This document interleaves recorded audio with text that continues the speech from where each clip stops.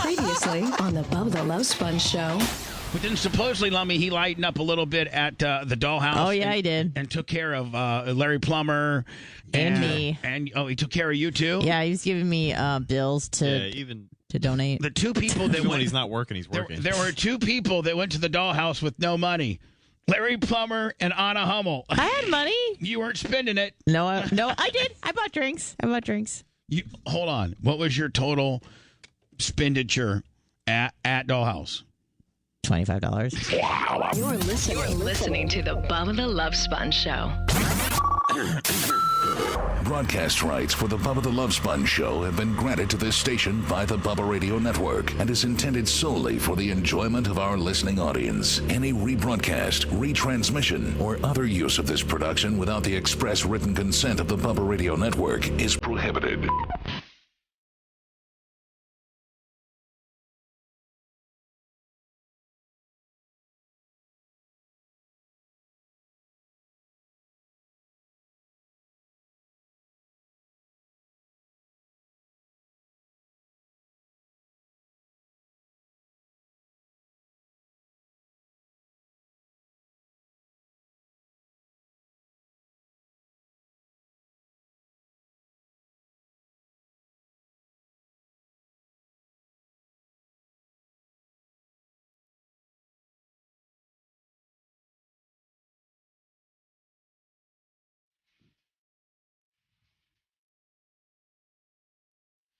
All right, everybody give me just a few seconds. I'm running behind.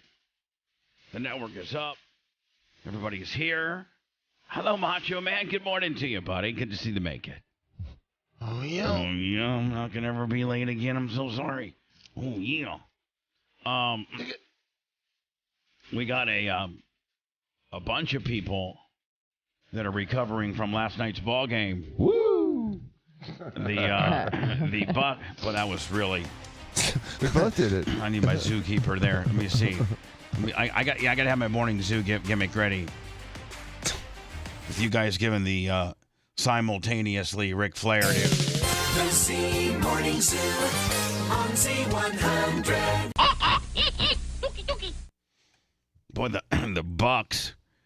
By the way, Tuesday, January 16th, 2024. Welcome to the Bubba the Love Sponge show. And we, as you may or may not know, we are our flagship station, and where we're based out of is Tampa, Florida. I think you probably pretty much know that. We're not real Tampa-centric, but we kind of are. I mean, if we were a team, and if we, don't think that all the Detroit stations yesterday were talking about the Lions. Oh, 100%. And, a lot of stations talking about the Packers. We're not going to make this a complete sports show. I didn't even really talk about the Packers yesterday. No, much, surprisingly. because we had Barp. we had Barp. But I'll tell you right now, man, I did watch. Listen, you can almost miss the game. And if you the NFL and the Tampa Bay Buccaneers, each individual NFL franchise in conjunction with the NFL come up with such great game highlights that, literally the Bucs highlights from last night's 32-9 win over the Eagles is 5 minutes long, and it shows you pretty much every play that, from a real important sack to a pick to the safety. They show you everything you need to know. Yeah, well, you could literally watch the game in 5 minutes. You could. Lummy and I learned a very important lesson last night, and that is to keep him out of my box, because while he and Big Red were in the box, the Bucs stunk. They couldn't do anything. He gets out of the box, they scored 9 points in 5 minutes. Yeah. Lummy has a certain amount of, was it aura? Yes. That comes with him. But it wasn't golden last night. And then Big Red might have been still in fight mode. He was red too. He was actually red. Fired up red. Does Big Red know that he, kind of caused a little bit of a ruckus on? Oh yeah. You and Red are really close. First of all, I want to emphasize that I'm not mad at Red. I'm not mad at Adam from Fenderworks. I'm not mad at Macho Man for being late. All the mess ups that happened for Barp, I'm not mad. I'm not mad at all. like, we got through yet another, the sixth barp. This was by far the wildest one. Yes. Fights, nudity, drunkenness, debauchery, high. Just, it was crazy. But I think it went off really well. With the exception, and by the way, Lummy, we thought LM Close was a no-show to be nominated into the Hall of Fame, but he was fighting travel issues. Yeah, and he made it. Thank God. Yeah, I might want to look into LM Close, see if he does he make any 3X stuff? Does LM Close make any 3X? Yeah, he does. Yeah. Does he? Yeah, he does. Or is he just, he'll have to special order it and say it's from him? Like No, he does. It's just some of the stuff that he makes, he didn't think that we'd like it. I mean, back in the day, man, society has gotten bigger. And back in the day when we were growing up, remember, like, regular stores would only go to XL. They wouldn't even go to 2X. Well, if you saw the commercials back in the 80s, everyone was skinny. Well, yeah, that's what I'm saying. But what I'm saying is, like, now 3X is the beginning of the big and tall world. But now 2X is what XL used to be. Yep. Like every store, at least, for the most part, has at least 2X. I'll tell you who's got some nice, don't laugh at me, but I'll tell you who's got some pretty good selection of bigger sizes, Lummy, is Walmart. Like if you were just looking for shorts and some sport, like some T-shirts. Oh, yeah. Well, they have to. I mean, that's true. That's probably on brand. Sorry. Packers, Niners on Saturday, Bucks, Lions on Sunday. Can you imagine if the Packers beat the Niners, the Bucks beat the Lions, the NFC Championship game will be in Tampa, Florida? That'd be awesome. Wouldn't that be a fun game? Bubba, will you go with us? No. Well, come on. It would matter. I mean, I have to. Most likely it would be either a 4 or 8 o'clock game. All right, so hold on. Would it be on the 27th? Probably. I mean, or the 28th? Saturday. That's Sunday, probably. Sunday the 28th? Yeah, most likely, yes. Yeah, probably not. I'm going to probably be in Ocala that weekend working on my track because I got Luca's Super Late Model Series practice on Monday. And then don't forget, I'm off the air Tuesday, Wednesday, and Thursday while you guys are all manning the ship. Yep. And then I think we're all off February 9th, 15th, and 16th. She's quick to know that, isn't she? Sure is. Free money and no work is all about her. I mean, I know all the dates, so. But what I would do, Dan, is I would debut my golf cart to move people, from their parking spot to the front door because Lummy said the tuk-tuks or whatever the hell those things there's these guys that got these bicycles that got seats on them and they charge you $25. Oh, the rickshaw things? Yeah, whatever. Yeah. They charge you $25. See, Lummy, what I'm thinking is like a preseason game, that's where the $10 rides. But when you're in the playoffs. Oh, yeah, big money. Right? Yes. And here's the thing. During, game 1 or 2 or during a preseason game, Ray J's not going to sell out. But for a playoff game, it's going to be absolutely just jam-packed to the rafters. So you have more customers to choose from. Yep. So, man, I probably left a lot of money on the table last night, but honest to God, I was so exhausted from not necessarily physically exhausted, but just mentally exhausted for juggling so many people and many things, and that I went to bed yesterday at 4 o'clock. Nice. Oh, wow. So jealous. At 4, I was probably asleep by 4:30. Woke up at 1:30. I'm sorry. My alarm went off at 2:30 to go to the gym. I should have had no problem getting up. I was like, nope. I'm not even going to the gym today. I just want to sleep the hell out of everything. Oh, wow. So I slept some more. I got like 11 hours of sleep. Nice. You feel good? I do. I feel good now, but I think I'll continually feel better as my meds kick in, and it takes a while for me to get. I'm not even warmed up yet. I'm probably not really warmed up and ready and game ready till about 7 o'clock. It takes everything to kick in and things like that. Nice. Let me, after watching, and Rhett, you can chime in as well because you're very knowledgeable about football. But from the 5-minute highlights that I watched, Bucks versus Eagles, it looked and a lot of people probably won't say this because they look at the sexy stats and they look at the Moore guy. They look at who's the tight end. Cade Otton. Otton. They look at obviously Baker Mayfield, but you know what won that game for him? Their offensive and defensive lines. Oh, yeah. Stopping the run was huge. Last time they played Philly on Monday night, week 3, Philly had over 200 rushing yards. I'm saying, and Baker Mayfield had time to go back, set, and throw. Yeah. And you know what? If you give a quarterback that much protection, the league is now designed for the defensive backs not to be very handsy. If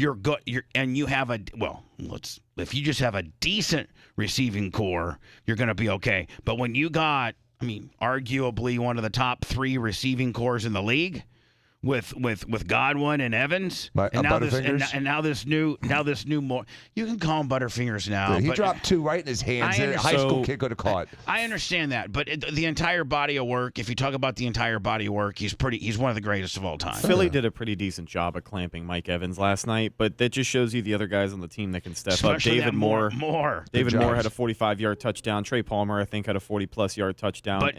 But all of that starts with Baker Mayfield being able to set his feet, make the read, make the check down, and I don't know that did he get sacked once last night? He did. Once. He took a couple of costly sacks. A couple of them pushed him out of field goal range, which you can't get away with that against a better team. Yeah, he had 3 sacks. But, he was mostly mistake-free, and honestly, he had 315 yards, 3 touchdowns. He probably would have had over 400 yards and 4 touchdowns if the Bucs weren't dropping every damn ball last night. So there were 6 or 7 drops, which was tied for the most in history in a playoff game. I know, but it's not the offensive and defensive linemen. Nope. I mean, each one of those balls weren't under duress.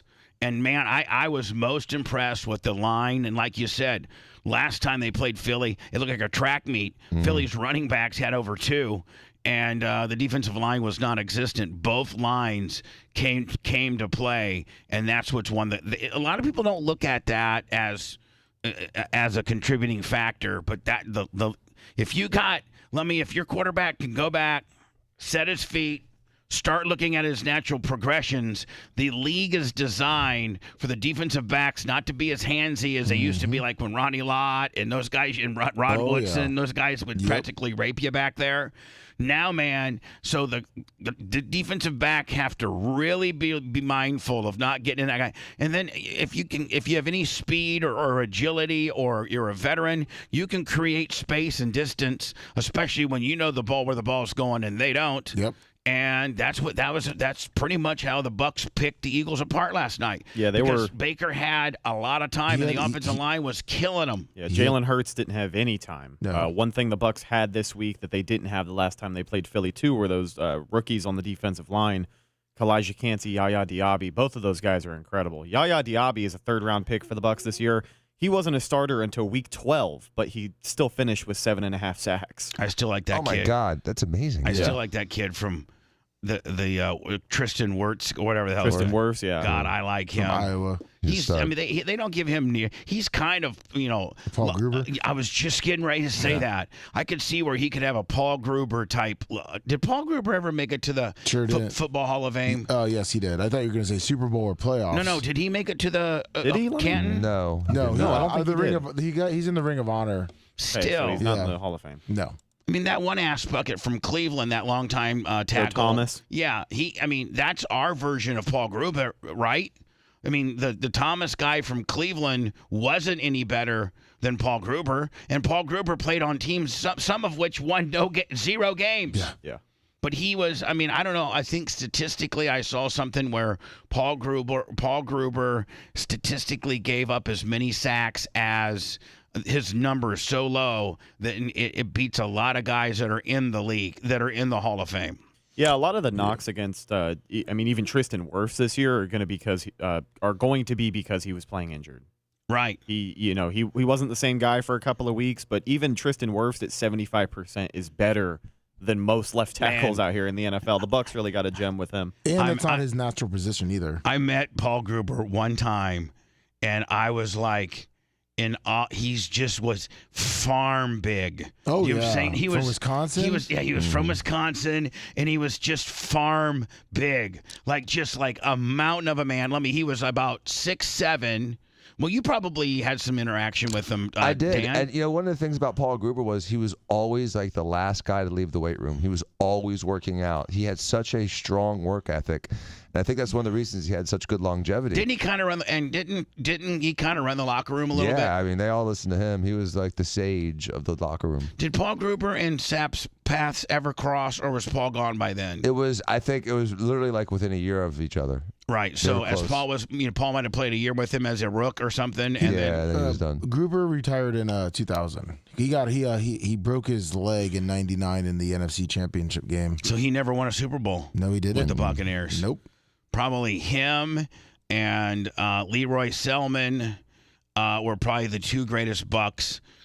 Now Leroy Selman's is in Canton, isn't he? Yes, he is. Him and Yeah, he was the first Bucks Hall of Famer. Leroy Selman and Paul Gruber are probably the two greatest Bucks that never got a bowl. Nope. Yeah, but how about the greatest Bucks that got a bowl? Would you say it was Derek Brooks, or would you say it was Warren Sapp? I think that it's right. Derek Brooks. I think it's right. Yeah. I mean, well, if you want to throw class and being a gentleman in there, then it's just there's no second. But who would you rather have on your team, Derek Brooks or Warren Sapp? Derek Brooks. Yeah. I mean, Mike Evans is above Warren Sapp on my all-time list. I don't know, man. Sapp, if you could handle him and get him riled up at his peak. But you know what? Then again, I kind of like Derek Brooks because you never heard he never was a problem. Nope. He just balled. Yep. He just straight balled. Never hurt. I'll tell you. Also, was pretty damn good. Lynch. Yeah. Lynch was good as hell. You never heard any. He never caused no problems. And Barber.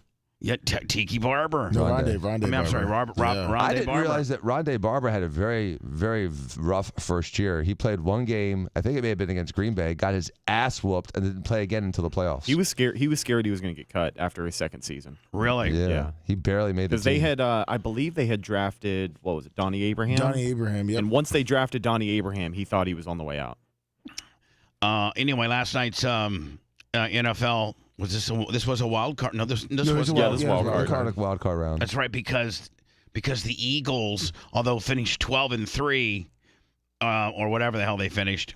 Well, they were 10-1. They were the first team to clinch in the NFC, and then they went 1-5 over their last 6 games. Right, yeah. and then they went from winning the NFC East to being a wild card. Right. Yep. So. They come in here and they didn't have A.J. Brown. They just looked like, honest to God, they look like a mid-level. They look like the Bears. They look like a dog ready to be put down. I was gonna say they didn't want to be there.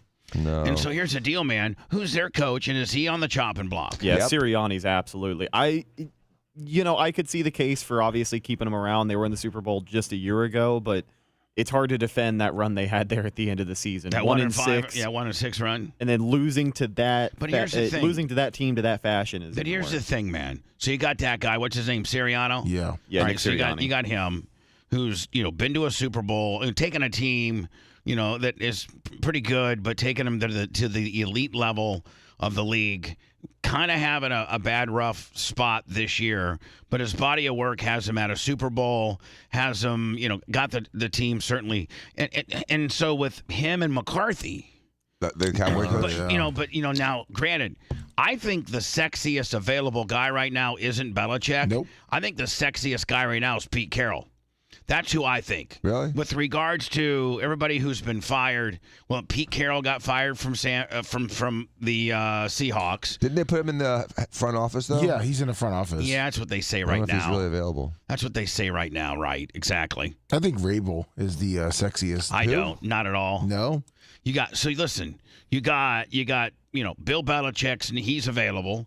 Now I don't know that Nick Saban is available or not. Not to an NFL team. Yeah, I'm think, and I don't, and quite frankly, I don't think to the college because he was at the absolute greatest college program. Well, one of the top 3 greatest college programs in the entire country. And you know what I think ran it, and what pissed him off and what ran him off is not going away. And that's this new Wild West transfer portal. I think that's what ran him off. Oh Oh yeah, I think, it and definitely was a and Neil that's deal. not. And see, so that's not going to change if he goes to to one of the sexy jobs that are available, which might be Michigan, because they say Harbaugh has been talking to San Diego. Man, Harbaugh, why would you want to get back in the league? He wants to be $100 million. That's why. and he wants to win a Super Bowl.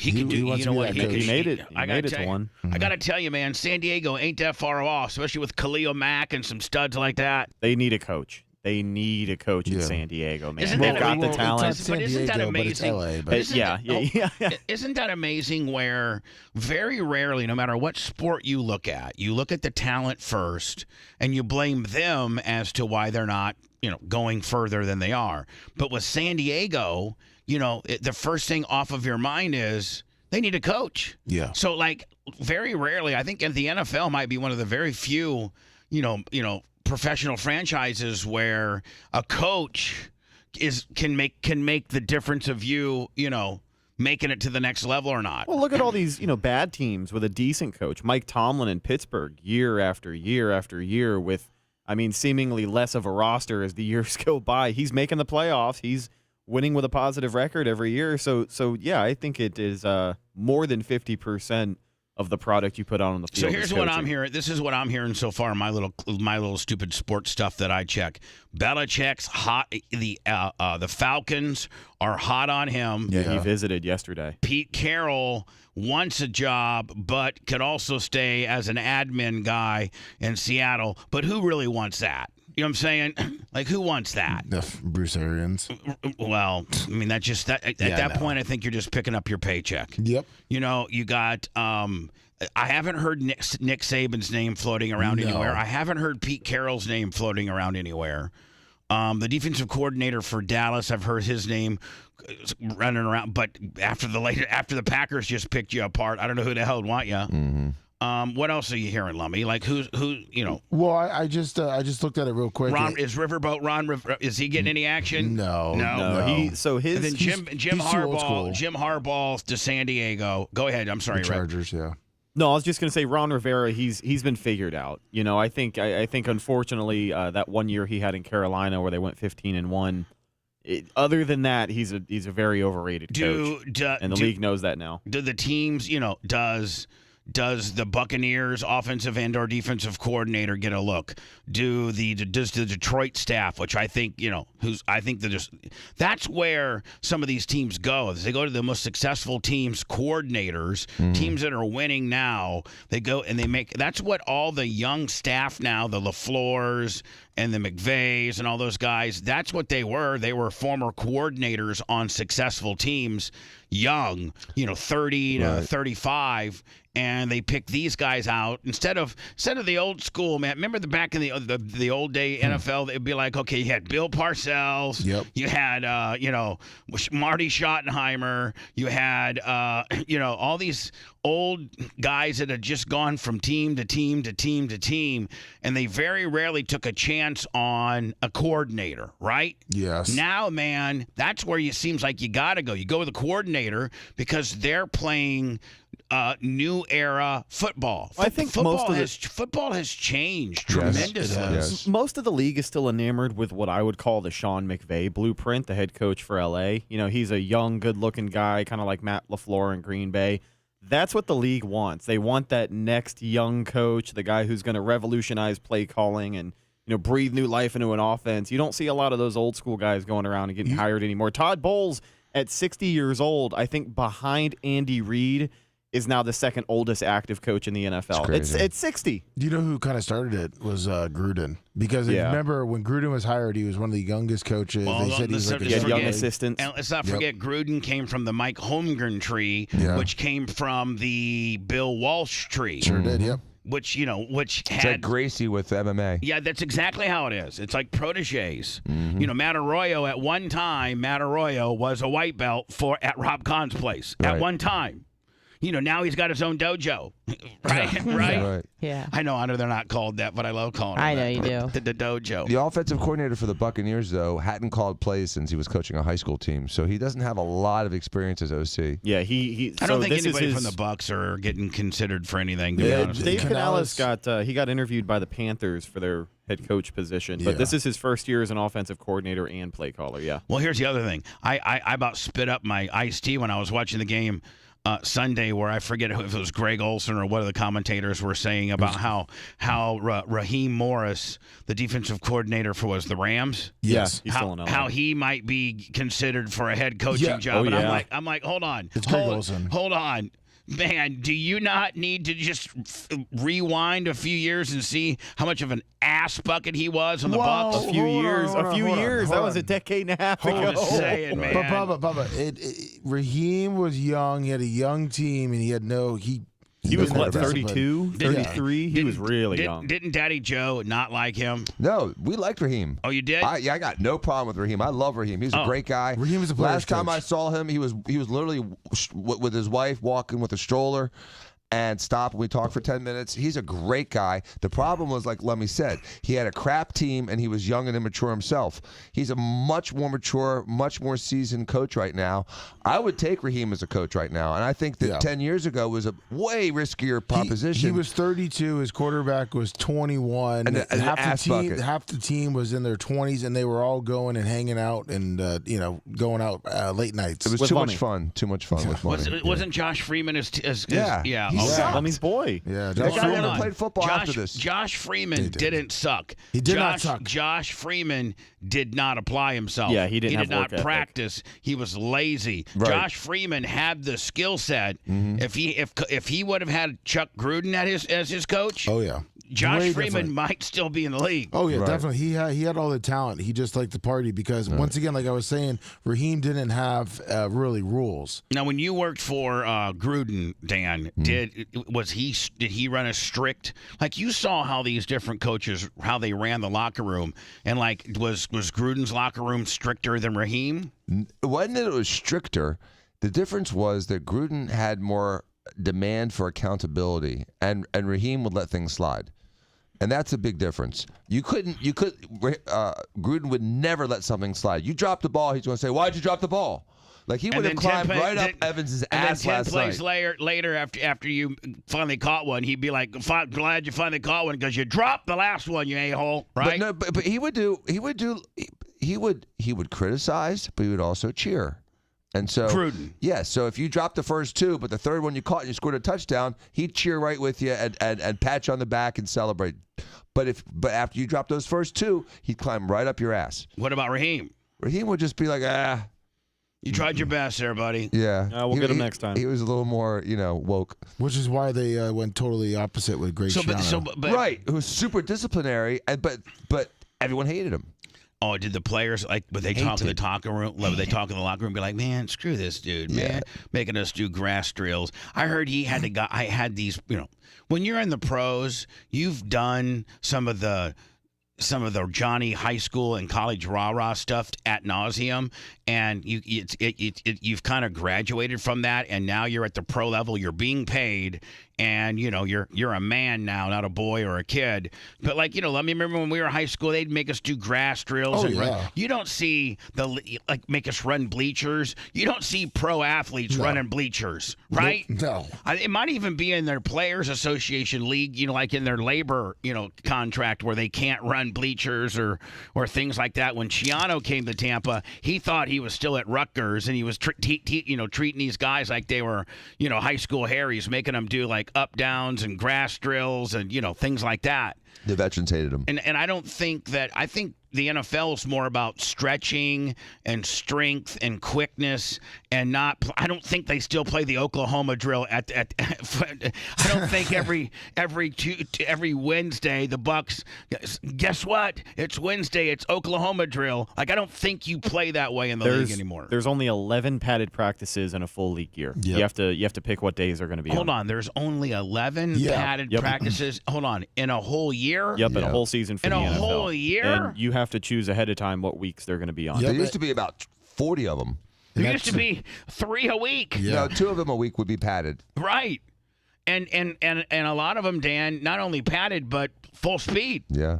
Like ones on ones, right? Mm-hmm. And preseason, preseason's pretty bad too. That's why they're saying there's a lot of injuries. Because that was a big complaint with Dirk Cutter back when he was a coach of the Bucks, that they would never hit at practice. And then you had Mike Evans go out, miss the year with a hamstring, and Chris Godwin would go out with an injury. Some other guys would get injured throughout the year. That was a big problem for a while. I think the most dangerous thing in sports is playing at 75%. Yeah. Because your 75%, Bubba, is not my 75%, so it doesn't match. No, your 75% is like my 185%. I'm not near what I mean, I'll go against you if we put some pads on and I'm the defensive lineman and you're the center. Yeah, but if we're going 3/4 speed, and I can plow you over and tackle the guy. I mean, yeah, I might be able to win that, but any other thing, I ain't winning. That's why you're on my team, Danny, my basketball team. Right, and I appreciate that, and I'm excited about that. But in a football team where the guys have comparable ability, when you tell them, okay, we're going 3/4 speed. That's so dangerous because one guy's doing 80%, one guy's doing 70%, and when they hit each other, there's no parity. So when everyone's protected, they know they're going full strength and full speed. Everyone's doing everything they're supposed to do to protect themselves and excel, and I think there's fewer injuries. I wonder how many people actually get in. You don't really hear a lot of it. A lot of people getting injured at practice. And so maybe what they're trying to do is working in the fact that put the hitting workload at a bare minimum and during the weekday practice, and just so that you don't hurt these guys. Yeah, well, I mean, maybe we'll put the big puffy gloves on for MMA fighting too. I mean, we can make these guys be protected all day long, but they're going to get hurt in the games. Well, I mean, you've seen the way the league is. You're not going to change it. You've seen the pillows they got on the guys' heads in the preseason and training camp now for linemen. So the extra padding on the outside of the helmet. It's all for player safety. Mm-hmm. Yeah. So they say. But you still have concussions. You still have guys getting injured during camp. Unfortunately, Ryan Jensen, his career ended at training camp on the first day because of a non-contact injury. What happened? Yeah, he blew his knee out. Yeah, before the 22 season when Brady announced he was back, you remember our redhead center went down? Yeah, that's the one he loved. Yeah, he came back at the end of that year, played in that playoff game against the Cowboys, has not played since, and he is off of the books for the Bucks. They had to redo his contract this year. Yeah, he blew his knee out just doing a non-contact drill in practice. Now, is he ever going to be? Is he a David Bakhtiari kind of deal? No, he hasn't officially announced his retirement, but his knee isn't developing and progressing the way that did he make any big? I mean, did he ever get that one big contract, or did he get screwed on the deal? He got a 3-year, $60 million deal with the Bucks. Was he able to work through it though? Did he work through that deal? Was that what he just signed and then got hurt? Oh, I mean, if he just signed it and got hurt, he may not get it all. He signed and got hurt, but they restructured. He's going to get most, if not all of it. I think 40 out of that 60 was guaranteed. Yeah. Wow. Anyway, let me go to words. Don't want to get too. So I think we've covered that nicely. The Bucks win last night, 32-9. They kill the Eagles. Yeah. The only thing I was going to say is like the Eagles and the Cowboys, who Mike McCarthy and then this dude from the Eagles, who maybe they're not necessarily on the hottest of seats to be replaced because there's just not like how do you replace a guy that's won 12 games for the last 3? Talking about Mike McCarthy, what's out there that's better than him, or is it him? And they indeed are a 12-4 team, regardless of who coaches it. And a Pete Carroll or a Bill Belichick or a Raheem Morris could take that group of talent to the next level. It's like because there's a fine line there. You're almost there. Now, does the coach take you over the edge, or does he set you back? Well, I mean, remember when Buffalo kept getting close and never won a Super Bowl? Remember back in like the late 80s and 90s? 4 years in a row in the 90s, they went to the Super Bowl and lost. Right. So do you fire that coach? He didn't get fired. Right. So, I mean, it's still excellence, and sometimes it's a player. And, those games really come down to maybe 5 or 6 plays. And I think that Dak Prescott sucks and shouldn't, I think he's a horrible quarterback. I think that the Eagles fell apart. I mean, it happened to the wrong Kelsey, I guess. But that team completely fell apart. They started fighting in the locker rooms. They all were bitching at each other and blaming each other the last few weeks. And the whole locker room broke down. So the Dallas locker room didn't break down. I think McCarthy's got a better chance of maintaining control of that team than the Philadelphia coach, because the Philadelphia coach lost the locker room, and that is hard to regain. That is true, but I think the biggest issue for the Cowboys is becoming complacent with losing in the first round every year, because that's been their reputation for 15 years, regardless of their head coach. They can win 12, 13, 14 games. They can get the 1 seed, 2 seed. It doesn't matter. But if you lose by 30 points in the first or second round every single year, I mean, something's got to give. But I do agree that Dak sucks ass. Marv Levy didn't get fired. Well, I mean, 4 Super Bowls, not the first round, though. Yeah, 4. Man, that's even more heartbreaking, though. 4, that's so tough, you get all the money. 4 Super Bowls in a row, and you get beat on all 4. Yeah, but you still played in the last game of the season. You still get all that money for all those playoff games. I'm talking about the owners, and the franchise. So it's still super successful. And the players. Everyone gets paid. They get play. Yeah. And not only do the players get a bigger paycheck for making it to play the game, but a lot of their incentives start kicking in. A lot of the players have playoff incentives that if the team does make the Super Bowl, they get like an extra $500,000 or things like that. So making it to the Super Bowl is always very financially advantageous for all involved. Merch. What just sucks is when you get beat 4 times in a row. Yeah, poor Jim Kelly. Let me go to words. When I come back, we got Trump dominates, absolutely crushes everybody in Iowa. Will Davis, $200. Super chat for Will Davis. Thank you. Is that T-shirt Will? No. Is that a whole other deal? Whole other deal. I need to check my PayPal, see what we got going on here this morning. I haven't even really. There we go. I got. John Costica for $100. Woo! Love him. Little steel slinging son of a bitch. Thank you. So lots of stuff to talk about. Hope you stick around. Be back in a minute. Hold on. Striving to reach new lows every day. It's Bubba the Love Sponge.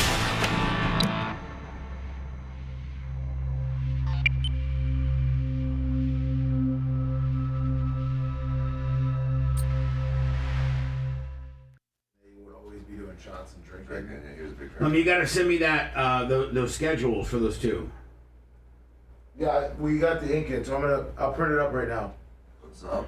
Kenny Powers, Brian from Philly, Trick Me, Clip Rubs.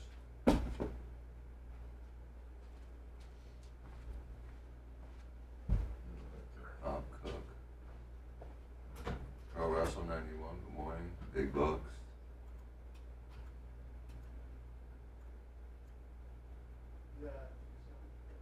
Scott Erickson, good morning.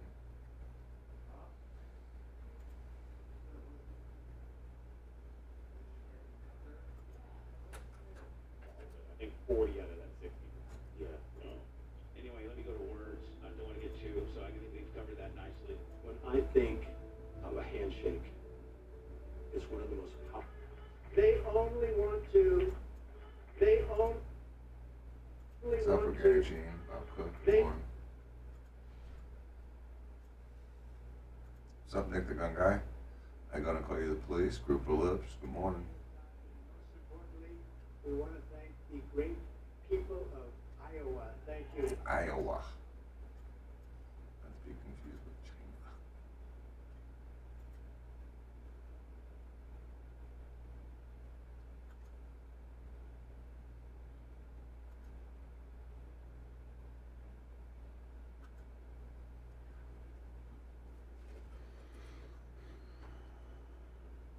Filmed up in Petersboro.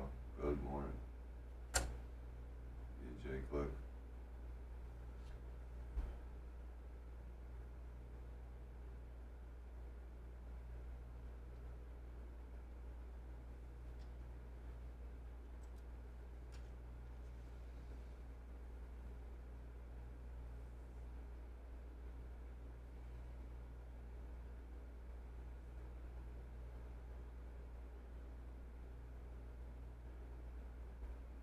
Simon 13.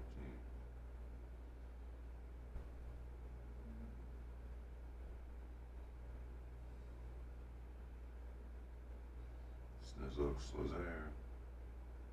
Yeah, Evans couldn't catch shit. It's fucking cold.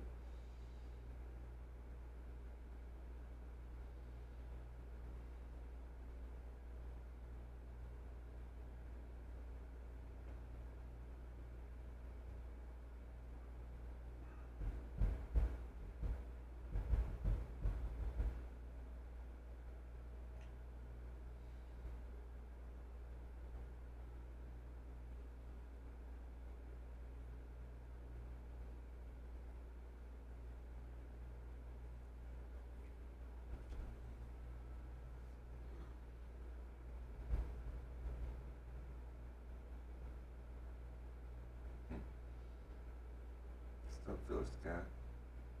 Send on up, Travis. Likewise. Yes, why not? Either and didn't. We got no beads on any other quarterbacks. Like there's another one floating around. It's worth the shit. It's amazing. There's only 15 good quarterbacks in the whole fucking universe. Maybe 20.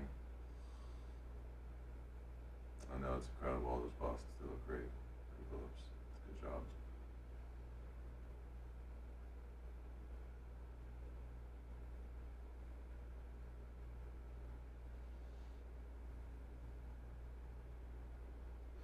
Jay Gator.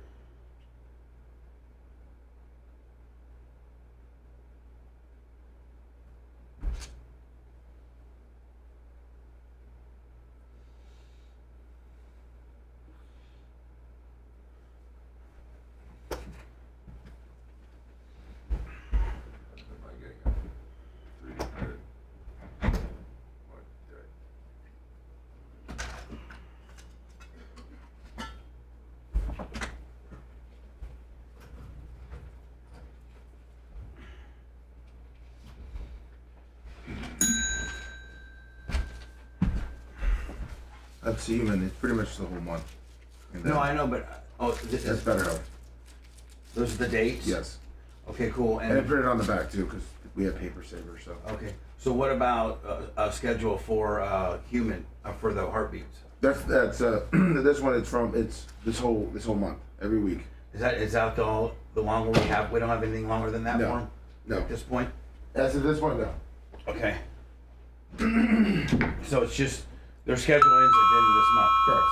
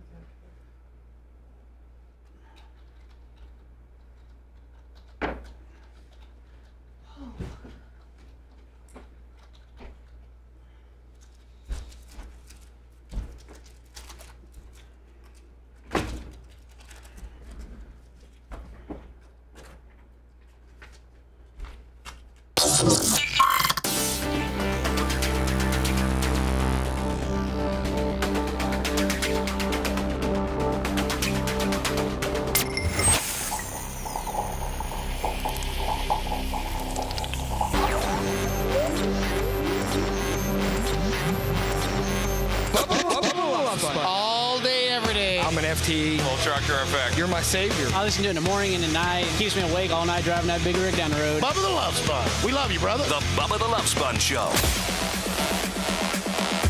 Hey, Lummy, from yesterday's show, will you give me the Lopez from Sunbelt Air Check? Yep. Who's drinking coffee? It smells good. Me! I'm the only one that drinks coffee around here, I think. No, Macho does. And Macho, I guess. I would drink coffee, but it's might as well just be cream and sugar with a little bit of coffee. You know, I like it bitter. Yeah, I'm Johnny. Like two packets of creamer, three packets of creamer, and like 3 or 4 packets of sugar. And it looks, like baby crap brown. Yeah. And no, it's I like it. It's the furthest thing from coffee. Black. And this is the perfect time for me to drink it, too. Because your adenosine rises 90 minutes after you wake up. So I actually feel the effects of caffeine right now. Well, how about I've already slammed 2 monsters. That's good. Usually caffeine doesn't really do anything for you until about 90 minutes after you wake up. Oh, really? Yeah. My right rear should be firing right now then. Right now, if you would know what that means. Lummy, there was something else I was going to ask you. Oh, the pond looks very, very good. Looks very healthy. Perfect. Yes. Good job. But the goats, they're not eating the Christmas tree. I know. I'm getting rid of that one. It's done. No, hold on. Are they that spoiled and that finicky that most goats? I've actually seen television reports where people take their Christmas tree to goat farms and the goats go crazy over them. You mean the real Christmas trees, right? Yeah. No, the artificial ones. I didn't know if you gave them so they can eat the LED lights. And, yeah, sure, right. They eat everything.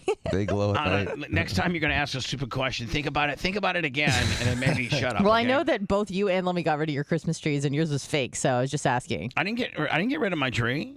You bought a new one, I guess. Yeah, I bought a new one to add to. Got it. So I could be a pimp and have 2 trees. Yeah. Right. So, Lummy, I don't know if our goats are so spoiled that they develop a palate for Christmas trees, and if it's not to their liking, they just don't eat it. They scoff at it. Was it a spruce or a fir? Well, this is the thing is 247 Dynamic Solutions, $52 in the cash app. Lummy will come up with some excuse for the goats. No, Watch. well, this is their second Christmas tree, and the first one was a fir. And this one's a spruce? Yes. See, they don't like spruce. Yep. Dr. Dan is correct. So it'd be like, the first one was beef, but they don't like turkey. Correct. So they're not eating the turkey one. Mm-hmm. Yep. I did not know that this one was not the Douglas fir. Yeah, they like firs. Spruces suck. Okay, there you go. Lummy. Next good. year when you buy one for your home, if Ashley hasn't made you get an artificial one. Well, we have one, but we usually get a real one for Walker. Well, make sure that it's a Douglas fir. Of course. Because they will otherwise not eat it. And they also look like they're getting real fat. No, it's just that winter coat. Sure, winter coat. Yes. So next spring. Little holiday weight. That's what I say when I gain weight. It's my winter coat. Right.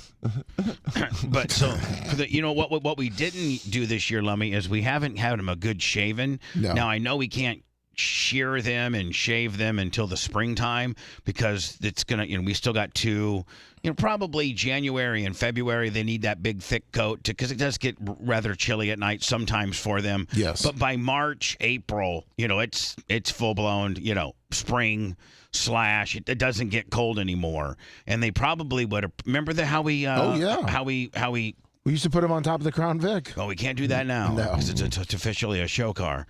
But we can figure out. I wonder if Big Red could build us like a little stockade deal where they, I don't know. It seems kind of somewhat mean. Man, we're stockading our goats. I think, Lummy, you just gotta. I'll shave them and you hold them down. Sounds good. So and they're not. They're probably. I'm assuming they're not gonna like it. No, but I mean, if I'm holding them, they'll be fine. Really? Yeah. Do they love you? I mean, do they love you? Oh yeah, and I love them. They're great. They are so. So you can't do awesome. anything with their hair now. I mean, not now. No, once you shave it and you collect it, it's not like a lamb where you can make wool out of it. I mean, what do you do with goat hair? What are you going to do with the doctor? I don't think there's anything to do with goat hair. Like, what do you think? And you want to put it on the front end of your Ferrari? Like, I don't know I thought if you shave a sheep, you get wool. I just don't know what happens when you shave a I don't think that you go down. I don't think there's a wool. I don't think there's a wool, market, and you go down and take the 3 sheep that you sheared wools down there and say, hey, how much you give me for this? I think you got to have like a truckload full of it before they take you seriously. Just 2 goats, and their hair seems real coarse. And it does. Like it's not really good for nothing. So, Lummy, anyway, that's some content we can do. We also have to one of these days plan this basketball game. Yes. Can't wait. And the Very team, excited. The 2 team captains, or the coaches, if you will, is me and Seth. And then on Seth's team is Jay, Brian, and Anna. And then on my team is Lummy, Dan, and Merch Crick. And Lummy, it should be like we should be able to dominate these guys like the 92 Dream Team. Oh, I'm not. You know what I'm saying? Yeah, but I'm like a fiddler crab right now. What do you mean? My right shoulder's useless. Dan, it's going to be at least probably 4 to 8 weeks before we play this ball game. So, Dan, all I need you to do is to stick on Jay. Okay, I can cover him with one hand tied behind my back. Okay, so there you go. And you don't even have to be a prolific scorer. We just got to get it to the big man down low. That's where all our scorings go for. Unless I'm unguarded, Lummy, top of the key, we're getting it into you. Sounds good to me. It looks like Dan might not be able to shoot because of his arm.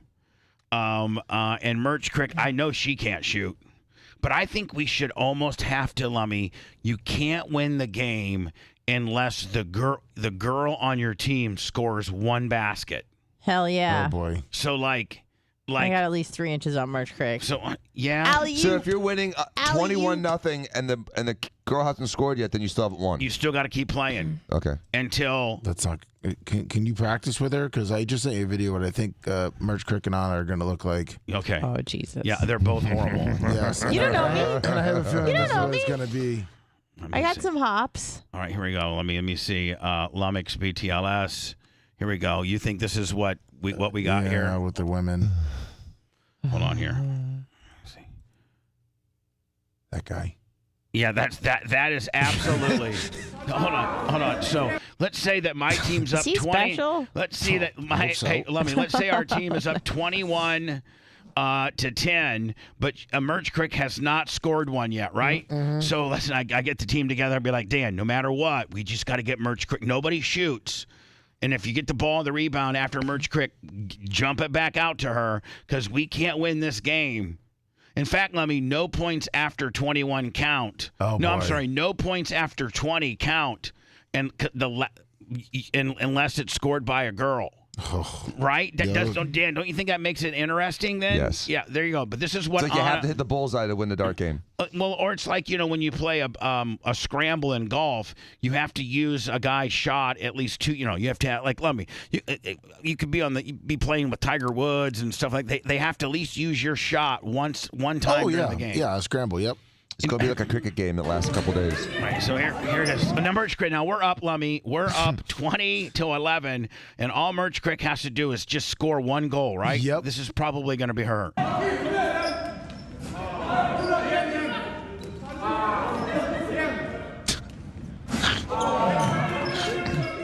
And by the way, quite unexpected. And by the way, the team, the white jersey teams, they're not even. They know that this is a special dude. That Is it dart. though? Yes, it is. And because otherwise they'd be guarding him, and so this is probably like the last play of the game, or there isn't even, or the game's even over, and they're doing like this little exhibition. And the rule is don't guard the 14 kid. Like, he's never scored a goal in his entire life. He has an IQ of 54, and he's on the back. He's breaking stereotypes, though, and I appreciate that. Yes. See, normally that those guys in the white Lummy would be swatting that nonsense, right? Yeah, this is going to be us, Bubba.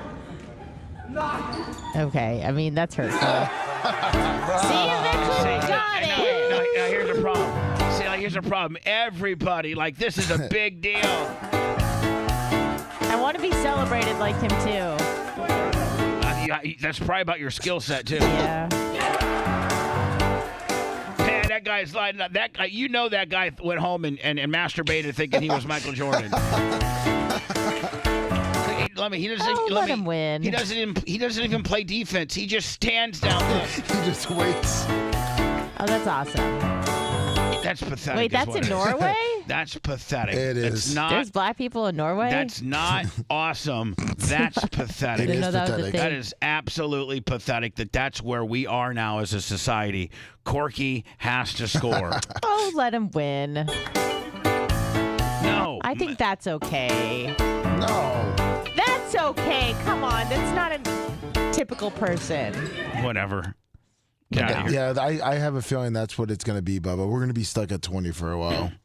Shut the hell up. No, we're not. Because we're going to come up with a special play, Lummy, where we go and set a pick where she's wide open. You and I do like a picket fence pick. Dan gets the ball, inbounds the ball over to me. I then get a nice pass over to her. We set a pick. Not if I slap it out of her hands. No. How you going to slap it out of your hands when a 6'6", 310-pound man just picked you? Oh, yeah. I'm going to get a hard pick, too. We're going to hard pick you, I'll bitch. pick back. Oh, I don't know what that means. Exactly. You couldn't. I mean, I don't even think you could pitch Merch. I don't know if you could pick Merch Creek. Oh, I could pick her up and slam her on the ground. Yeah, well, that's not how basketball's played, bitch. Oh, sorry. Today's after show is Clem and Kush. Kush will roll in here about 10 o'clock. We'll fire up a podcast, and it'll be available only wherever you get our podcasting stuff, including Bubba Army HQ. It's Clem Kush. We do podcasts now Monday, Tuesday, and Thursdays. The Thursday show being the 2 Live Jew. Yep.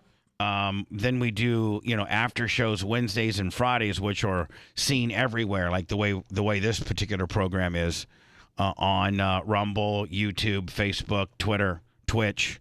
Not on Twitter, but on Twitch. Wednesday is the sports show, Lummy. It should be, you guys will be jam-packed. We will, yes. And then Fridays is the Anna Hummel show. Hell yeah. Fan favorite. Now, Seth was wanting to do a show with Colton. Yeah. And I'm like, go ahead. Go ahead. Before too long, Lummy, I think soon, maybe Macho Man will be able to tell me. But Macho Man, let's say that that Lummy and Rhett were doing a visual after show here in the big studio. Would somebody be able to do an audio only podcast in the back studio? Absolutely. So is that ready or it'll be done this week. It'll be done by Friday. Perfect. I know the answer is probably no, Lummy, because we always say we're going to do stuff, and sometimes we forget, or we just get caught up in the moment, or quite frankly, we were just partying our asses off, and we just didn't do it. Now I know Rhett did a good job documenting Barp. I saw the camera in my face several different times, of which I used to back in the day would yell at my cameraman, keep me off, stop. Now I know that that's an essential part of our business. So I know Rhett documented Barp quite well. He's in the middle of making a video. But did we bring any listeners back to the back studio and get any listener testimonials? I don't know. That would be up to Macho. I know he was running that. I know Macho was talking to Woody about that, how this would be an unbelievable time not to miss that opportunity. But I think we, for circumstances beyond our control, I don't think we got that. I don't think so. Macho either. Man, did we not? Jared Cantrell was taking testimonials. I gave one. I did try to get a few people to come back to the back studio, but they got intimidated. Well, when you asked, they thought you were going to beat them up, probably. Oh yeah, come to the back. Next time You're Macho Man. Macho Man comes up to you and he says, "Hey, you want to go to the back studio, cut some testimonials, brother?" Like, I don't know, man. I might say the wrong thing and he gets jacked up on me. Yeah. Yeah.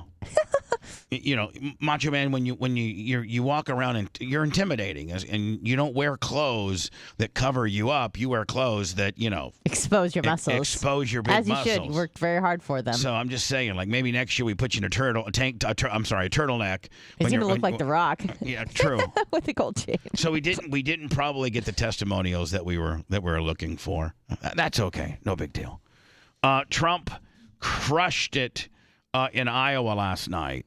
And that smug look on his face. So let me ask you a question, whoever would know. There's these various states that have, I don't know if successfully or unsuccessfully tried to take him off the ballot. This is the first primary. So I'm sure that he's, obviously legally trying to appeal, like Maine and Colorado and some of these other states that have tried to take, or I don't know if they tried or they're currently in the midst of taking him off the ballot. Could it come to a point where on the states that don't take him off the ballot that he crushes it so hard that he doesn't even need Colorado or Maine? He doesn't. I guess technically, So, yeah. how does that work, Dan? Well, he doesn't need those two states. The problem is it's being challenged right now, and if it's successfully challenged, then it's a non-issue. But if the bans hold up, then other states are going to follow. And so if 15 states do it, then that could be a problem. One or two, like Colorado or Maine, who wouldn't likely go right now very it's leaning red. towards there's going to be more if the appeal goes through. Yep. But if for instance, Florida, obviously they're not going to, the red states, Indiana, Kentucky, Tennessee, the red states, the states that are just, not even the Georgias, which maybe probably really are red, but because of one metropolitan area in its city, it makes it blue. I mean, I can think of 4 states just off the top of my head that probably 90% of the state is red, but for the 2 or 3 or even 1 metropolitan, very urban area, it completely shifts the states to blue. Nevada. And that is Nevada, Wisconsin, Michigan, Pennsylvania, and Georgia. Yeah. When you And- say and 90%, maybe are you Arizona. talking about population? Yeah, or? yeah. Well, I'm just talking about like, geographically. Oh, okay. Geographically, Georgia is completely red except for Atlanta. Right. Geographically, Michigan is mostly red except for Detroit, Ann Arbor, and maybe Flint. Mm-hmm. Geographically, Wisconsin is mostly red except for Milwaukee. Mm-hmm. Geographically, Nevada is pretty red except Vegas. Right. Geographically, Arizona is all red except Phoenix. Geographically, and Texas has been, don't think that Texas is this locked in red state anymore. Nope. No, there's been enough people from California that have moved out that people like Florida and Texas, where a lot of these people from California moved to, California and Texas are both afraid that the new people, the 3, 4, 5, 6, 700,000 Californians, my people, that moved into your state that are blue could potentially tip that state to be blue. I sent you a link for the states that you can kind of click through. Not to mention the 2 million of our, Hispanic friends to the south that have gone into Texas that are going to probably influence those elections as well. Right, along with, so if we just think about who's in our state, in our country, that's the deal. But that doesn't even take into consideration the 2 or 3 million people we're letting in from the border, and they associate with who let them in with the party affiliation they're going to vote for. Right. And that's how it goes. This is Georgia. Yeah, if right? you go up a little bit, you can go to each state. If you go up, see where the big Georgia is. Right. Yeah, if you click on it, you can see the rest of the. Okay, let me see. Okay, Georgia. Let's look at like Illinois is. Look at Wisconsin. This is Wisconsin right here. Wisconsin's almost all red except for just a couple little sleeper cells. Right? Yeah. And that is really indicative of the entire country. What you're showing right now of Wisconsin, the entire country is geographically red Look except at for a Texas. few high cities. Look at Texas. Yeah, look at all the stuff in the south. Those are the border towns. Those are the border towns. Filled with our Hispanic friends from the south. You don't see anybody in what I guess they would call their panhandle or their, whatever. We have a panhandle. Top hat. Their top hat. From there, clear to all, boom, red. But all the border cities that let all the immigration people in, they're all blue because they associate with getting let in by the current administration. Let's look at. I didn't want to go to Oregon. I wanted to go to. I was surprised how Illinois is. I wanted to go totally red except for Chicago. Pretty much. Let me see. I wanted to go to Pennsylvania. Here you go. I wanted to go to Pennsylvania. Look at this. Yeah. Look at that. But that's why you have the electoral college to kind of balance that out. Yeah, I know. Even though, doesn't always work in your favor. But when people Florida. let's look at California. Look at this. California's blue. And yeah, but you know what, man? There's more red in there than you think. Oh yeah, Orange County, like where my mom lives, that's turning nice and red. Yeah, people aren't happy. Those are the farms. Not in Orange County, but yeah, more rural areas. It's more Watch red. Alabama. Now Alabama, man, they're again. Wow. Yeah. I was surprised to see that. That's bluer than I would think. Yeah. Right? Mm-hmm. Let me see my great state of Indiana, my fellow Hoosiers. Look, oh wow! Just a sprinkle. That's about as red as you can get. I wonder what the reddest state of all is. Probably that. You think Indiana? Mississippi? One of them. Yeah, Mississippi or Alabama. Let me see. Here's Mississippi. We just saw Alabama. Yeah, no, hell no. Indiana's far more. Indiana might be the reddest state of all. Or maybe like a Dakota. I don't know. West Virginia. Yeah, West Virginia. No, I think if you look at it, Kentucky, the whole state except for 2. Louisville. Kentucky. Yeah. Ooh. Damn, dude. You might have that, Lummy. Yeah. Louisville. Wow. Yeah. Yeah, but really, realistically, it's only about 500,000. Well, but there's not that many. I guess there's not that many. Yeah. How many people. electoral votes does Kentucky have? I don't know. Not enough. Not enough. 5? I don't know. Yeah. I don't know. So anyway, Trump dominates Iowa last night. We'll talk about Somebody okay? Somebody need the. I have my cough button.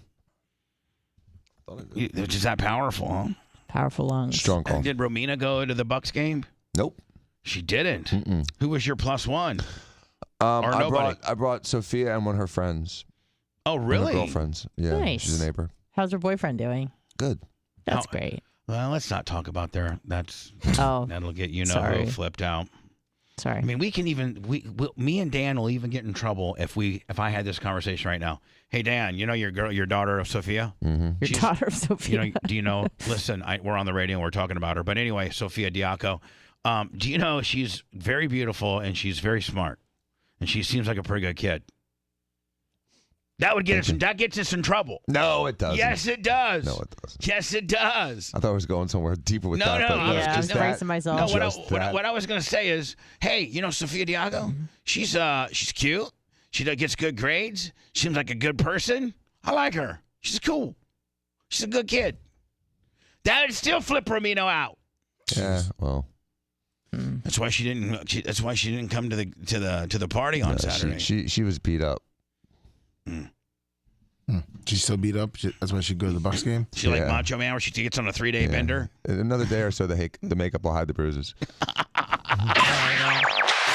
If you're looking for that non-offensive broadcast, You're in for a surprise. You're listening to the Bubba the Love Sponge Show. I love the sponge. It's not that kind of love sponge.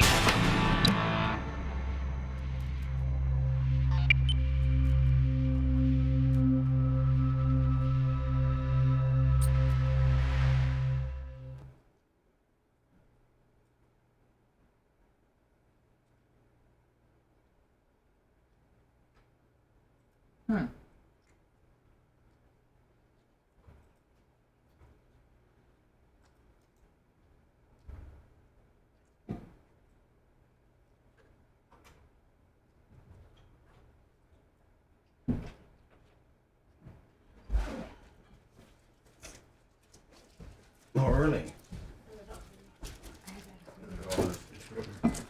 I know, it's like, oh. Thank you. Red. Is it for like 1 city? Yeah.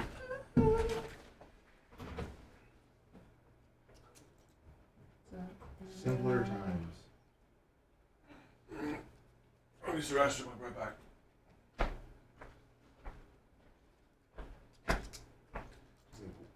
Wyoming.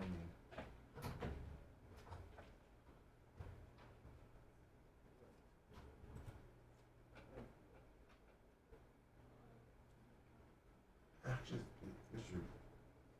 Peabody, it's actually obviously a lot of red in the north for New York.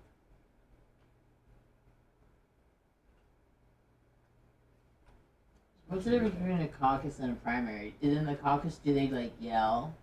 I feel like there's yelling. Yeah, there's yelling. Like, oh, how to choose him? How to choose him? As much as Iowanians. A caucus is a meeting of party leaders or party members to select candidates, select convention delegates, and establish the party's policy position on specific issues. Let's see Brandon. Whereas a primary is a preliminary election in which voters of each party nominate candidates for office. So a primary is more like a democracy, and a caucus is more like a republic. I'm sure you see Brandon Aquata one. At a caucus? Yeah. Caucus. Yeah, I think that's probably a good way to describe it.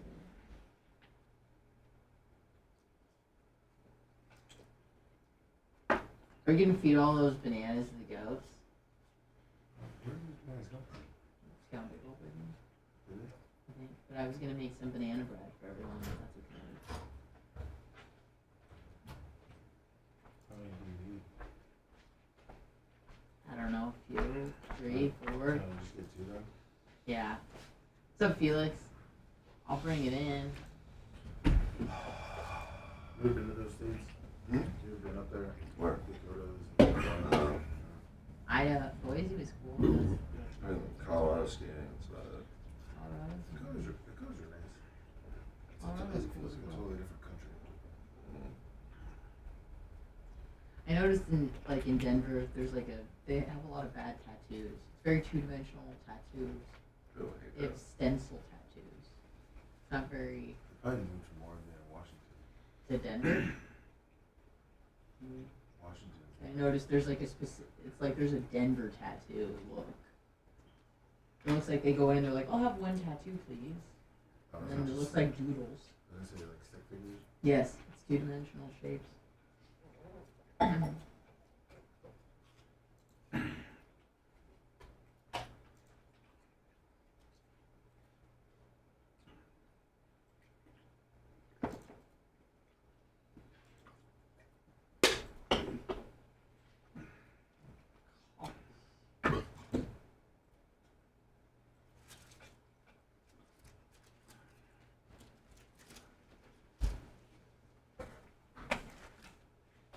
Good job, Dream. Group of lips. Good morning. Oh, that looks so much better, damn. About it. 3-inch left, and then your wheels. Makes it look kind of Baja-y. They call it Outlanders now. They call It looks good as fuck. Thank you.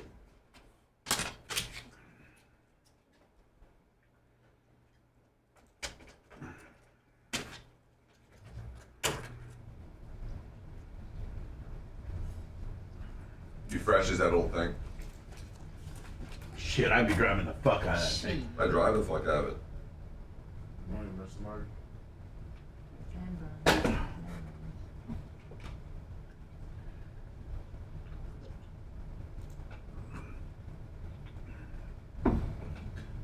I'd have my Ferrari detailed in the garage with a car cover on it.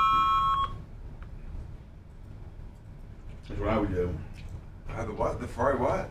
I'd have it detailed in the garage. Oh, with the cover on it. Just drive that? With the car cover on it. Yeah. I've been driving a lot. I enjoy it. And then when you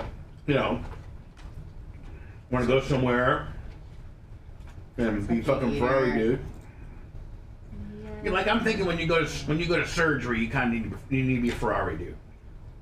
I drive the truck a lot to surgery.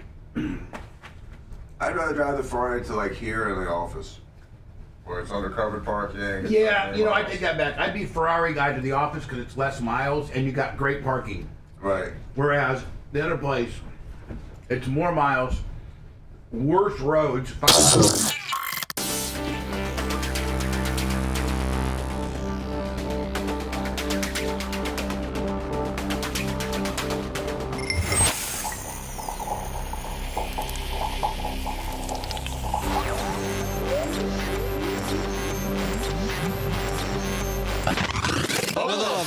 It is. I'm here for the sponge. Mate, it's all about mate. It's got to be Bubba. I laugh so hard. Bubba the Love Sponge. Ow! The Bubba the Love Sponge Show.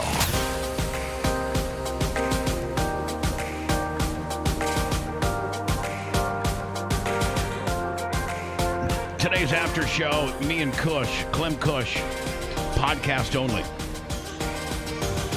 One of the most efficient ways to get that is just to go to BubbaArmyHQ.com. Sign up. You can, if you sign up, you can, you can listen and navigate around the Bubba Army HQ site for free. That's just by signing up and creating a screen name and giving us your email for us to be able to correspond with you. And then you can, so that's the grunt level. And that gives you some special things, including to be able to continually hear this show. Like if you just wanted to make sure that you catch this show and you didn't want to miss this show, the morning show, the Bubba syndicated morning show plays nonstop at Bubba Army HQ for the grunts, right, Lummy? Yes, it does. Just right after, it just continues to loop. And you can also, with the grunt, get the podcast. And with the grunt, you can get the podcast too. Correct. Boom. That's for free. That's what we owe you. Then you can be a sergeant and go into our archives and get past shows and things like that.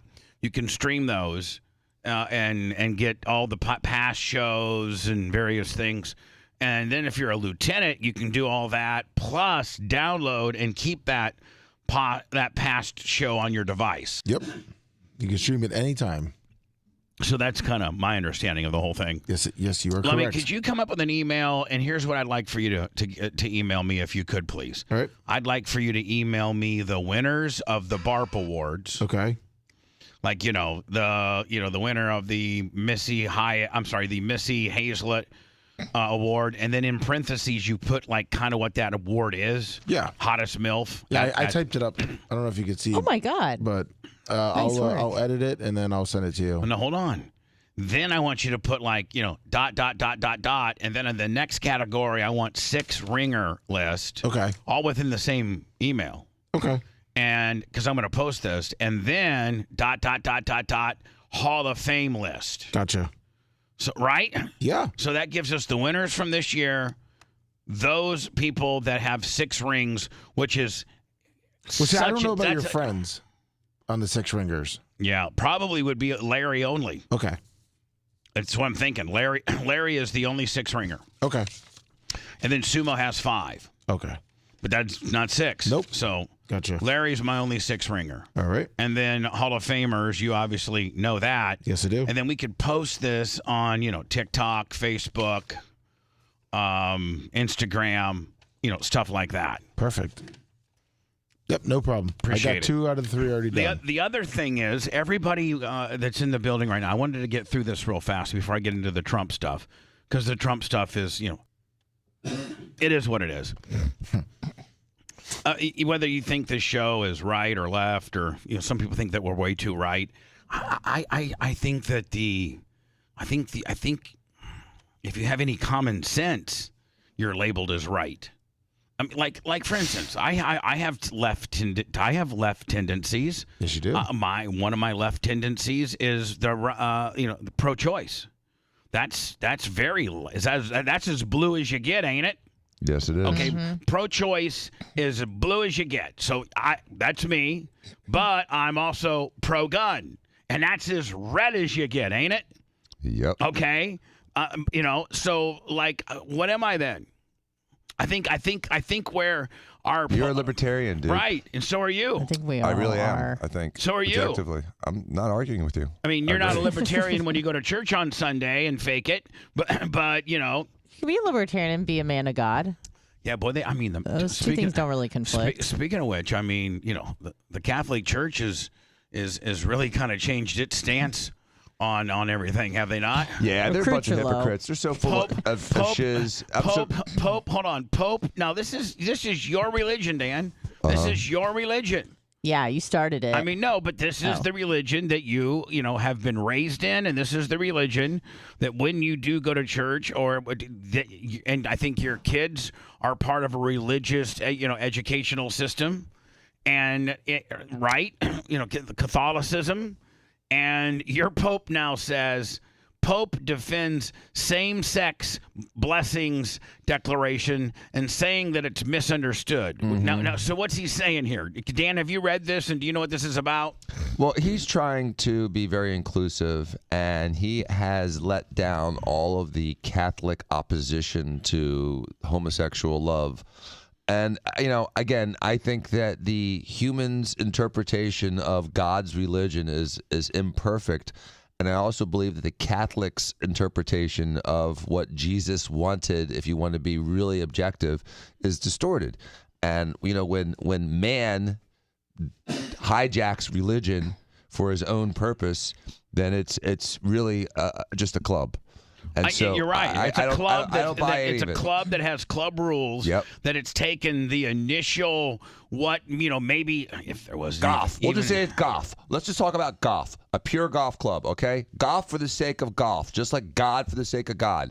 But if you go to a golf club in Atlanta versus one in Fort Myers, it's going to treat you differently. It's going to have different rules. I mean, hell, the Masters up until just a few years ago wouldn't let ladies in. Or blacks. Nope. Well, blacks came before, yeah, they did before women. Blacks became before women only because of one thing. Money. Tiger. And Tiger. They were going to be like, man, hold on. We can't Our rules are no blacks, but the number one dude in the world's black. Right. What are we going to do? Weren't they calling him Asian back then? I don't know what they were saying. But they were like, man, we got to change the rules real fast here, or we're not going to be able to have the Masters without the number one player, which is the number one draw, which is the number one TV revenue guy.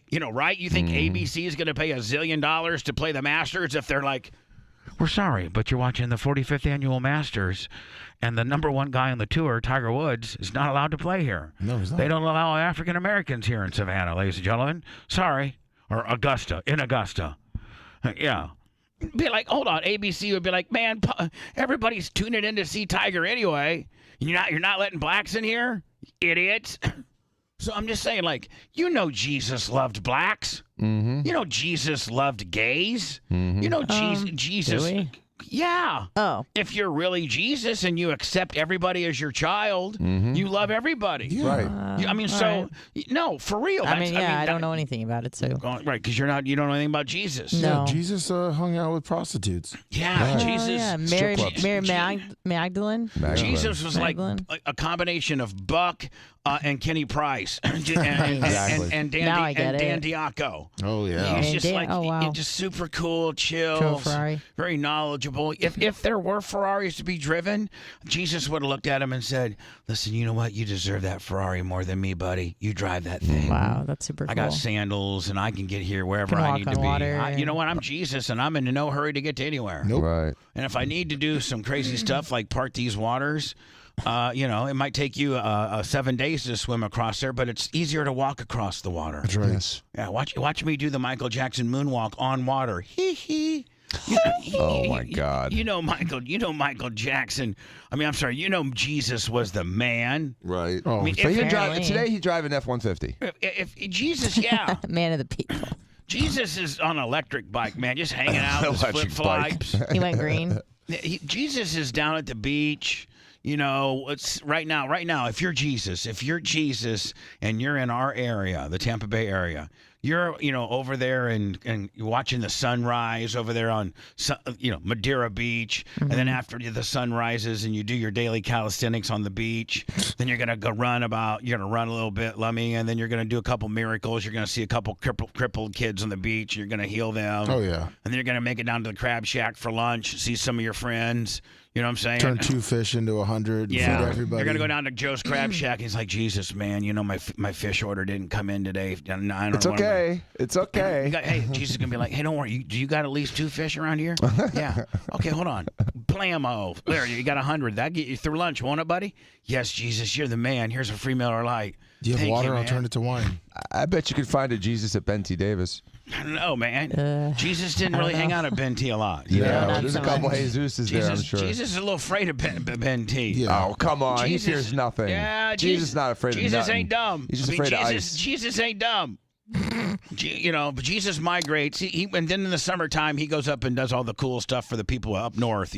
Jesus. He's like Santa Claus? Listen, you never saw Jesus in a winter coat now, did you? Never did. All depictions of Jesus always had him just like in a loin. Six-pack. Six-pack. Looking good. Loin. You didn't see even Jesus in jeans. He just wore like the sheet that he wore, the sheet that he slept on at night, he just cut a hole in it and put it around. He just rolled around in a sheet. That's right. He wore it did. so much, he left his image on it. Remember when Mike Tyson would fight Lummy and they'd take literally a towel and just put a hole in it and they would just put his head through the hole? Exactly. And he'd walk out with just a towel on. Yeah.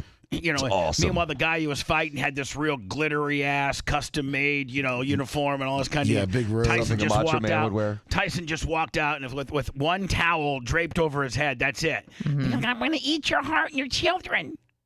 So anyway, Jesus right now is just getting up. Lummy, he's probably hitting a joint. He's just chilling. Oh yeah. It's like, okay, I gotta go do some miracles today. I gotta go down to the fish shack, and that guy's low on fish. Got to turn those into. For every 2, I got 100. Jesus has a special going on today, Lummy. It's Fish Tuesday. Well, he'll turn your 2 fish into 100. Perfect. You know what I'm saying? Yeah. 2 for Tuesday. I got to give it to Christianity, though, because they had a great marketing campaign. They still do. Yes, they do. I mean, religion is falling off in much of the West, but for thousands of years, salvation was available for everyone, which I think was a new thing. I think as we get more technically advanced, we believe in the fact that we don't know that one man man could have done all this stuff. And that, I think that we just become a little more. And then as we see, the religion's ugly head rear itself up several times where, I mean, it has forever. I know, but it's just we're a little bit more. It's more widely reported now because, like back in the day, back in 1975, when you were a little Johnny Alder boy getting touched by, Pope, Cardinal Jim, you really couldn't. Cardinal Jim would tell you, if you tell anybody, you're going to go straight to hell. Yeah. So you did, but you didn't have a Snapchat, you didn't have a Twitter, you didn't have an Instagram, you didn't have a Facebook. Now, if you're little Jimmy getting touched, you're like, you can get on your Twitter and tell on him and get a hold of the authorities. Back in the day, all you had was your home phone. What are you gonna do after you got molested? Come home from and Mom, I need to use the telephone. Well, for what? I remember back in the day, man, when I needed to use a telephone, you had to ask. Mm-hmm. Like you just couldn't pick up the phone and just start dialing away. I had to ask, hey, Mom, what? Can I call Larry? I want to call Larry. Can I call Larry? Yeah, go ahead and call Larry. So now back in the day when little Jimmy was getting touched by Pastor John, he would have to go home, convince his parents and that happened. Chances are they're going to be like, little Johnny, that didn't happen, because they know the crap storm that's going to come with it, right? Oh yeah. And they're like, okay, little Johnny, maybe you shouldn't go anymore. But little Johnny really did get touched. He got molested, but he couldn't pick up the phone and call the police department. Hello, Warsaw Police Department. Hi, this is little Johnny on Rosemont. I want to let you know that Pope Pastor Bill has been touching my BH and doing stuff to me. Like, what? Whatever. Okay, buddy, thanks. We got other things to do. Like, right? Yeah. You couldn't tell anybody. Right? I mean, you couldn't report it. That's why it was able to go on for so long. It's because kids. Well, they also told the kids, if you tell anyone, you're going to go to hell, and right. You don't want to burn forever in hell, do you? I mean, we don't even know that necessarily religious template exists. Yeah, but if you're 9, it does. Yeah, it's true. Oh yeah. If you believe in Santa, you'll believe in hell. Pope Francis Sunday defended a landmark decision approving blessings for the same-sex couples, suggesting that those in the Catholic Church who have resisted it have jumped to an ugly conclusions because they do not understand it. No, it's been taught to them for thousands of years by your establishment. It's actually part of the Bible. I mean, it's one of those things that, you could talk about the man's distortion of religion, but religion's pretty specific about saying that sodomy is not approved. That whole story about Sodom and Gomorrah, remember, turning to salt? Yeah. I mean, you can give your girls. What about giving your girl sodomy? Oh, it's supposed to be bad all the way around. Yeah, I mean, how can it be bad? How can it be bad for just boys and not girls? Well, masturbation is wrong too. Yeah, that's not in the Bible. That's not in the Bible. I thought any sort of wasted seed that's not for reproduction is. Again, I'm not a Bible scholar, so biblical scholar don't ask me. Lummy, you're a Bible scholar. Is there scripture in the Bible that states that wasted seed is a sin? Yes, but they're also saying people have said that it's referring to when you're having sex, you're supposed to. So like if you're just rubbing one out. Yeah, that doesn't necessarily kind of you almost kind of get off on a technical term there. Yeah, kind of deal. Yeah. So they're saying on a wasted seed would only be considered wasted if it was during intercourse. Correct. Wait, then that seed meaning that you must. Not use protection and not with pull out. Yeah, but isn't masturbation? Don't they preach this in they Catholicism? Started. Well, they and you have to confess in the little room. They'll make you confess for masturbating. I thought that's confessing your sins. Man, I have to go every day if it was a kid. Come on. Anna, they can't. Right? Listen, the Catholic Church can't make masturbation a confessable thing because there would be a line around the building and back with men having to. If their only sin of the day was rubbing one out the night before. Well, technically, which I think is kind of creepy. It's if you have bad thoughts about maybe like your neighbor's wife or I like think. if What if you have bad thoughts in life about every woman? Hold on a second. See? I'm just like if you have thoughts that are like about your neighbor or anything like that, then technically, and then if you masturbate to that, that's a sin. That's all I masturbate to is thoughts. Well, I just don't sit there and masturbate to masturbate. I'm masturbating to some kind of story I'm making up. Are you making up stories? Do you have like elaborate stories as you're masturbating? Well, I mean, no, but I'm like, if I'm Or watching is it just like images in your mind? Well, very rarely can I mean, with porn being so readily available and being able to get it right on your phone. Remember back in the day, if you wanted to get porn, I mean, let's think about technologically how much we've advanced on our porn delivery. Back in the day, when I was 13 and 14 and I got into the masturbation game, you had to go get one of your dad's girly magazines, or you'd have to have found a girly magazine in the woods that was by your house. Or your buddy had one and he passed it down, but like Hustler and Cherry and We and all those ones, man, like Lummy or Penthouse Stories. Yeah. You'd read a story that was probably completely made up. And so the worst was Playboy. Like masturbating to Playboy was like they weren't nasty at all. Like they weren't, I wouldn't say nasty. They weren't provocative. It was just a nude woman. And then the next step up was Penthouse. And Penthouse would show like the vagina, a little more of the vagina. And then the next ring up was Hustler. Yep. And Hustler would show full-blown... Shaved.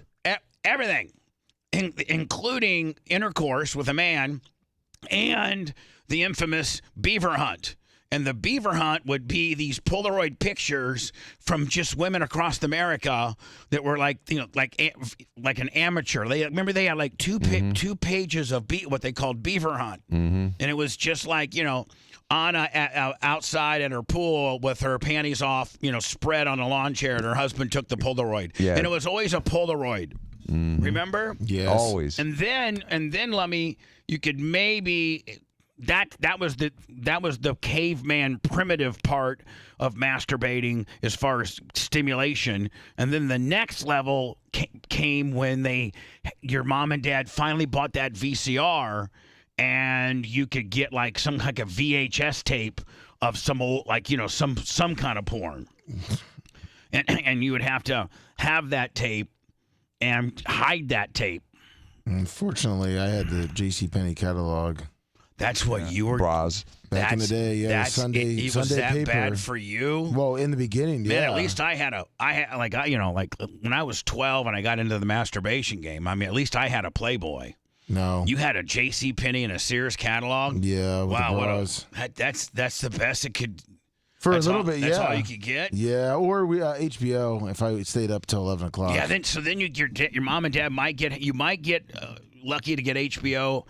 Or at least get lucky to get a VCR and steal or something like that. Yeah. Somehow get a hold of a VHS tape. Or get that between the channels on the cable box. Yeah. Oh, you that's can right, almost see it. Yeah. Now think about it. So that's what we had to jump through back in the days in order to get a good masturbation session. Now, literally, if you're 12, 13 years old, I think most 12 and 13-year-olds have like, I think the average age of a kid getting a phone is probably like 11 or 12. I think that's about right. Yeah.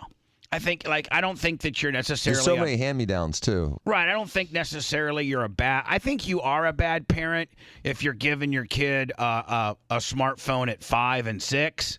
I don't think they need that. No. But I think if your kid's 11, 12, that's about when you introduce them to the smartphone, which oddly enough, Lummy, is also about the age where a guy discovers his penis in a masturbatory type way. Exactly. And so since he's got that now, so he's 12 and he's got a smartphone, right?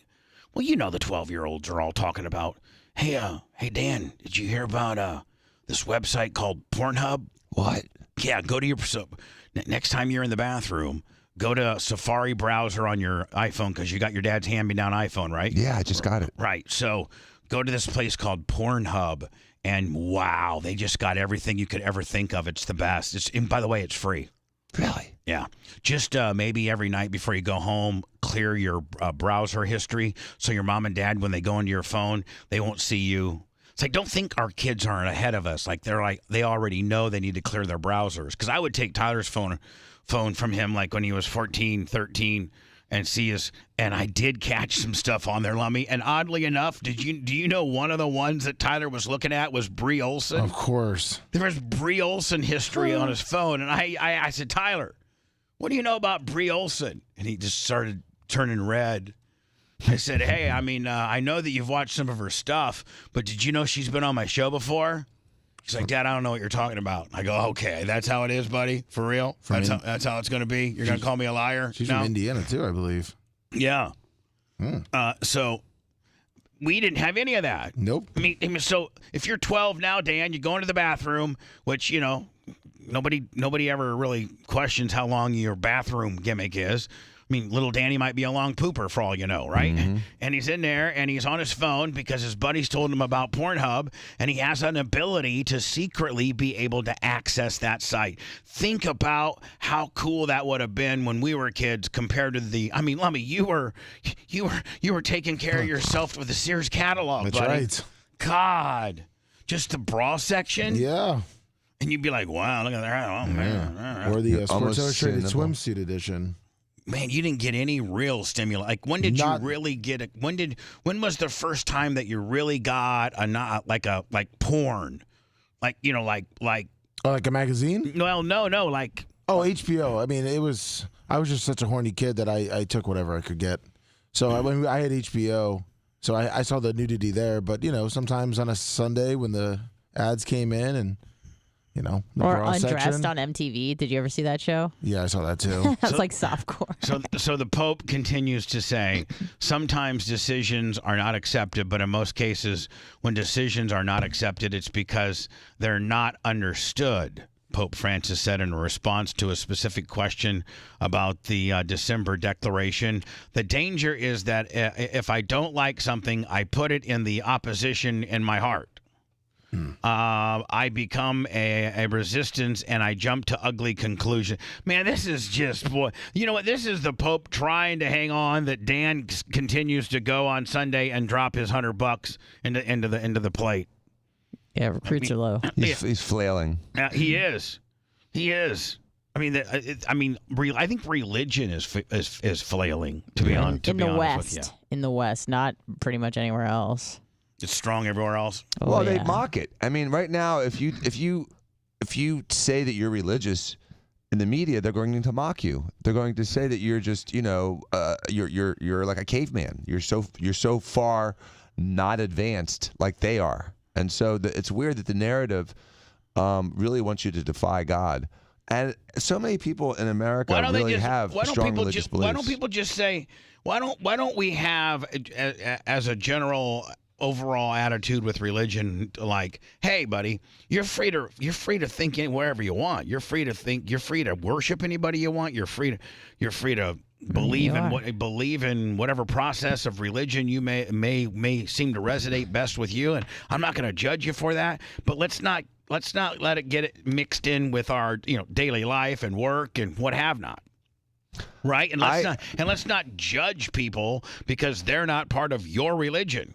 Well, that's the whole thing. I mean, that's really the source of so much strife in this world. The Middle Eastern wars right now are all based on religion. Almost isn't almost every war, the root of war is religion for the most part? It's money. It's money or religion. It's either money, resources, or religion. Mm-hmm. And so, when we took over Africa, when the West took over Africa and Asia after the cure for malaria was discovered, it was all about resources and money. It had nothing to do with religion. We took over Africa?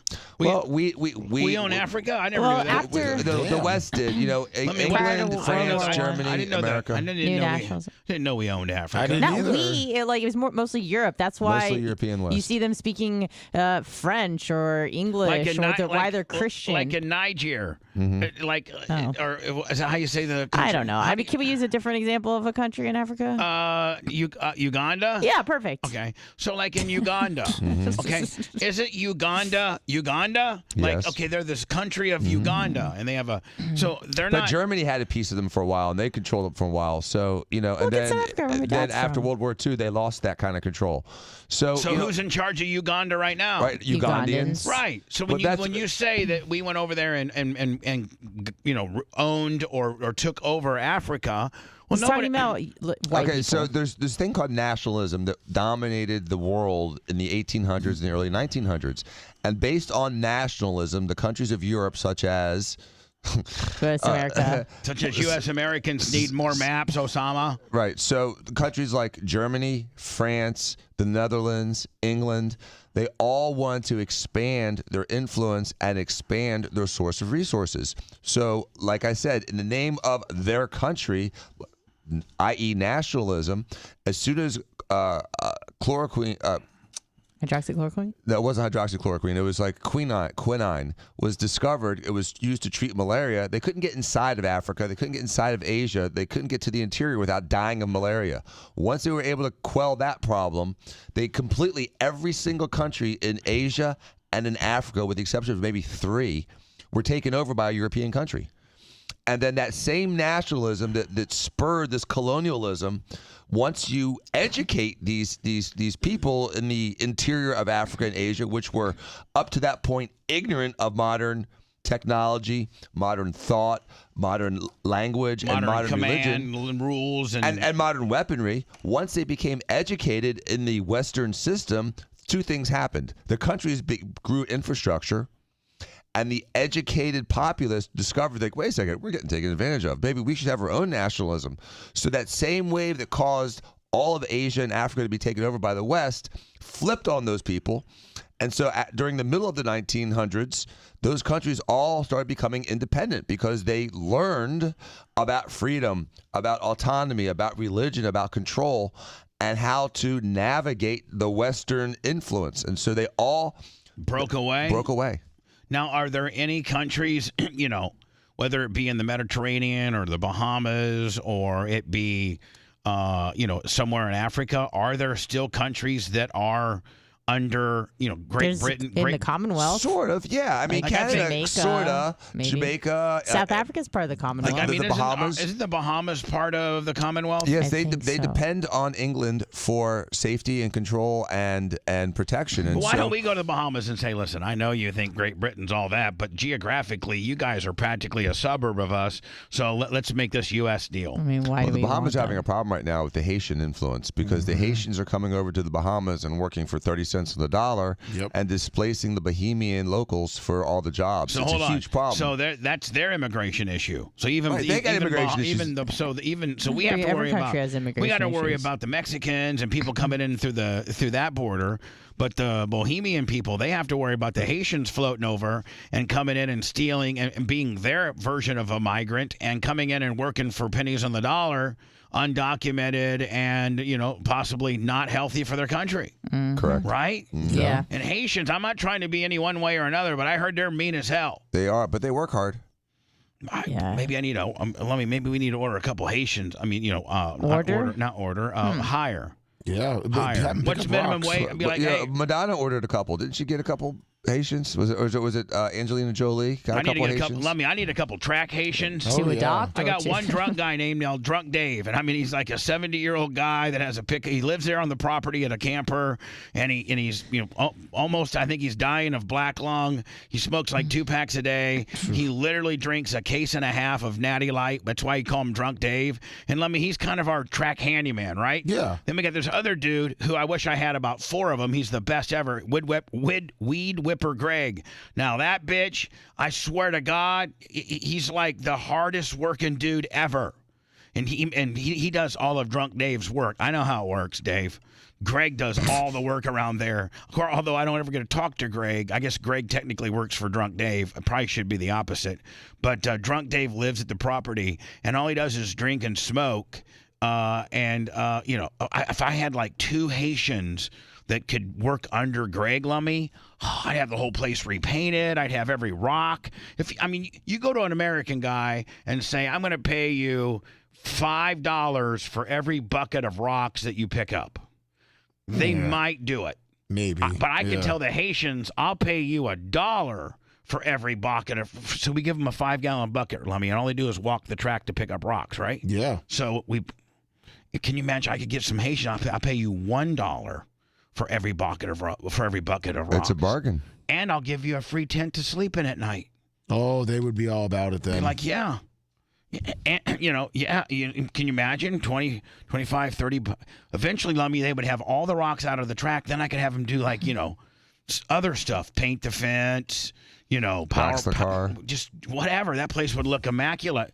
Be like, Tom Bean, we're only paying between the two. We're only paying $15 a week for them, for these guys, and the tent that they live in back there, and the tent that they keep immaculate. Just go to Home Depot right now, man. You could easily get that. No, do they? But where do you find these? Oh, standing around looking for work. Yeah. So let me. If I was to take the new. By the way, man, I'm going to start using the Crown Vic as my promotional vehicle. Does that thing look nice or what? Has everybody seen it? Yeah, it looks awesome. It looks and it's just got classily got those little green lights on them, Lummy. Anyway, I probably should do a food review today, this week, Lummy, of the new. Is it Wendy's pretzel bun? Yeah, they have that. Yep. Yeah, maybe doing that. There you go. But we need. Where do you get these immigrants? Do you literally? Could I take the Crown Vic with the Bub Army stickers on it? And I better not turn the lights on because as soon as immigrants see lights, they think that maybe you're Border Patrol. Oh, exactly. Mm-hmm. Even if they're friendly lights, if you're literally just turning your lights so that the traffic doesn't hit you, they associate lights, flashing lights, Lummy, with law enforcement. Yeah, ICE. So they might start running. Oh yeah, ICE, baby. Now, Lummy, realistically, are there immigrants at every Home Depot every day? Yeah. I mean, you got to kind of source through them because some of them want like $20 an hour now, but you can find some of the ones that are desperate. Now, could you and I go? We're the desperate ones. Could you and I go do like an immigration report, like for Oh yeah. for the YouTube channel? Oh yeah. There's a lot of them right now at the one on Dale Mabry, which is surprising because usually they're on Florida, but yeah, they try to wave you down. They're all just kind of standing there waiting. Where are they mostly from? Honduras, Venezuela. Yeah, Venezuela, Honduras. Are they mean? Are they good? Well, of course they're going to be super nice to you. I mean, but you got to keep an eye on them. Yeah. And now they want rides back to the Home Depot when you pick them up. Before, they had to find their own way back. You got to feed them lunch too. I mean, do you feed them lunch? Do you give them water? What do you do? Yeah, I mean, you got to give them water. I don't know about lunch. I mean, lunch is kind of like an option. Yeah, I mean, the problem is now that you got to be fearful that they're kind of checking everything out. They're sizing out your facility. Oh yeah. To come back later. Yeah, it's weird. And do like a thievery deal. Yeah, I had 2 El Salvador guys that somehow they always showed up with a lot of material from another job site. Oh. And then they would sell it if it was like $100. They'd sell it to me for like 30. So like, listen, we'll come hang your drywall, but drywall. We have these sheets of drywall that we stole off the job that go for 32 a sheet, but we're going to sell them to you for 10. Yep. But it's only if you hire us to hang your drywall. Exactly. Wow. Yep.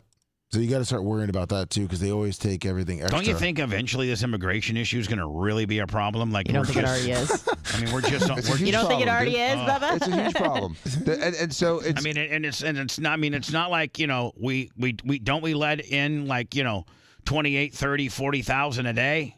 It's been like 4 to 6 million people over the last 3 years. It's disgusting the amount of people that have come across the border. And I don't care if you're pro-immigration, if you're pro-Spanish, pro-Asian, pro-black, pro-whatever. You cannot drop 6 million people into a country and expect there not to be a problem. These people have destitute people. They have no money. They have very little education. Most of them don't even barely speak English. They have no intention of assimilating into our society. And what's going to happen is like happened in Europe. There's going to be these little pockets of specific races and cultures of people that don't want to integrate with the rest of the people. Well, why don't we just get with these pockets of people and give them parts of land? Like, say, listen. Let's do it. Listen, all you Jamaicans that want to come here, we're going to give you like a real remote part of of Oklahoma. Yeah, they don't We want did that to the natives. That's true. Yes, we did. Literally like a tiny sliver of land in Oklahoma. Have fun. We've already tried that template, right? Yeah, we don't have any yeah. more. We don't got any more free land to give away. Don't hurt yourself with all this land. And then next thing you know, the Cherokees. Jamaicans will be running the casinos too, and just. I'd like to go to yeah. a Jamaica casino. Can you imagine, man? There'd be guns and knives and everything up there. Everyone cheating.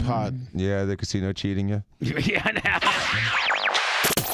He's been arrested, sued, fined, and fired. And that's just the tip of the iceberg. So what does that make him?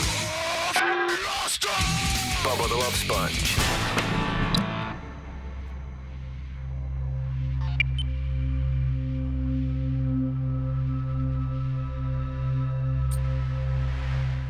Trying to make it that way, but it's doing it in reverse.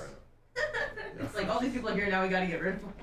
They're doing genocide. Yeah, they're not getting rid of them. Japan is not letting people in, but China's doing genocide. They're killing them. Yeah, you can't do genocide. It's not nice.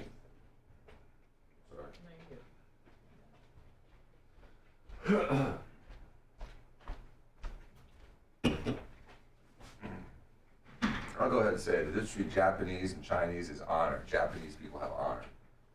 I like Japanese people. I like their culture. It's noble.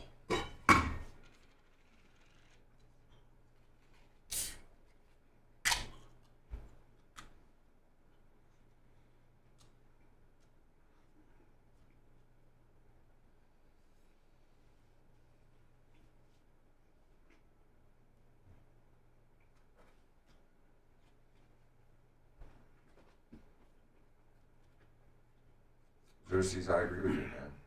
It's ridiculous.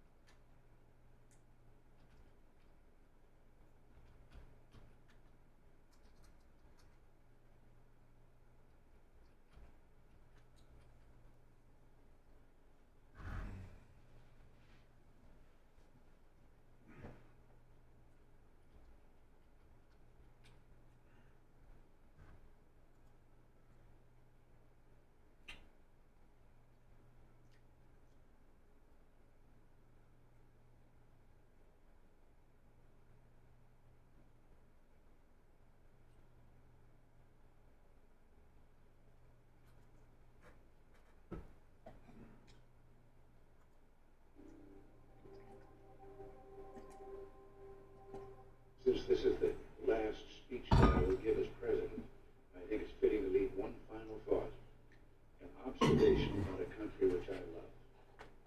It was stated best in a letter I received not long ago. A man wrote me and said, "You can go to live in France, but you cannot become a Frenchman. You can go to live in Germany or Turkey or Japan, but you cannot become a German or Turk or Japanese. But anyone from any corner of the earth can come to live in America and become an American." Yes, the torch of Lady Liberty symbolizes our freedom and represents our heritage, the compact with our parents, our grandparents, and our ancestors. It is that lady who gives us our great and special place in the world. For it's the great life force of each generation, new Americans, that guarantees that America's triumph shall continue unsurpassed into the next century and beyond.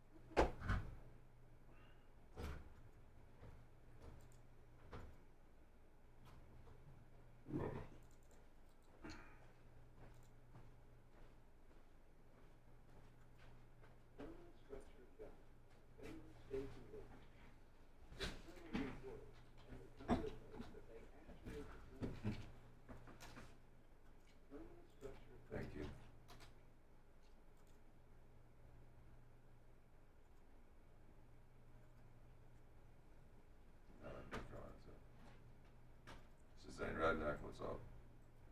From Guam. Phil DiGatano, 56 months. We're in Guatemala. Phil DiGatano. You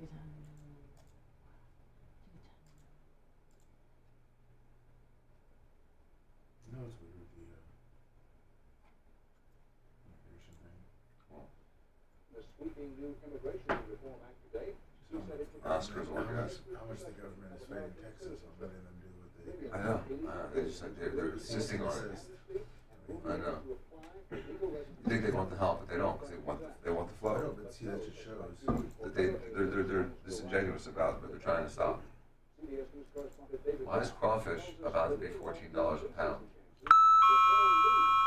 love crawfish. It's crawfish season. Why is crawfish getting expensive? I mean, why are crawfish? Because someone said the crawfish is only $14 a pound. short. I mean, that's, I mean. We blame China for this one? I think so. Actually, yeah, you can't fish crawfish. They love it because you know why? Because they eat all the prawns. What color is crawfish? Red. And what's China's favorite color? Red. There you go. See, blame China. It's just lovely, you know. Well, no, hold on. If it's red, just like seafood, anything they make your dick hard or shark fins. Red, anything red. It's like Sea cucumbers are red? No. I'm saying for fish wise, like crawfish are red. Yeah. Just like lobsters, just like any. You could literally sell any type of fish.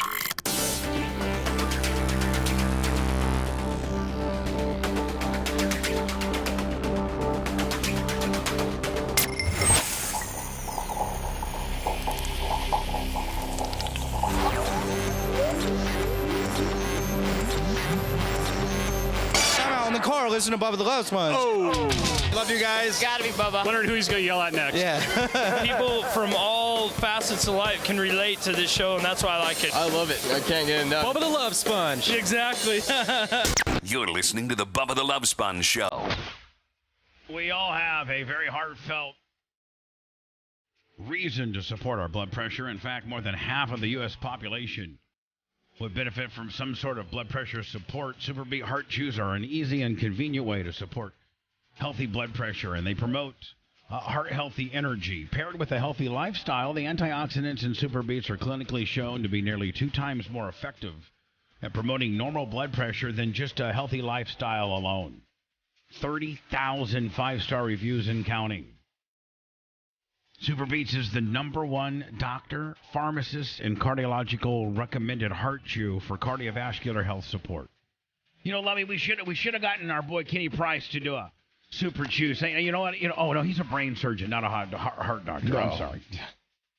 Sorry about that. Heart, brain, it's all the same. It's all. I mean, they're both very. I mean, Dan, they probably would be #1 and 2 in the most important list to make. Yeah, they're up there. Heart and brain. Yeah. Is certainly 1 and 2 on being able to be a functioning adult, correct? Right, yes. Without the heart, you're nothing, and without the brain, you're useless. Right, exactly. It's blood pressure support that you can trust. Superbeats Heart Chews support healthy circulation, so you not only get the blood pressure support, but you also get the productive heart-healthy energy without the crash.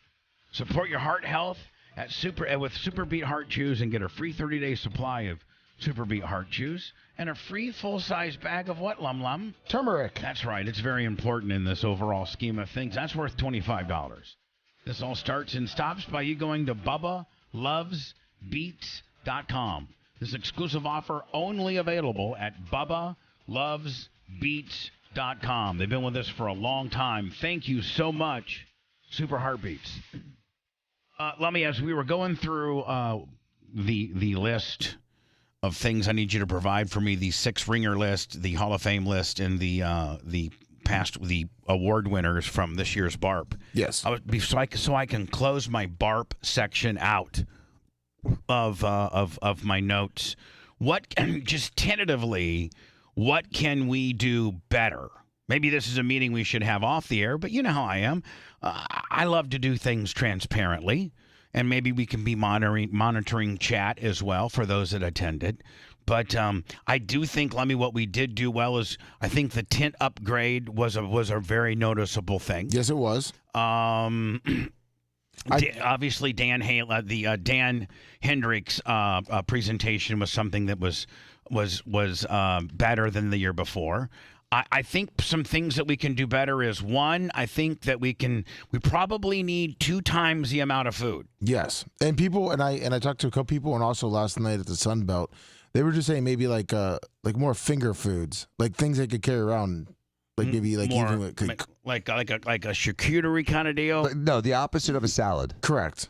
Yeah, like you don't have to sit down and eat it, like just something you can pick up and carry around. Isn't a slice of pizza? Isn't that what a slice of pizza is? Yeah, but they were saying like maybe the other option, because some people said that obviously the pizza was gone, and like maybe even cookies. Not because I. Okay, all right, okay. I understand. Cookies would be great. I understand. Yeah, I understand. Like So- some cookies they can just grab real quick and walk around. All right, with. so when we have our BARP meeting after, I guess we're kind of having it now, but one is better food selections, more food, a little bit of different food. It does not necessarily better. The food was delicious. Yeah. It just needed to be just a little bit more, and like he said, like some snacks, like sweet stuff. How about more and a better variety? Airtight ski pull 5,000 bits. Yeah, Rat, what were you going to say? I was just going to say, I think people are scared to say they didn't like the pizza. Oh, okay. All right. That was delicious. The pizza was good though. The pizza was delicious. Yeah, I had a time. And those little cheese things with the chicken, that was good. And It's tough to cater cheese bread. something, have it here, and coordinate it so that it's hot and still. It's just the quantity that the people that you're buying it from have to make, just naturally in the progression of making it and then transporting it here. It's tough, it's the food part's always going to be tough. So I'll make note of that. Yeah. I might have Big Red maybe. No, I think we can live with the stage that we got. I think we can. Oh, you were gonna maybe make it a little bit bigger? No, I think that would just add. I think we just deal with the stage that we got. You know what I'm saying? Okay. So I think the stage. I think the stage is okay. I love once we finally got music piped in. I like to have music out there. I think the fire pits were good. Maybe Lummy, I could have gotten 3 or 4 of those Sunbelt rental butane heaters, but to me it seemed like it was kind of it wasn't like you had to be next to the fire to stay warm. It was a pretty warm night in itself, and if you just had like a sweatshirt or something on, you were good. Yeah, I don't think that was a problem. All right. Anything else? Because I know there's a long list of things. Really? Well, I don't know. I don't think there were I'm that asking. many things that needed to be improved on. I thought it was a pretty solid night. Okay, perfect. I mean, did we have, I think everybody, I don't think anybody ever had to wait more than a couple minutes for a drink. No. There ain't any problems with that. The bartenders were perfect. The bartenders were perfect. There were 2 full bars. I don't think we may have ran out of a couple things towards the end of the night, but if you wanted a drink and whether it's a Long Island iced tea or whether it's whatever the hell, Jack and Coke, we had it all night long. I think the 3 fire pits are cool. The only maybe one thing, Lummy, is to rig up a couple TVs outside in the tent. Yeah. For the ball game, which I think could easily be done. And that's it. I mean, that's all I can think of. Unless I think the portalets were perfect. Other than Lummy's weird ass employee with a backpack, I think everything was secure. Oh yeah. So anything off the top of your mind, guys, other than the food, maybe a little bit better food, not better, but just more variety. Just food in general, right? Anything, Lummy, you can think of? No. Besides that, I think we're good. Dan, maybe a little bit bigger of a pyro for your opening. Yeah, more explosions. Yeah. So, better pyro. Ladies and gentlemen, put your hands together. Instead of saying, kiss, be like, ladies and gentlemen, Barb, get ready for Dioko. Woo! Pew, pew, kiss. Pew, big. Was he going to do a 3 sets? Hard telling. No, we're just doing one song. He has a year to learn it better. Anna, any suggestions from you? No, I think everything's been mentioned. Rhett? I did hear a couple people complain about like space heaters. I guess the fireplaces weren't really. Oh, I thought they were fine. Okay. It wasn't even that cold. All right. Drink more, that's just what I heard. All right. So I'll have, 4 to 6 of those Sunbelt rental, heaters. Propane. I think it's propane. mostly just because we had them a couple years ago, and then this year we didn't. Yeah, okay. All right, so let me write down propane heaters, which we got. So it's food, propane heaters, TV's outside. What's that? So TV's outside? TV's outside. Dan, anything else on your end other than a little better pyro for you? Yeah, more pyro. Anna can't think of anything. Rhett, over to you. You seem to have the best list of all, Rhett. Go ahead. No, it was just the space heaters. Sorry. The couple people were saying maybe next year having the pitchers maybe outside because it was a little tight in that one spot. Yeah, next year. Next Next year we're going to have to do it outside because of that's true. Don't tell me. We're not talking about it, but I'm just saying, yeah. So how about this, guys? What if we did a tent, a small tent, a third tent that we put over there by, we got plenty of room on that side over there. Clothing optional tent? And, we might have to have a couple different tents, Dan, because remember we were going to do body painting for next year. Yeah. So we'll have a body painting tent, and then we could have a tent, Lummy, that's nothing but for the photos. There you go. Photo tent? 2 tents side by side. One tent is a body painting tent, and the other tent is the step and repeat picture tent. Yeah, but the only problem with that, Bubba, is that you have such good lighting in that room that you had it this week. And so I think it would be difficult to have that kind of great lighting in the tent. Yeah. Pictures are going to be, we're going to, because of what we're doing we're doing some stuff. So let me put pictures, but that's going to be a thing in itself. Macho Man, other than being here on time, can you think of anything else? I can't think of anything else. When we do the construction project, if we get some plugs put outside on the side of the building. Yeah, you know what? You're right. Yeah, that's true. Cords out the door. If you could give me an idea of potentially where you would like an outside plug on the building, like maybe put a little red X or something. Sure. Or just maybe give me a little walkthrough. I like to have a plug here. Let me while the Nashes are plugging stuff, wiring. Oh yeah, you can add some wiring over there. Boy, has anybody seen how good Dan? You guys all come in when it's still dark. Does the sign look good? Oh yeah, it looks awesome. I think it looks pretty damn good. Oh, it looks super good, especially last night. Did we put the photo eye on it, or is it just on all the time? I'm not sure on that one. Gonna get to that this week. Are you gonna leave it there? Or are you gonna put it back on top of the? No. We got a whole nother one for the top. Oh, the new one. Yeah, the top is going to be double the size of this one, maybe triple, and it's going to be one of these. See, Bubba Army, one of these signs.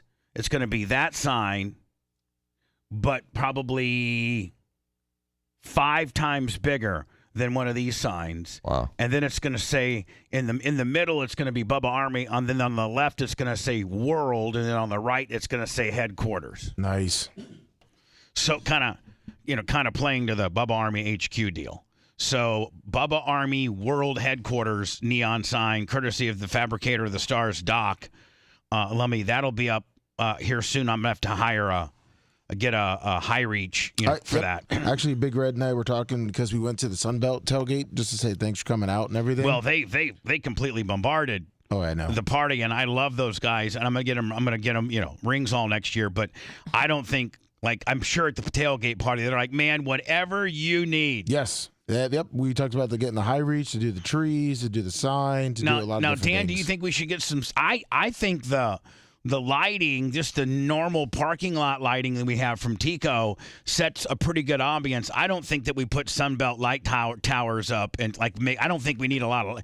We don't want it all lit up. No, you don't want it too bright out back. No. I agree. I think just the natural parking lighting that we have gives it the ambience that it needs. We don't need plenty of light. Yeah, exactly. Yeah. All right, so so far we got the food, we got the TVs outside. Yep, the propane heaters. Nash's run electrical plugs. Yep. A tent for body paint. And then the photo deal, we're going to have to figure out how we do that. Yes. What else? This is good. And don't lose this list, please. I'm not. Could you email it to me individually? Yes, I will. All right, thanks. Anna, can you think of anything else? Did you put TVs outside, Lummy? Yes, I did. All right. No, I cannot. You cannot. I don't know. I just had such a great time. Everything just seemed to You're just flow so pretty. drunk. I was so drunk. Everything was great. I was drunk. I was high. I was everything between. Even any issue that we may have had, I didn't even care. Was not on your list. Was of there music care. playing? I don't know. No F's given for you. Was there food? I don't know. Mach, any other suggestions? This will you obviously probably would have the most or have better knowledge as to what we could do better. What do you think we was could? the sound okay, or should we do speakers on a stand like they have at the? I couldn't hear sound for a while. I think that maybe we could improve the sound. Yeah, maybe add 2 more speakers somewhere. Maybe not. I seem to think that it's pretty much okay. Maybe if we lifted those speakers up, I think we have stands for those speakers, don't we? They sound better in the air. Speakers always sound better higher. If we did have stands for those speakers, stand them up. And other than that, I can't really think of anything. Maybe let me have Big Red maybe make those stairs a little more secure. Well, and then I maybe do another set of stairs, so one stairs on, one stairs off. Sure. However. Yeah. Or just secure, those stairs. Yeah, I mean, they were only 2 screws. Mach, I almost went down. Mach, anything else? I had a great time. I just want to throw that in there. Amazing time. You just wish you just wish you could remember it, right? It was like a 48-hour long parts party. I remember were great. For what you can remember was great. It was 48-hour parts binge. I remember. I think he already said that. I did that. I did. I'm trying to find where this is coming from. Stand by. 48-hour parts I binge. remember. I think he already said that. Ooh. So Trump dominated Iowa last night. So bad that Vivek dropped out. Yeah. Or suspended his campaign. Did he? Well, yeah. Do you know why they suspend? So you can collect money. You can collect money. It's a tax thing. Yeah. So you can continue to collect money. Then I think you have to pay it back. But then I think now, so your whole campaign can continue to collect money, and then do you pocket that money, or do they you pay their bills? Because what happens is, they have all these bills that are going to float in for the next 3 weeks, even if they suspend. Printing bills and ad bills and TV commercial bills. Who's giving money after you've suspended your campaign is what I want to know. Well, there could be some in transit, Right. Oh, okay. What? I mean, there could. I don't know. There could be. Maybe a few suckers that are still sending in $10 or $15 in to cash. Yeah, I'm sending my money to a check in the mail. Chris Christie and Grandma from Vivek. Baraboo, Wisconsin. That's true. So the only problem is that Vivek Ramaswamy really was the smartest guy on the stage. Easily. And he is a guy that connects with the young people. Let me tell you something. In a perfect world, he would be a president. He's got the it factor. Yeah, he's a great guy. And you know what? But his name hurt just like Barack Obama. Yeah, because he didn't become president. The name, yeah, I know, but I don't know if Barack Hussein Obama became president. Vivek could be president. How do you say this guy's name? Vivek Ramaswamy. Vivek Ramaswamy. Vivek Ramaswamy. Yeah. Maybe he's just ahead of his time, and he just needs to get a little older and a little wiser. Well, if you look right? Yes, and if you look at history for the last 50 years, a lot of the people that were president or nominated for president floundered in a previous primary. So all these people, that are in the primaries now, the DeSantis, the Nikki Haley, and even the Vivek Ramaswamy, all are real competitors in 4 years. Right, meaning this is just to whet the America's appetite for us to be able to establish ourselves as a political brand, and we're not in 3.5 years when we declare ourselves a candidate for the president GOP. People are already familiar with you, right? Mm-hmm. So this is the first one is often just a for America to become familiar with you. Mm-hmm. You do all the debates up until you got so you do. They've been to all of them, and they're now going to start dropping off like flies. But they had to do all the debates for America to kind of get to know you and what you're all about. Now in 4 years, this Vivekaswamy guy, what the hell his name is, people are like, yeah, I know that dude. Isn't that kind of what Reagan did? Yep. Bush. They all do it. Here's Trump. This has been some period of time, and most importantly, we want to thank the great people of Iowa. Thank you. We love you all. Iowa. What a turnout, what a crowd. And I really think this is time now for everybody, our country, to come together. We want to come together. Whether it's Republican or Democrat or liberal or conservative, it would be so nice if we could come together and straighten out the world and straighten out the problems and straighten out all of the death and destruction that we're witnessing. I mean, he's kind of He's kind of changed his swag a little bit, and I like it. Yes. I think that he has, smoothed out his brashness a little bit. I think he's a little more funny when he cracks on things instead of mean-spirited. And I think that somebody has gotten to him with regards to be a little more graceful when you're doing these sort of things. And I think that people, I have noticed it, and I think that that's one of the recipes of him potentially winning, is becoming less brash and more strong. Yes. Strong, but not a dick. Right. Something that Dan struggled with all of his life. They only want to see one thing. They want our country to come back. They're embarrassed by what's going on. Our country is laughed at. All over the world, they're laughing at us. And they want our country to come back. They want America, they want us to be great again. It's a very simple. MAGA, make America great again. And America first. America first is a very important part of MAGA.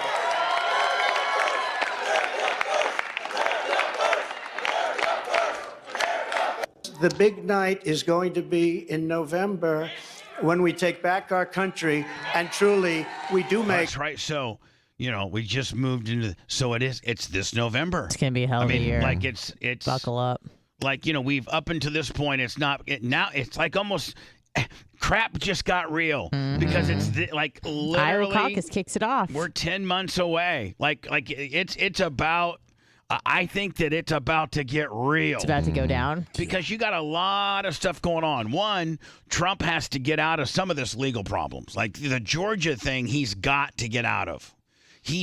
That's the one thing that can, out of all the stuff that they're doing to him, I think it's survivable. But the one thing that I've been told through lawyers that I've been told through by lawyers is the one thing that he might not be able to dodge, and to use his presidential power and to appeal and things like that would be the Georgia thing. I think he's going to get out of all that just because he's got so many people that are flipping on him on the Georgia deal. Well, but I think aren't they asking for the DA to resign? Didn't she have an affair with one of her co-prosecutors? One of the prosecutors. Yeah, the whole thing is disgusting. Hold on. We're going to cover that, but wouldn't that completely gut their case? No. Does it? I mean, it seems like it's unrelated, but it's disgusting, but it doesn't cut their case. It doesn't? No.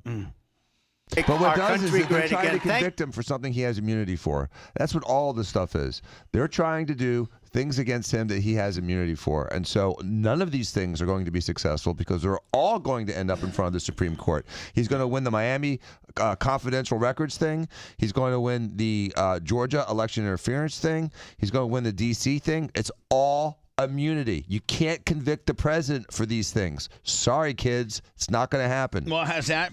Because we haven't been able to do it for 250 years. Has that been brought to the Supreme Court yet? Yes, 2 of them already have, and they're just pending. So this is the Supreme Court. 6 of which are Republican.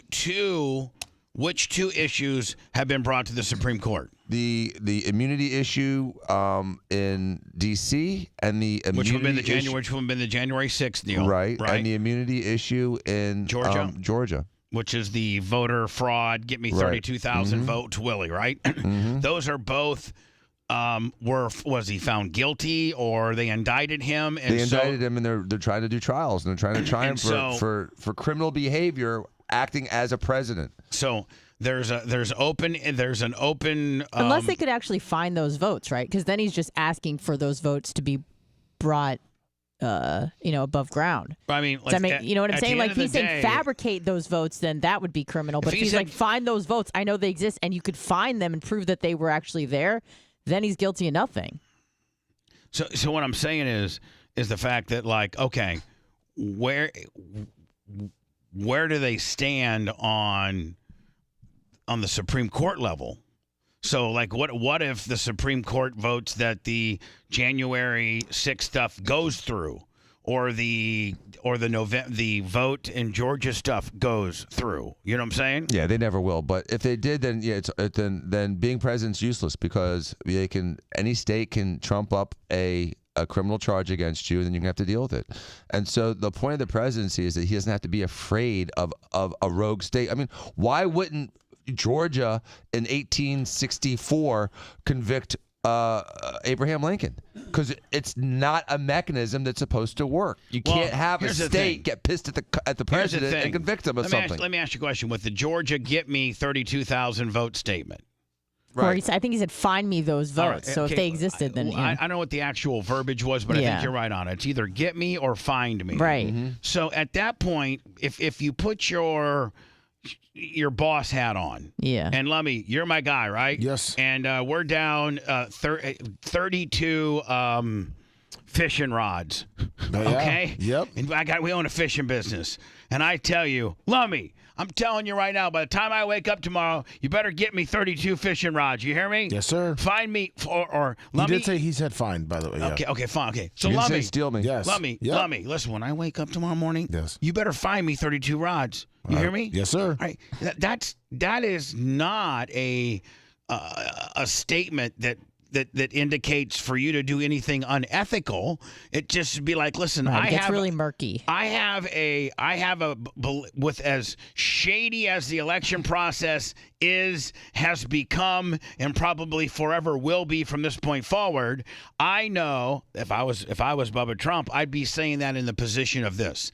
There's got to be 32,000 votes that have been mishandled, that have been lost, that have been, that were legally cast by or illegally cast by people. Find me those. Dig into this subject and find me 32,000 votes that I got screwed on. And that's the problem, is that it's open to interpretation. But interpretation cannot agree. be ever interpreted as guilt. I agree. It's not explicitly saying, find me these votes. They don't exist, but fabricate them and give them to me. Only facts are at an admission of guilt or a potential guilt.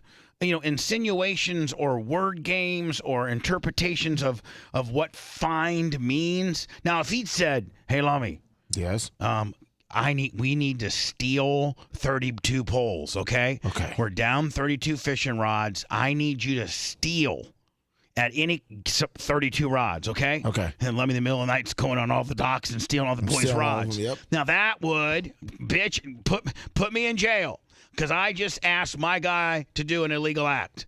But if I say, Lummy, find me 32 poles, bitch. You go find them. So I mean, since when can we cause so much ruckus over an inference? An inference, yeah. Now listen, he'd be dead to rights had he said, "Steal me at all or by all means, by whatever means, at any cost, find me." But if he just said "Find me 32,000 votes" or whatever the number was, 11,780. Find me 11,780 votes. Which does not seem like a lot because new votes kept showing up every day in all these states. And you're talking to a state that has the loosest, because of this. In Atlanta, you literally don't have to show any form of identity. If you go to Fulton County, Atlanta, and you want to vote, you can walk into a voting precinct, and if you know somebody that is potentially lives in that voting precinct, you can walk in and say, "Hi, Paul Hummel," and I know that Paul Hummel lives here. "I'm Paul Hummel. I don't have any ID. I don't have anything. I'm Paul Hummel." And they look at and they look over. "Oh yeah, there's a Paul Hummel. Lives on 123 Main Street. Okay, Paul, go to booth number 6 over there, buddy." That's is easy. They've made it that simple in Georgia to vote, which is gross. So I mean, at least listen, in the most liberal, in my most liberal thinking, to give everybody an opportunity to vote, you should at least have to identify yourself. I mean, that's the most fundamental, easiest, broad range thing, is for you to have to at least prove who you are. Yeah, but that's racist, though. But see, I know, but it's not. But that's what they say. Exactly. Oh, it's racist. Well, why is it racist? Well, because an African American guy may not have been able to have the access to go down to the bureau, to license bureau, more so than that white guy. See, that white guy has a car and he can drive to the license branch and get him an ID. But the African American man, he doesn't have a car, so he can't drive down to the license branch and get him an ID. So you're racist. You only want white people to vote, don't you? Yeah. No, I don't want white people to vote. I want responsible people to vote.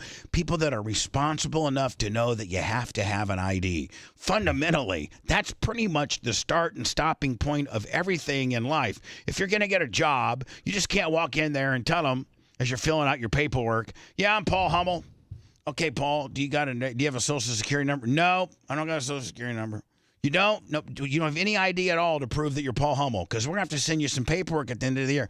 Nope, I ain't got nothing. You're never going to get a job. Nope. So if you can't get a job for not identifying yourself, why should you be able to vote, which is one of the most sacred rights we have that determines who leads us? Yeah. Shouldn't you at least have to identify yourself? Yes, because only valid voters should be able to vote. I want people that have a small sense of responsibility to determine who is our leader, not just every Tom, Dick, and Harry that can say who they are. Oh, I'm sorry that making somebody get an ID is racist, and that African American guy can't get to the bureau like the white guy. I'm sorry. No. Even though he needs an ID to drive or to get into a bar or to buy alcohol or all those other things. Our whole life fundamentally evolves around being able to identify or prove who you are. Right. Yes. You can't drive up and down the road with no license tag on your car. Because you're like, hey, I don't want them to know that it's me. You can, but you're going to get pulled over. Yeah, right. So the same thing should be with, hey, you can go to the voters poll and tell them you're Paul Hummel, but unless you got an ID, buddy, sorry, you can't vote. By the way, without an ID, you can't even get a cell phone. They won't sell you a cell phone without ID. But you can vote. You can determine who our next president is. Vote multiple times as different people. Yeah. Just go in and say you're, Joe Schmo, and you can vote. I mean, you literally can in Atlanta. Yeah. You could get a list of, don't think these bad people don't have lists of people that have died. Oh, absolutely they do. These soft packs go in and to the voter registration office and get all these reports. I've been a candidate and I've had to deal with the Bureau of Elections, and you can go in there as if you're a qualified, or I think even if you're just a regular Joe Schmo, and you can say, hey, I need to have a list of all the Democrats that live in this particular area code that vote at this particular precinct that have died. And, it costs like, $3 a page or whatever it costs them for them to research and to pull that up. But you can go in there and get any form of data that you want. And so don't think that, various parties don't go in and get this data and then get various people to go out and do what we just spoke of. Go to precinct 14 and be Paul Hummel. But Paul died, 3 weeks ago, but nobody knows. I mean, the system can't keep up and renew itself in 3 months. It takes like a year. Well, even worse is the mail-in ballots. Oh, yeah. I mean, get in with that. Yeah. So, Donald Trump saying, find me 11,000 in a state that has just chocked full of really, really shady voting practices, I don't think really is that big of a deal. Nope. And I hope it does get thrown out. And you know what? Just for all intents, fair purposes, I would almost, maybe we should stop messing with Hunter Biden too. Because I think this is a tick for a tat. Well, I'm sure something bad is going to happen to Trump in the next 48 hours because he did so well in Iowa. It seems like every time something good happens to him, another charge is filed or some other salacious claim is made against him. But, here's what's frustrating. Trump walked in and he was, Russian collusion, which was disproven, and that Ukraine call, which was chicken shiz. And if you look at what Trump did over his, the first 3 years of his presidency, I mean, things were popping. The economy was doing great. He was getting us out of wars. He did not, even though they said he saber rattled, North Korea wasn't doing anything. Iran wasn't doing anything. The Middle East was quiet. It was a good time for most people. Gas was cheap. Gas was $1.89. Interest rates were low. Unemployment was low. I think I saw a meme yesterday that in November of 2020 or 2020, whenever the election was, 2020, gas was like $1.90. Yeah, back then, when Donald Trump was the president. Now, but then we got this right here, this woman's perspective. She's got an interesting. Needs to stay in the shade I think a little bit. she's a woman of color. She's pretty dark. She's pretty stupid.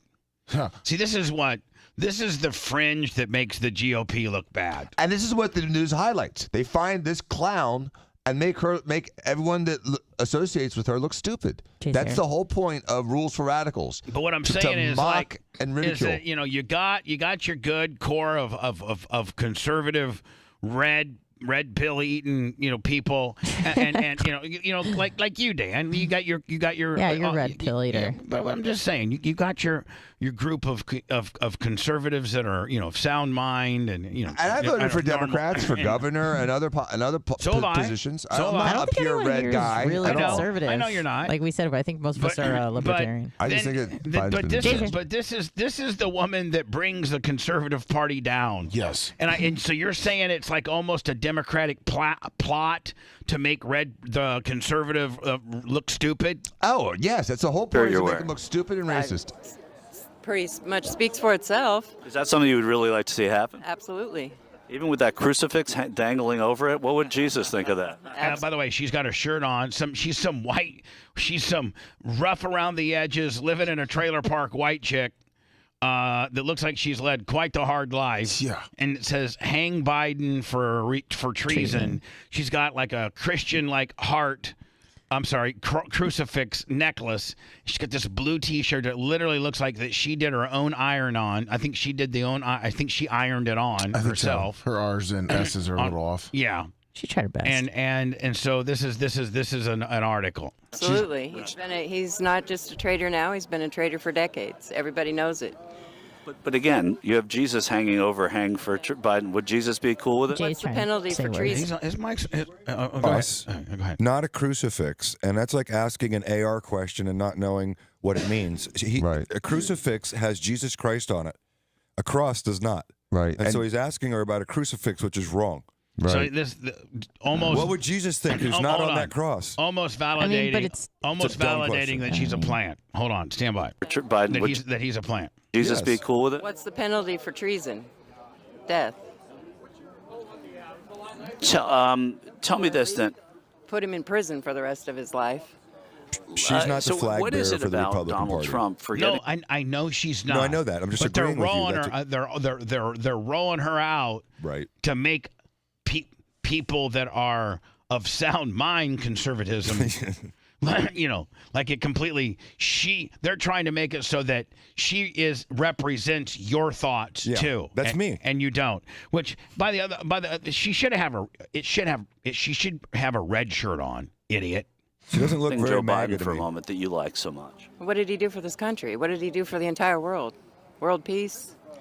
Lowered gas prices, taxes, everything. Everything was phenomenal under Donald Trump. And again, you could find a more eloquent, better dressed, better looking, less trailer park bitch to give the same message on your pro Donald Trump speech than this one. Yep. Everything was. Everything was. Everything. Absolutely everything was. Talk to Dan Diaco. Have a real cool looking dude pull up on a Ferrari, say, "Hey, I'm a doctor and a lawyer, and Donald Trump was better at this, and this, and Joe Biden sucks for this, and this, and I'm out." Double clutch it and then get the hell out of there, right? Yeah. But instead, we got some bitch straight from the trailer park at some kind of rally that says something, and nobody, Dan doesn't want, the average conservative of sound mind guy, we don't want Biden necessarily hung for treason. No. We don't want that. He's our president. We respect that. We respect the office. We do. I would Do you want think he should be him tried for pardoned. treason, though? No, I think what should happen if Trump won, I think all the investigations into Biden should be stopped. He should pardon Biden. He should pardon everyone and say, we're moving forward. That would be such a pimp move. That's because the way to everybody do it. thinks that that Donald's going to be like, I'm going to tell you something right now. Now that I'm the president, I'm going to go ahead and hold these scumbags' feet to the fire. Retribution. And you know what? And meanwhile, then we'll go through 4 more years of. Well, let me ask you this: do you them. think that Biden is guilty of treason? I could care less. You could care less about that? I think he's guilty of treason. I think he's been selling influence and access American for policy. 20 years. Without saying the word treason, because that has that implication of hanging him. You can say that, is there Right. But evidence that's what that it he is, may though. be guilty He's of a high traitor. crimes and misdemeanors? Yes. An impeachable offense. Is he potentially guilty of that? Yes. Mm-hmm. And if that investigation was still going on and Donald Trump won, he could say, I hereby pardon. I understand, but isn't that and then synonymous would with say, we're treason? going what to you move just forward said? as a country. Treason in my mind is In your selling mind? But what secrets. does the law No, I say? mean, there's How do no- we know that he didn't? Because there's no evidence of that yet, Dan. I whatever, mean, let's dude. not. Okay, I think. How about that one? Whatever, dude. He's had so many instances where there's huge amounts of money changed, followed by a policy shift. So I consider that to be bribery All right, stop. and treason. Here's what our official position is. Who cares? Right. It's because, listen, I mean, just like Jay said, even if they started the wheels of justice trying him for treason, it's going to take such a long time that we would be in the middle of it during the campaign. The whole And 4 years. And the pimp move, I get that. I'm the just pimp asking. move that Donald Trump would make would be to say, I mean, he could absolutely solidify himself from a tyrant, knee jerk. Never let go of the past. Just try to kick your dick in the dirt. That's what everybody thinks that the Donald Trump is. I must win. I'm going to just absolutely kill you. Now, yes, it's been done to him. It's being done to him. He could pardon, and it'll and then- always be they'll always be screwing with him. But after this next election cycle, if he wins the presidency, he could solidify his legacy by turning our country around and by taking the upper high road on the Biden deal. And that might be the move, but I think it's pertinent. Hold on. Let me say, listen, we're over it. We're done. And I have one more thing just to add to that, Arna, before you say something, and that is then he can legitimately clear out the Justice Department, the FBI, the CIA, all the alphabet soups without people saying, look, he's doing it for retribution. He can say, this is it. We're cleaning house now, and we're going to look at this country with the eye towards making the country better, making America great again, making citizenship mean something, having a sound border, having low energy costs. And he's actually had a pretty tempered message, Bubba. You noticed that last night. I liked it. Better. So what were you going to say, Anna? I was just going to say, I think it's pertinent to the public interest to know if our leaders are selling out Americans and American interests and American security for personal gain. Well, they're all doing that. I think we've got pretty good evidence of that already. Right. So, but then he you is don't a have to traitor. act on it. Here's the problem. Guys. So say Trump does do this altruistic move and says, okay, I'm just going to pardon everybody. We're just going to move forward. As soon as he's out of office, they're going to attack him again. Just because he does that nice gesture does not mean they're going to reciprocate with that. Hold on.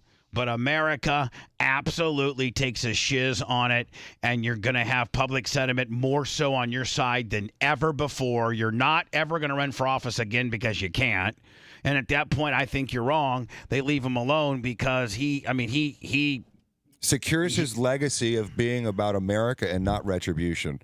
Yeah. It's a really, it makes them look like the bigger. You know what? That would just be, if they did that to Donald Trump after he left, that would only just guarantee whoever the next big GOP star is wins. And the Democrats lose another 4 years of presidency because they're so petty that they won't let Donald Trump let their guy off. Now, after his presidency, if he was to win a second time, now we're going to start knick-knacking him again. That will so much work against them. No, they're knick-knacking him now. They're going to knick-knack him throughout his entire presidency if he wins. No.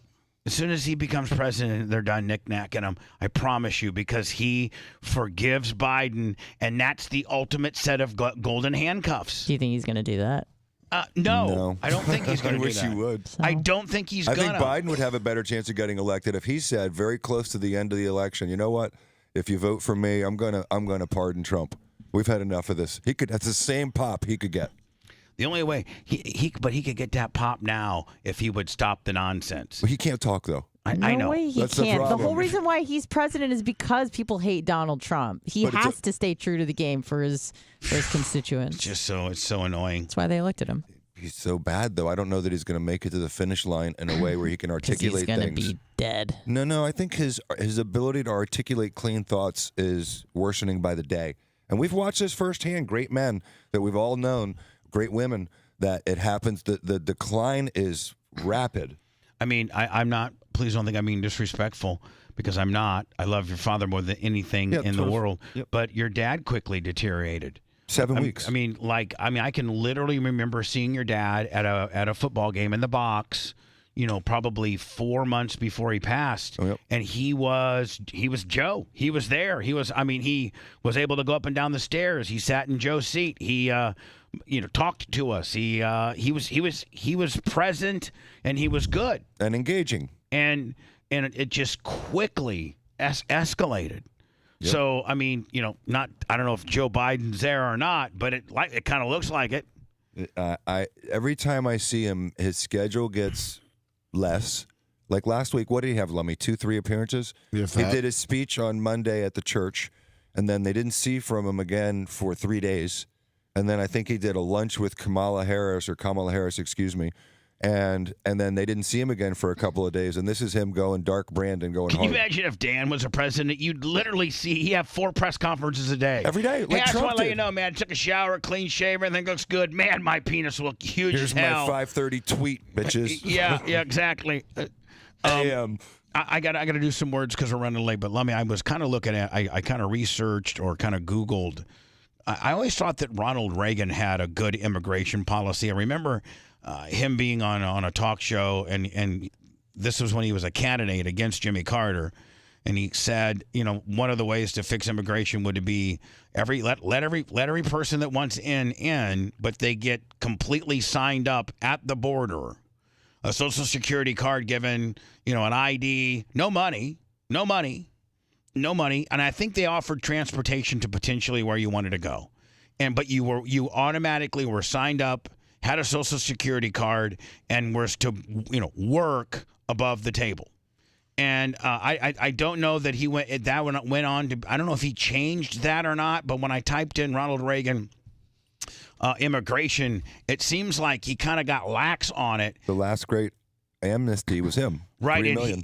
he had this big amnesty deal, did he not? Yeah, and that's is that the beginning of this nonsense? Yeah, and people blame that's why California will never be red again on Ronald Reagan. Has nothing to do with Gavin Newsom now.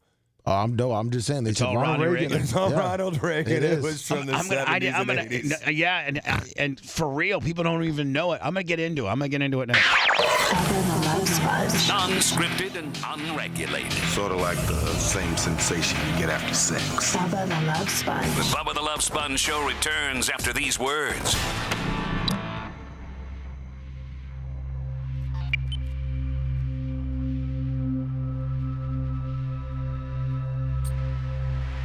That was also a recall vote. Yeah. No, that was Arnold the second time. Well, yeah, I mean, because he was actually doing a good job, and they were like, shit. Yeah, because he went and hired 3 fucking high-ranking Democrats to run his. I know. I mean, he was smart. With He was smart as hell about it. Well, yeah, but I'm just saying, they said they amnestied all the illegals in California. In the whole nation, I think it was like 3 at the time, 3 million. It was what Reagan did? Yeah, the Republicans was 6. It was one of the last things he did. And then if you look at the statistics, California right after that, blue. Well, that's some of the evidence of like when Vivek brought up the Great Replacement theory at the end of that one debate. Yep. And they were talking, it's a conspiracy theory. Well, they've got Van Jones and a lot of Democrats talking about it. The whole idea is like that. That's the evidence of it. You change the population, bringing a lot of Hispanics in. And ultimately, they vote Democrat. That's the whole goal. Because everyone's like, why would you have open borders? Well, it's clearly one rule. It's weird because like they typically wouldn't vote blue, but they're only blue because that's who let them in. Well, Yes. well that doesn't Yes. even make sense Yes. because Reagan was fucking Republican. So you No, think that's they- the theory now, why they're doing it now. That wasn't his theory. No, but Lummy just said like after the amnesty thing it went blue, but a Republican president was the one who issued the amnesty. Yeah, he gave the amnesty, but he didn't give him everything he wanted, as he said. They didn't give many benefits. Cash. Zero The only benefits, other- and he the didn't only give him other president citizenship. said, we'll provide all these. That first step was the amnesty. Yeah, but he didn't give any. He didn't give citizenship. Yep. He didn't give any kind of welfare. He didn't give schooling. he Yeah, didn't- but it is funny though because the like the Hispanic community is you'd think they'd be a lot of them are you'd think would be red because they're so fucking religious. I don't think they're they. anti. You're right, because I think that's why now they're like the big flaw in that theory was that everyone who came would just automatically monolithically vote Democrat, and they didn't realize that there's a lot of conservative cultures within those people that they live in. Absolutely. That A are lot of conservative Catholics blacks, and a lot of 100%. Which a is lot why of conservative Hispanics. I mean, the Cuban population is very red. Yeah, they're not allowed in here. Right, kind of like the Venezuelans, they sent them all back. Why do you think it's a big? No, the Venezuelans went to Chicago and were like, "Fuck this, come on back." Why do you think the Cubans they like really tried not to get the Cubans in? Because they are 100%. As soon as they touch ground on America, they're fucking red as it comes. Yeah. Oh my word. Why don't we work out some recognition of our mutual problems, make it possible for them to come here legally with a work permit, and then while they're working and earning here, they pay taxes here. Oh no.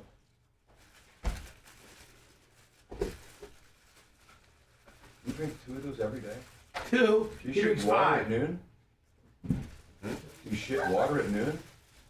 Sometimes. God, that's disgusting. Did I get that in a hole? Yeah.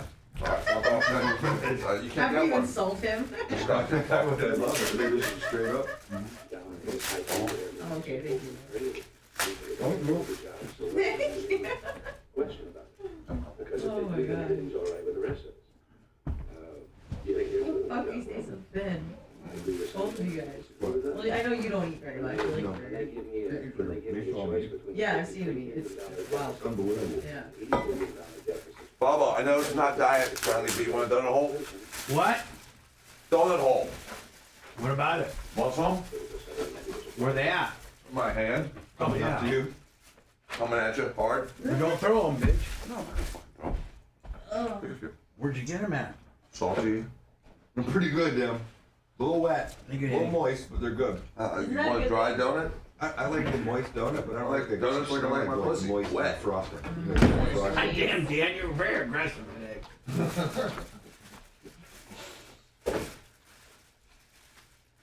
You gonna bring it out there? Bring this. You can bring this out there with. Yep. Have you been to the Salty before? No, it's just Uber Eats I suggested. feel like it I thought they you have went some there last pretty week, cool Dan. gourmet. Dan, I thought you went there last week, and isn't that where you went? The salty? Isn't that where you get those shakes? No, it's- No. Oh, Storm. That's some other place he's done. Using double Uber Eats this morning? He's like Alex Stein. I stacked Out there an waiting order. up on the Uber Eats are stacked up on Dr. Cinnamon Diaco. pear crumble. What the fuck? Got That some looks so donuts for good. Look at this. I'm gonna go there. Looks good, doesn't it? How you doing, buddy? Sweet potato pie Pop Tart. What the fuck? I didn't even know you were intoxicated. I didn't even notice. I didn't even know you were intoxicated. I think he was trying to avoid everyone. Wow. I mean, Dan, were you a little wobbly? I got a little wobbled. Yeah, I was a little wobbled. Dan was wobbled. What's up, Brian? Yeah, they did.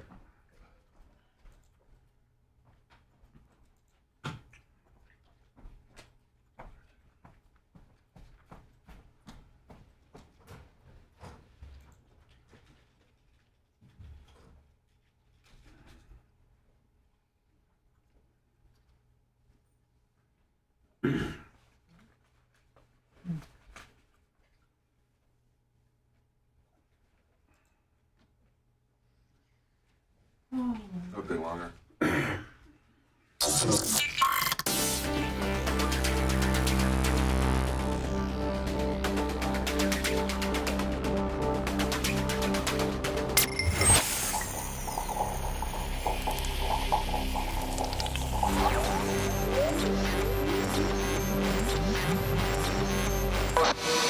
the Love Sponge! I love everything about the show. Every day for 4 hours, man. It just makes time fly by. Gotta be Bubba. This is awesome. I love it. And I spent about 2 hours in my car when it's supposed to be a 20-minute break. Yeah. Bubba the Love Sponge.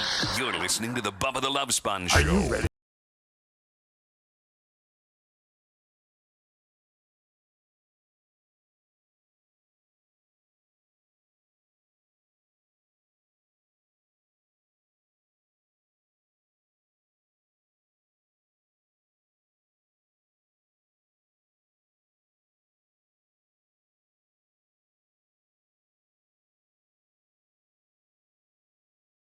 I forgot about the music bed that comes on. Oh, yeah.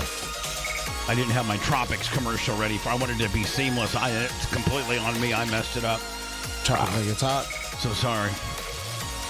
I guess we got a Joe Rogan mention a few days ago. Really? Yeah, Jim Norton was on was on Joe's. I saw that. And they were talking about the remaining who's left in radio. And I think my name might have came up. So let me, if you could throw it out to the Bubba Army to maybe try to find that sound bite for us. Will do. Are you ready to Tropics like it's hot? Oh. Well, get ready for Saturday, January 20th when Lummy will be hosting the grand opening for Tropics Tarpon Springs. The Tarricos brothers have done it again with their latest addition to the Sponge Docks. And like nothing you've seen since the days of the Zone. Yeah. Finally, a nightclub atmosphere in Tarpon Finally. Springs is back. Don't miss Lummy at this incredible grand opening January 20th, located at 25 Dodecanese Boulevard. Tropics Tarpon Springs. Tropic like it's hot. Tropic like it's hot. Tropic like it's hot. Man. The Z Morning Zoo on Z100. Let me expecting a large crowd this Saturday night, Tropics. Oh, of course we are. We're going to drop it like it's hot. Yeah. Tropic like it's hot. Good. It's going to be fun. Get with the merch crick to get some handout stuff. Because, if you're working with a real radio station, a real show, they have, various little trinkets to hand out and things like that. So she'll get you a little gift bag ready. Perfect. So that and I know that you'll make contact with each and every person's there that's dropping it. It's like it's hot. Yes, I will. Right, exactly. This Saturday night at the Sponge at the Sponge Docks in Tarpon, right? Yeah, at the mouth of the Sponge Docks. I think that you've actually adjusted the time. It was supposed to be like 6 to 8 or something. Yep. It's 7:30 now. 7:30 is when it starts. 7:30 to whenever. I mean, Lummy, you might have such a Tropics that it's hot that you might not even be able to get out there until 11 or 12. Correct. Yep. There's no closing time there. We're just going until it's over. No closing time. Nope. So I was looking at some old school immigration policy stuff, and I find this is one of the oldest examples of immigration being debated, and this was before Ronald Reagan was even the president. This is him debating George H.W. Bush in the Texas primary. Now, George H.W. Bush, or what the hell his number is it H.W. or just H? I thought it was George H.W. Bush. The first one was H.W. Herbert Walker. Yeah.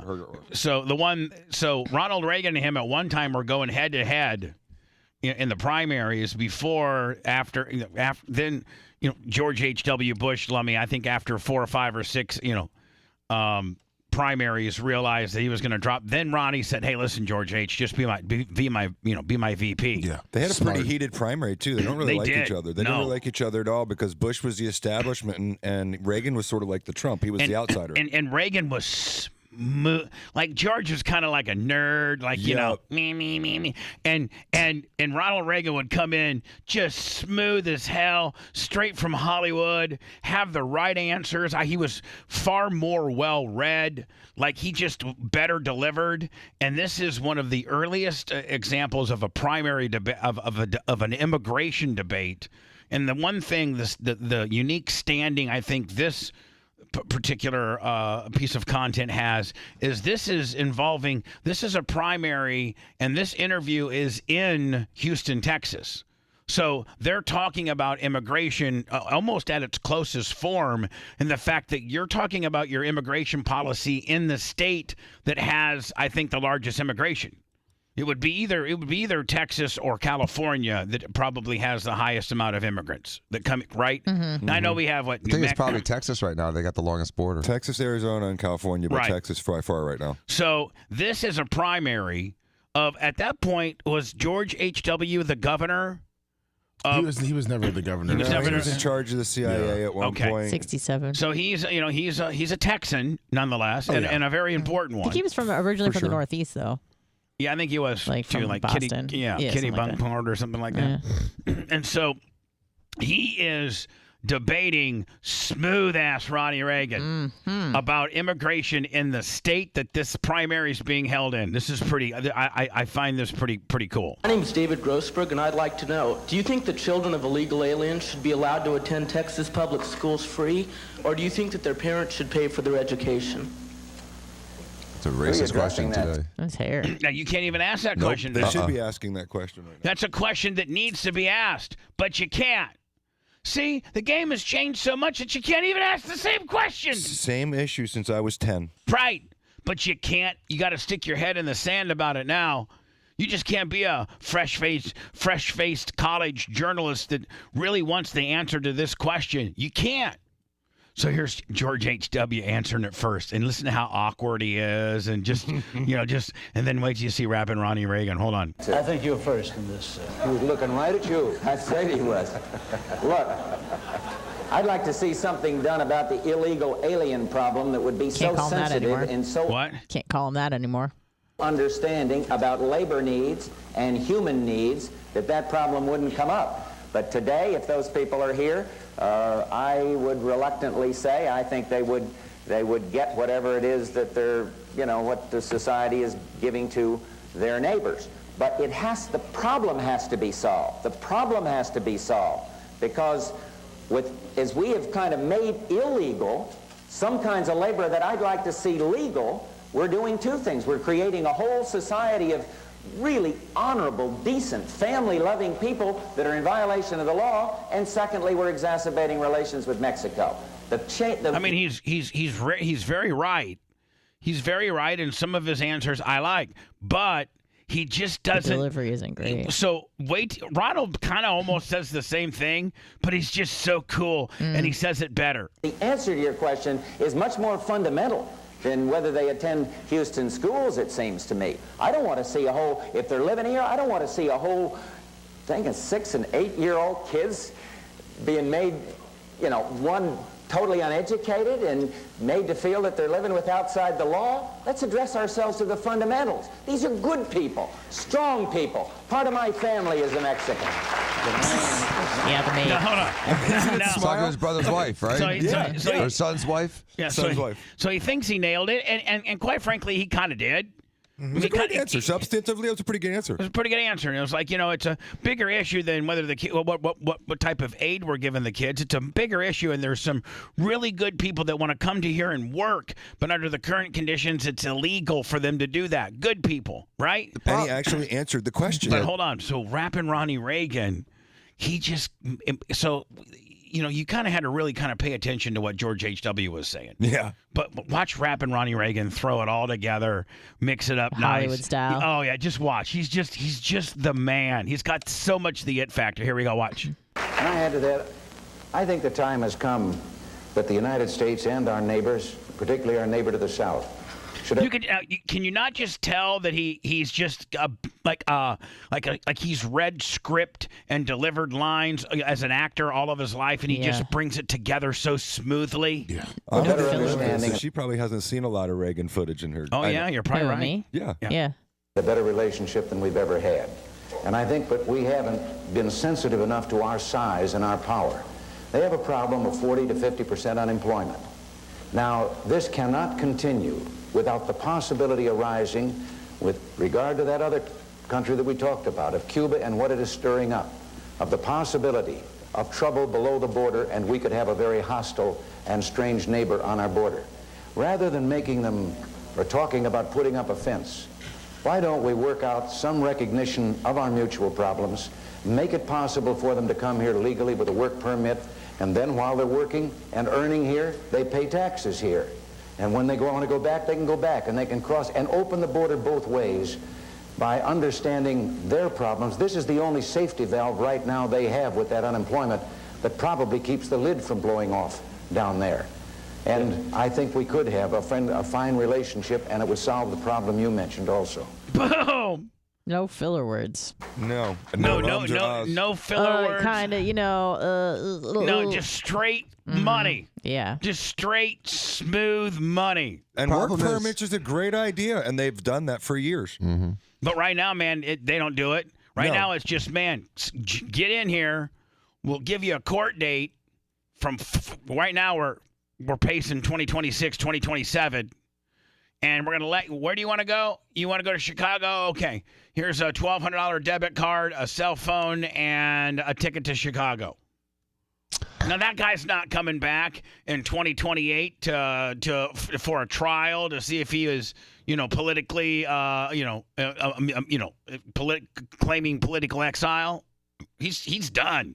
No, and Reagan's not arguing for an open border there. What he's arguing for is work permits. And if you remember in the late 90s and early 2000s, there were tens of thousands of Mexicans that would come across the border every day and work and go back home.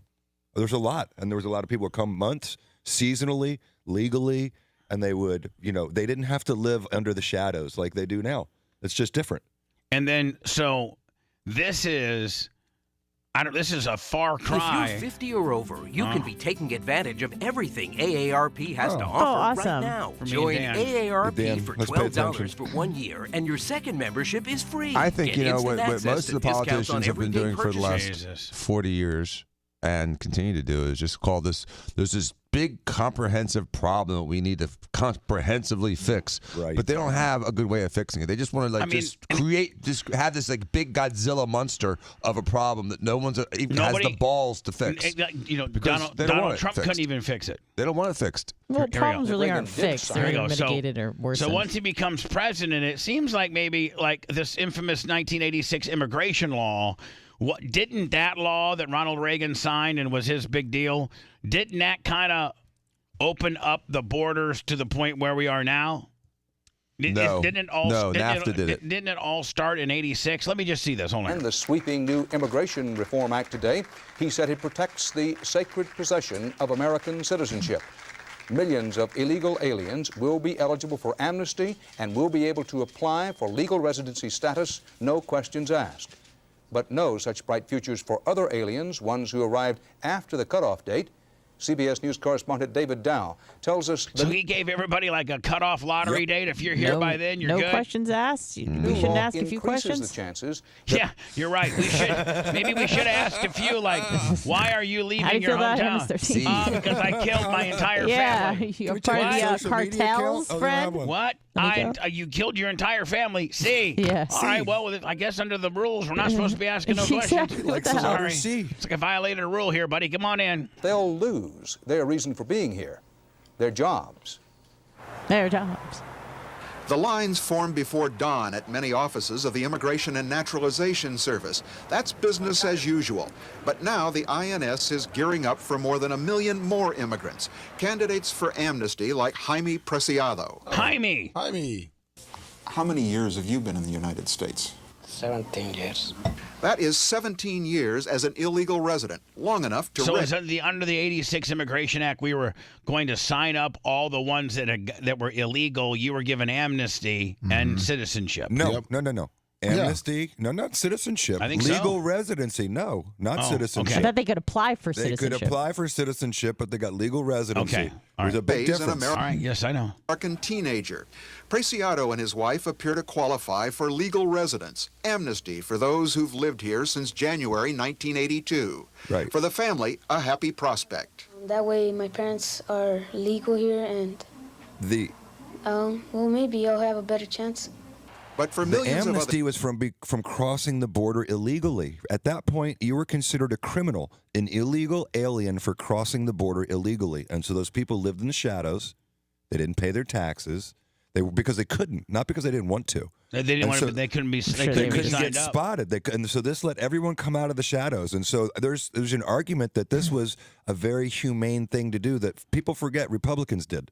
Others in this country, the new sweeping. Yeah, here's the thing, okay, and I'm not trying to be one way or the other, but this now immigration is kind of like a pro-democratic thing. The Democrats are way cooler on it than the Republicans. But under the 1986 immigration law, which was a Republican-led and drawn up law, it seems like they're the most coolest about it. But the Democrats are getting credit for. Have we flip-flopped on immigration? Kind of have the parties flip-flopped where the conservatives aren't as cool as the Democrats, and were the Democrats way uptight back in '86? Were they mad about this? It's interesting, Bubba, because the Republicans freed the slaves, but then the Democratic Party became the party of the black man because JFK helped get MLK out of jail. And even though the Republicans have, were the last people that did a massive amnesty, it seems to become a Democratic thing. And so the Democrats seem to steal the thunder. They do steal. They're it's like stealers. Charlie Brown, which is why, again, They're stealers. They are the thieves. Stealers. And so they just like you said, well, if Trump comes in and he pardons everyone, then they're going to be nice to him. No, they won't, because they're two-faced. They have no integrity. They will attack. You give them an inch, they're going to take a mile, and they're going to steal again the thunder. So yeah, remember the KKK or Southern Democrats? But there has to be a president. Hold on. There has to be a president. Senator Byrd. Hold on. There has to be a president in our lifetime, whether it's the next person that wins or 3 more presidents down the line, that is the president that says, I'm going to put a stop to this back and forthness. And you know what? I'm going to take the high road. Our party is going to I'm going to lead our party into taking the high road. And if you want to continue to beat us up, Americans will see that you're the aggressor, that you're the problem. We're trying to do what's best for our country, which is all of us get. Somebody in the next, 2 or 3 presidencies needs to put, or it's going to be out of control. It's going to be actually the back and forthness, absolutely out of control. The back and forthness, the two-party system, is what keeps the establishment in place. When you only have one option, when you have like a dictator or you have like a dynasty or something like that, then revolutions happen. That's the only way to kind of overturn that sort of thing. So this two-party system is great for the people in charge because then they just blame the other side, and then it just swings back and forth and back and forth, and there's really no change that ever really happens. Immigration law brings the prospect of uncertainty and upheaval. Bueno, pues yo me sentiría muy mal porque Juana may qualify for amnesty, but not her brother-in-law, who helps support her 6 children. They worry that he may lose his job and have to return to Mexico. The concern stems from the new reality that will face thousands of businesses and households after a 6-month education period. A system of warnings and eventually criminal penalties They show car washing and lawn mowing. hiring undocumented workers. It's really remarkable. No industry seems untouched. It's hardly an individual today in Southern California that doesn't get touched by an undocumented alien in some fashion. Sounds kind of seedy, doesn't it? Yes. Man, Christ. it does, doesn't it? Yeah. Feel violated. Now you just get touched Millions by of Democrats. And they just show jobs, just real hard, labor-intensive jobs, and all the Mexicans are doing, and all the white people are just Eating lemonade, drinking lemonade. And millions of documents to check. David Demain already demands Social Security cards from his garment workers, but says he doesn't know how many are fraudulent. Yeah, I mean, for real. But, man, they can sew up some stuff faster than any white boy. I'll tell you that right now. They don't talk back. They don't call in sick. They're here every day to work their ass off, right? Don't drink on Sundays. We have no way of checking them. Some project labor shortages and higher prices for services. Isn't this kind of what in a very cyclical type way, isn't this kind of what we're going through right now? It's ironic, and I showed my son this, is that we're dealing with the same issues in this election that we dealt with in my first one, which was 88. I was able to vote in 88. First time I voted. It's abortion, gun laws and immigration. Yeah. Here it is 40 years later. And what won? The economy. So all these other issues are irrelevant when it comes to the economy because that's when they were talking about it's the economy, stupid. Right? Remember Jimmy? Remember Jimmy Carter? Mm-hmm. They were like, man, what got his goose cooked was crap economy. Well, was the crap economy and the Iranian hostage situation, not being strong militarily wise. Sounds familiar. It doesn't it? Sounds strangely familiar. Jimmy Carter, who is recognized as one of the worst presidents in our lifetime. Now we don't know people like back in the 1800s and stuff like that. We can only for what. I heard Taft was a son of a bitch. We heard Taft was a real mother effer, but I mean, he got stuck in a temper too. Let's take like from John F. Kennedy to current day. Mm-hmm. Jimmy Carter's probably now. I know Richard Nixon had his moments, and he certainly paid for them. Now, Mm-hmm. I mean, he got but he's caught. not known as being a bad president. No, he actually was a pretty damn good president. He's the one that got us out of Vietnam. He's the one that signed. He's the one that signed a really important treaty with China. He did some good stuff, but he had Didn't just he go into like Cambodia? He had and this stuff, little thing called Watergate that kind of tripped him up. That was his Hogan sex tape for the most part. But I mean, we're fighting. That was his Hogan sex tape. It really was. So then Gerald Ford was a non-factor. Then you bring in Jimmy Carter, and I can remember, watching news stories that interest rates for homes were 20+% back then. Gas lines, remember, fuel gouging. It was, and at the end of the day, Rappin' Ronnie Reagan came in and said, I'll get our hostages back. He got them back day one of his presidency.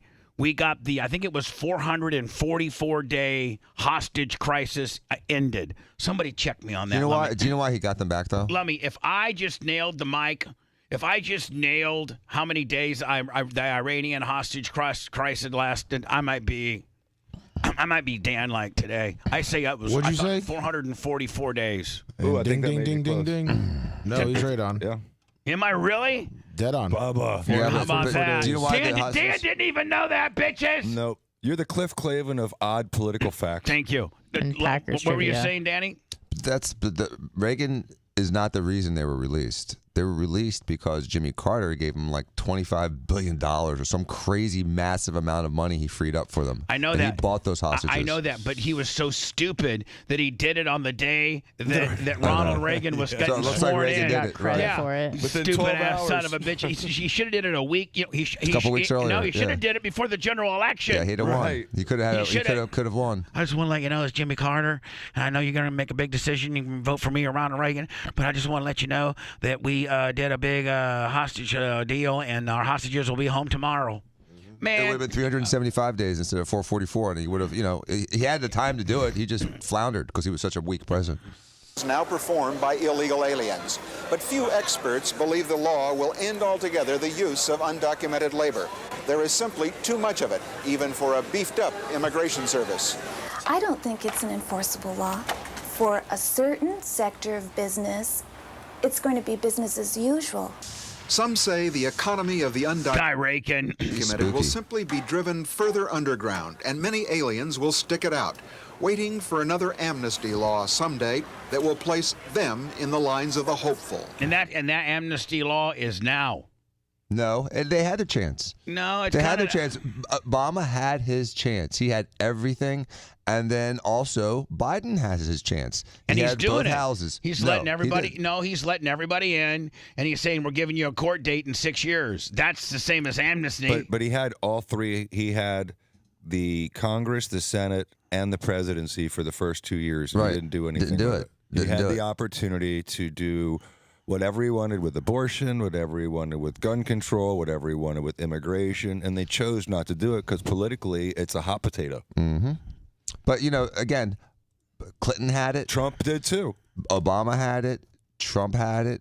And Biden had it. None of them want to fix it. Although Trump tried to do a 3-tiered immigration comprehensive reform system, which revolved around securing the border, no chain migration, and there was one other aspect of it. I believe it was a natural born in America. What do they call that? Natural Born Citizen. Natural Born, yeah. He was trying to address just 3 factors to see if it could make a difference, and they squashed it. Yeah. That's all great, all that political speech and all, but we're coming back with a girl that milks cows in her bikini. Nice. On OnlyFans. That's what we're coming back with. He's a good guy, even though he's a... Bubba the Love Sponge. The Bubba the Love Sponge show returns after these words.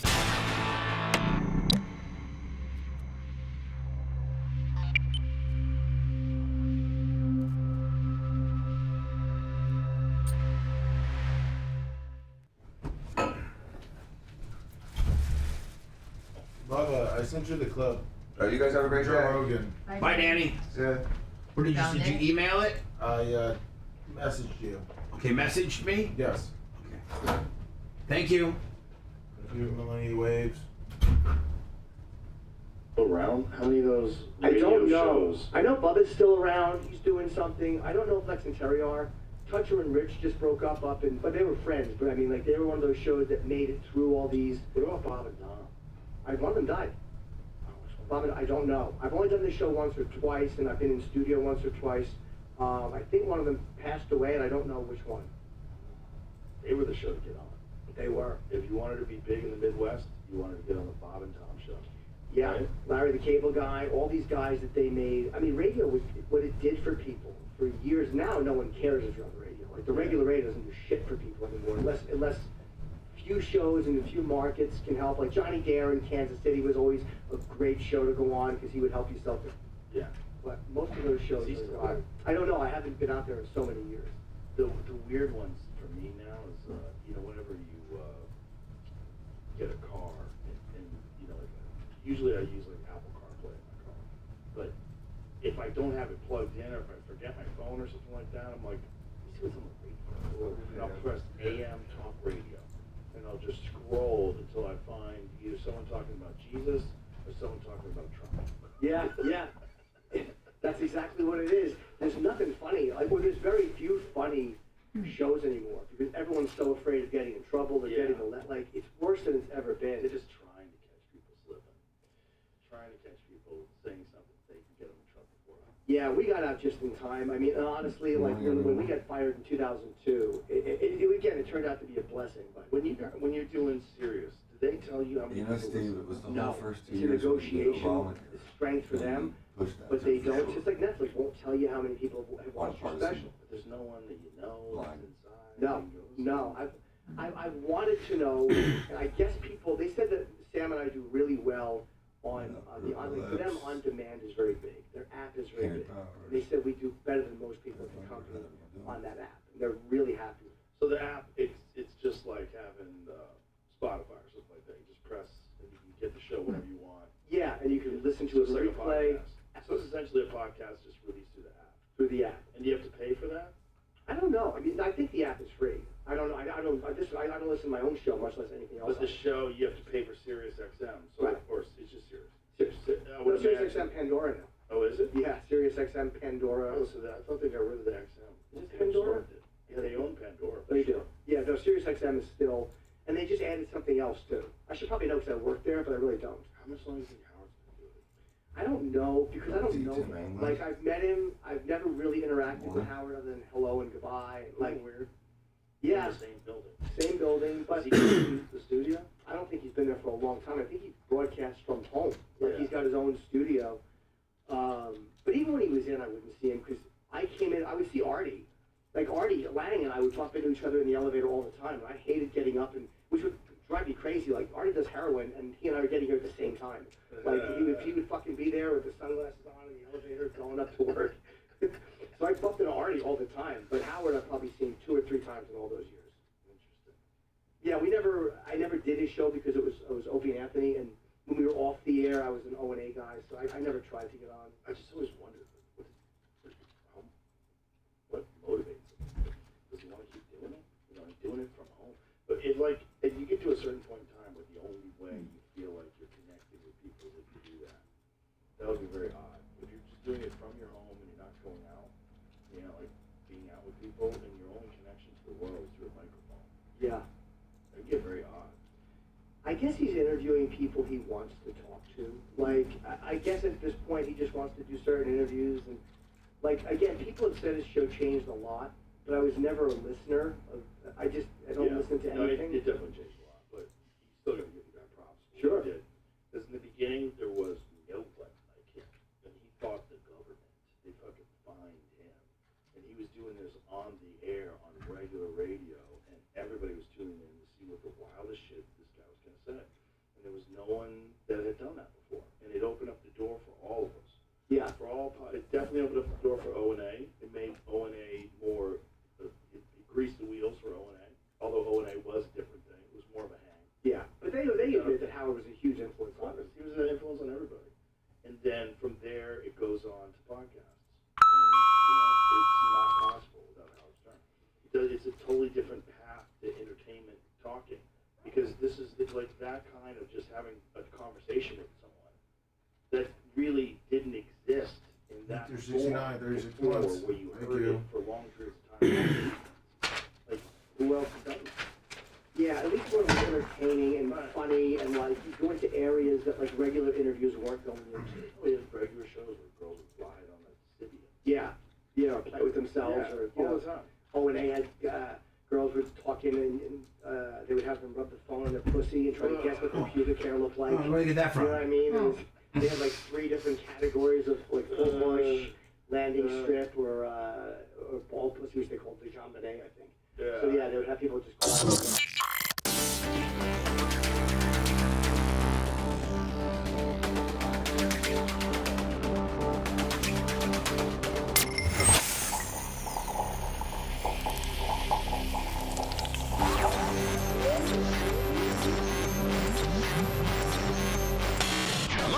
From Tampa, Florida, home of the big, fat, greasy bitch, it's the Bubba the Love Sponge Show. And now, here's your host, Bubba the Love Sponge.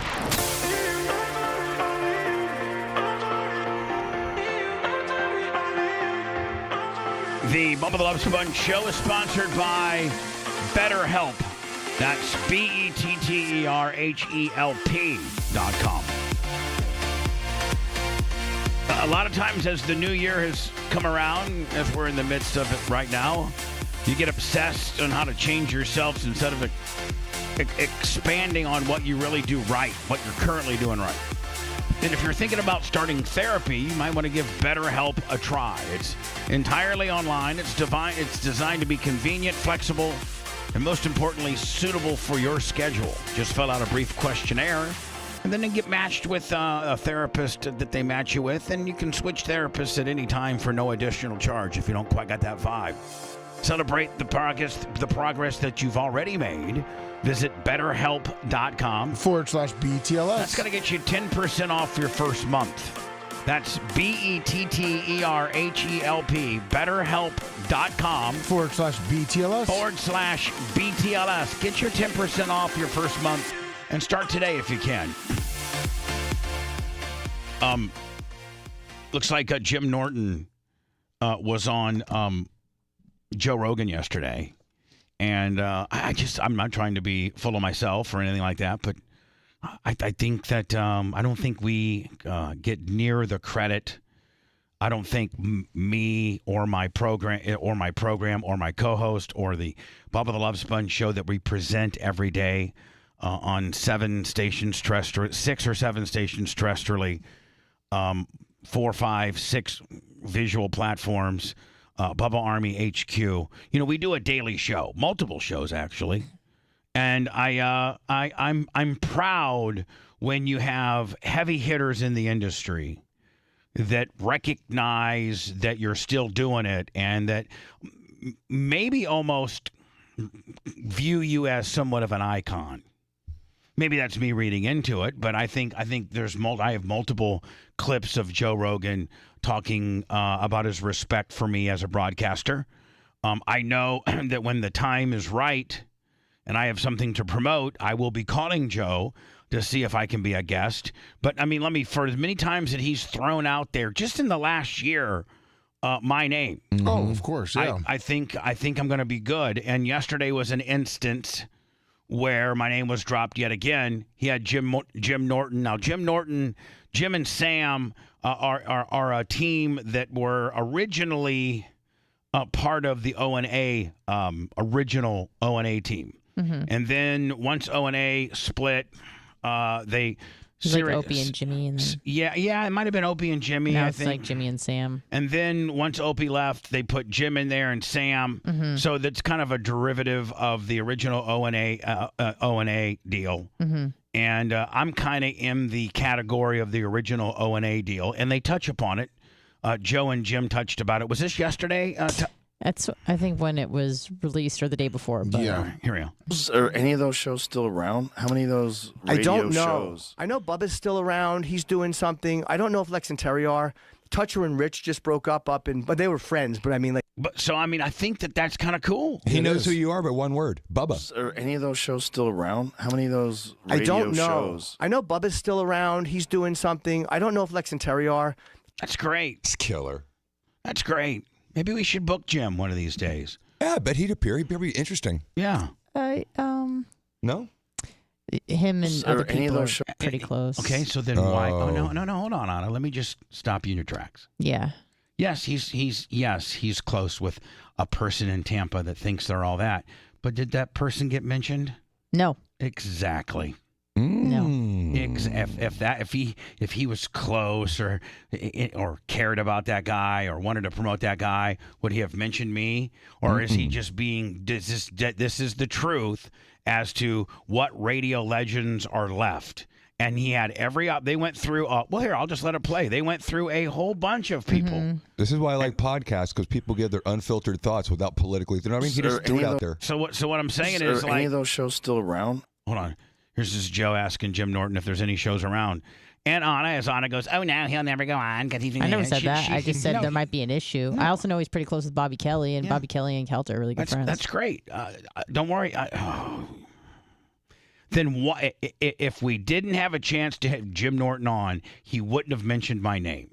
And if he really liked that show that much, he had every opportunity to promote that show in this exchange. Did he not? Are any of those shows still around? I don't think he mentioned it because that guy is in one market. Yeah. Never syndicated. Really? No, that guy's never. Really? Kelter's never been syndicated. Never. Big stain on I his didn't reputation. know that. Never been syndicated. Career, I mean. Never been syndicated. What?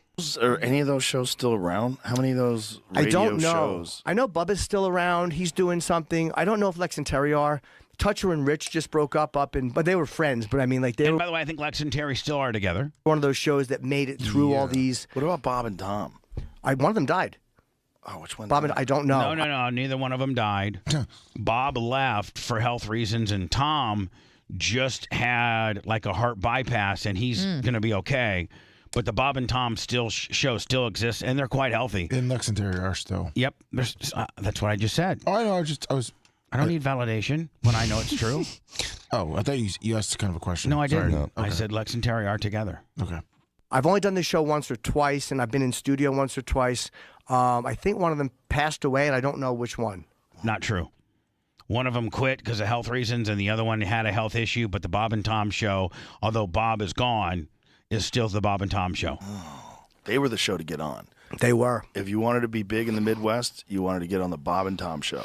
Yeah, right? Larry the Cable Guy, all these guys that they made. I mean, radio, what it did for people for years. Now no one cares if you're on the radio. Like the regular radio doesn't do shit for people anymore, unless few shows and a few markets can help. Like Johnny Dare in Kansas City was. So hold on, Anna. To your argument, if this person's all that in a bag of chips, this is his opportunity to bring the name up. Always a great show to go on because he would help you sell tickets. Yeah. But most of those shows Is he are still gone. there? I don't know. I haven't been out there in so many years. The weird ones for me now is whenever you get a car and usually I use like Apple CarPlay in my car, but if I don't have it plugged in or if I forget my phone or something like that, I'm like, let me see what's on the radio. Oof. And I'll press AM talk radio.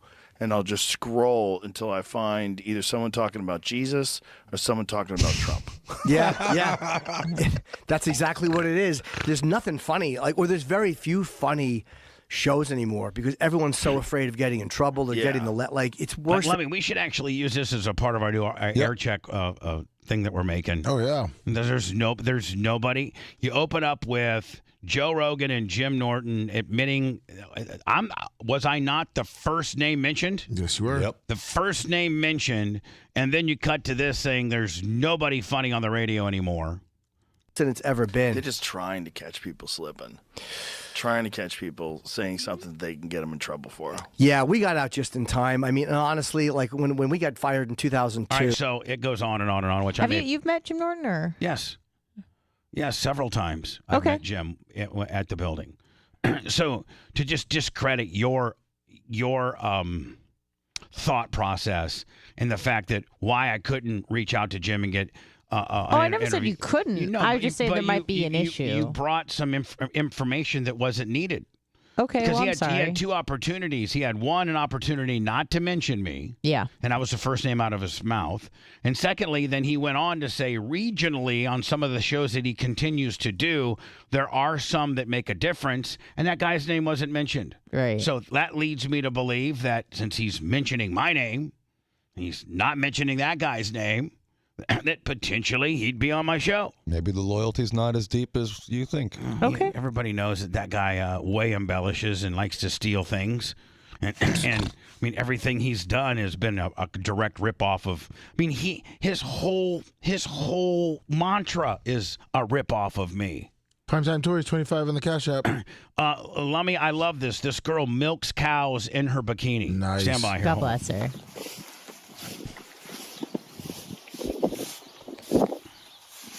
I don't know what she's doing here. Cleaning. She's spraying some type of forks. Greasing the pole. Now she's pulling like a hay wagon. Now she looks like she might be going to be milk some cows. She's in a bikini, and she's hooking up. You know, basically, she's not even milking cows. Basically, she's just doing farm stuff in a bikini. Yeah. From washing down where the cows get milked to driving a hay wagon. Like, she's just doing farmer stuff. You think, is that hot to you? Doesn't really do anything for you? I mean, Not really. Really? A girl at a gym, doing like stiff-legged deadlifts would do more for me. You don't like a hard-working woman? Milks does dirty work and bikinis. All right, Does this just have to be asking. shown on OnlyFans, or could that be? So far, I think this could be YouTube, no? Oh, yeah. This could be YouTube. Maybe there's more. Maybe they just show her doing this sort of thing, and then afterwards, that shows her kicked out wide, Taking it around the farm? Something like that. She working that hose. Yeah, she's a tough. I mean, she's a hard-working lady. Those hose blow out. It looks like a fire hose that blows out serious PSI. Gut accomplishment. Stay Yes, Queen. Sorry. The most healthiest states. I think it's unhealthiest. Is this unhealthiest or healthiest? This is the most unhealthiest state right here. And it seems like it's all like Midwest or South where people like eat like biscuits and gravy and a lot of bad things. West Virginia is the most unhealthiest state. Mississippi, Tennessee, Arkansas, Kentucky, Alabama, Louisiana, Oklahoma, Ohio, and Indiana are your least healthiest states, according to this poll. But on the flip side of that, here are your healthiest states: Hawaii, Utah, Connecticut, Minnesota, Massachusetts, Colorado, New Jersey, New Hampshire, Washington, New York. Those are your healthiest states. Now, I don't know what determines, healthiness. Like, what are they using? Are they using a BMI deal? Are they using probably a bunch of different factors? Life expectancy? Are they using, I don't know what. Metabolic conditions, heart disease. Probably like the big killers, and then where people dying the least or most from those big killers, like cancer. Which is why Florida's not included, because where everyone goes old to die. Yeah. That's why Florida's not included, because if you looked at the healthy population, I'm sure we have a really, really healthy population because we have great weather. That's why California and Texas and Arizona and Florida and all these places are on there, is they have good climates. You can exercise 24/7, 12 months a year. Yeah, but this is where everybody up north comes to die, so it gives us a little bit of a... God's waiting room, according to Ron DeSantis. By the way, JD Cakes had her first shuffleboard deal. Yeah. Hell yeah. On Thursday. They lost by 2 points. Oh. But I'm going to start going to her shuffleboard games and getting footage of it. I'm going to put them on Bubba Army shirts. They're going to be the Bubba Army team. Awesome. And I'm going to start getting, some Janie Cake shuffleboard deals for the YouTubes. I was going to say, what about Facebook? Because, all those boomers over there. Oh, yeah. Well, yeah, of course. Yeah, they none of. You're going to be the number one Facebook in that community. She'll be. Yeah. Bubba the Love Sponge. My Facebook is number one in the Groves. Yeah. We're aiming for number one. Bubba. The show's spontaneous. It's unscripted. That's its charm. Bubba the Love Sponge. But it's a federal offense. Bubba the Love Sponge returns after this.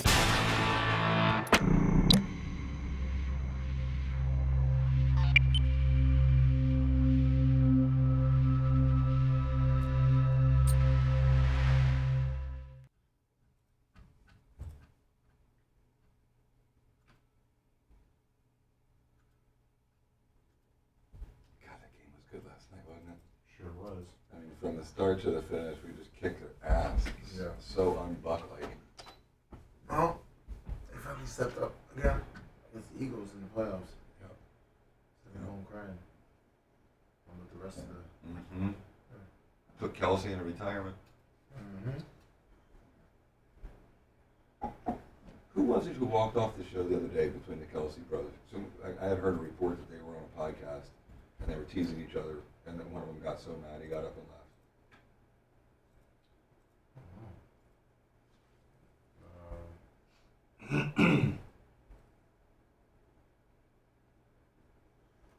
So it was Jason Kelsey. It says it clip resurfaces.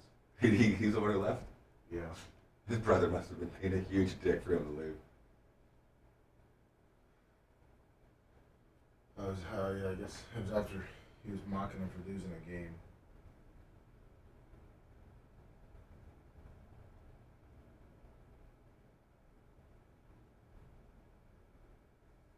All the way around, Sicilian Redneck. Offense, defense, special teams. I mean, man, it was a good game.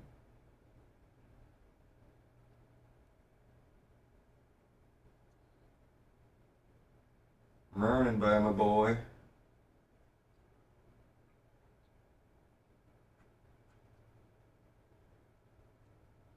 Tell you, I've become a Baker fan, for sure. I always liked him, and I just think he's earned the locker room's respect, which may be the most important thing. They seem to be playing for him, Yeah. I mean, it looks like he's having a lot of fun, too. I think that makes a difference. I think the guys like playing for him because he just looks like a down-to-earth guy. What up, Group of Lips? Not uptight. How you doing, buddy?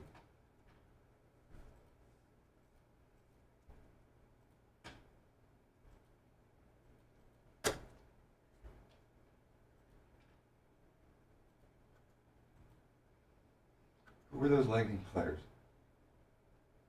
in the box? Rob said he's the newest young guy. He just signed a 3-year, $40 million contract. That little guy that was up there against the... Yeah. Starts with a B or... Brian. Yeah. I need to look at the roster. I'll tell you that list. I think that's why they like our box. If no one knows who they are or gives a fuck. So we don't mark out to them. Yeah, they were just chilling. Rob just kept giving them shots all night long.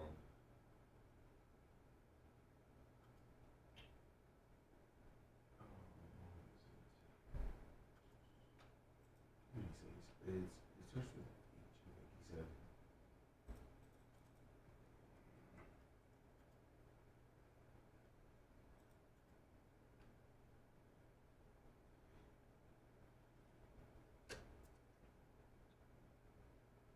Yeah, they look like they were fucking like little teenagers. Brandon Hagel. Yeah. Brandon Hagel's who it was. They both look like they all look like they were like 21. They're so little. It's so fun. I asked them some questions after a second. I'm like, you guys are like really, really fast on ice and you make it look like grass. I'm like, would you run like a 440? Are you guys all that fast? And he's like, yeah, we're not as fast as these guys, but yeah, we're real all fast. I mean, they're fast, those little guys. Can you imagine with like the mechanical grip of like cleats, what that guy could do? He's from Saskatchewan. He's been on the ice since he was 2. 98, so what does that put him at? He's 26. Is this yours? Yes. He was a Huh? 26, looking like he was going on 18. He did. I looked at my son and I said, could you imagine that guy gets in the ice with Patty Maroon and has to have Patty slam him in the board?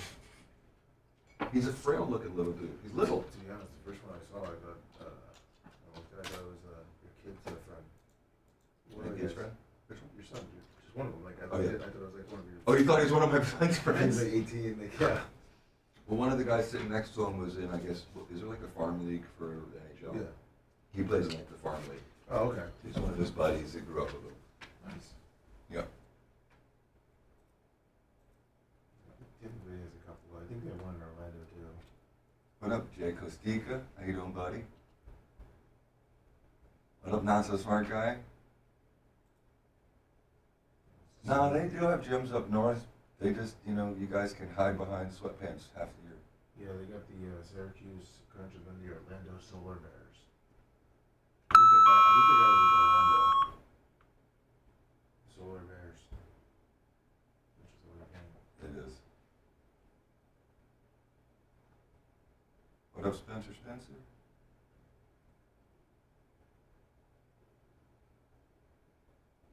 Give a call to 888-SPERM. 888-SOS-SPERM. I'm happy to answer any question you have, Doc.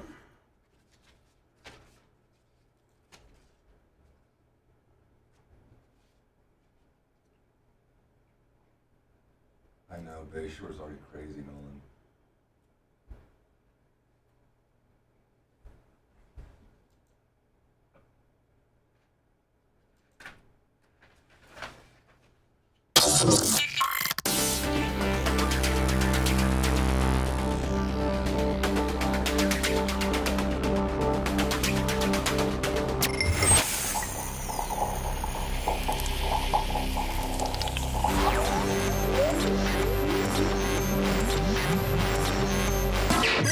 I apologize for interrupting your regular program. Yo, Power Pick. Hello. Should hit these with everything we got, sir. Living vicariously through his bizarre world. Imagine how much protein's in my body. This is the Bubba the Love Sponge Show.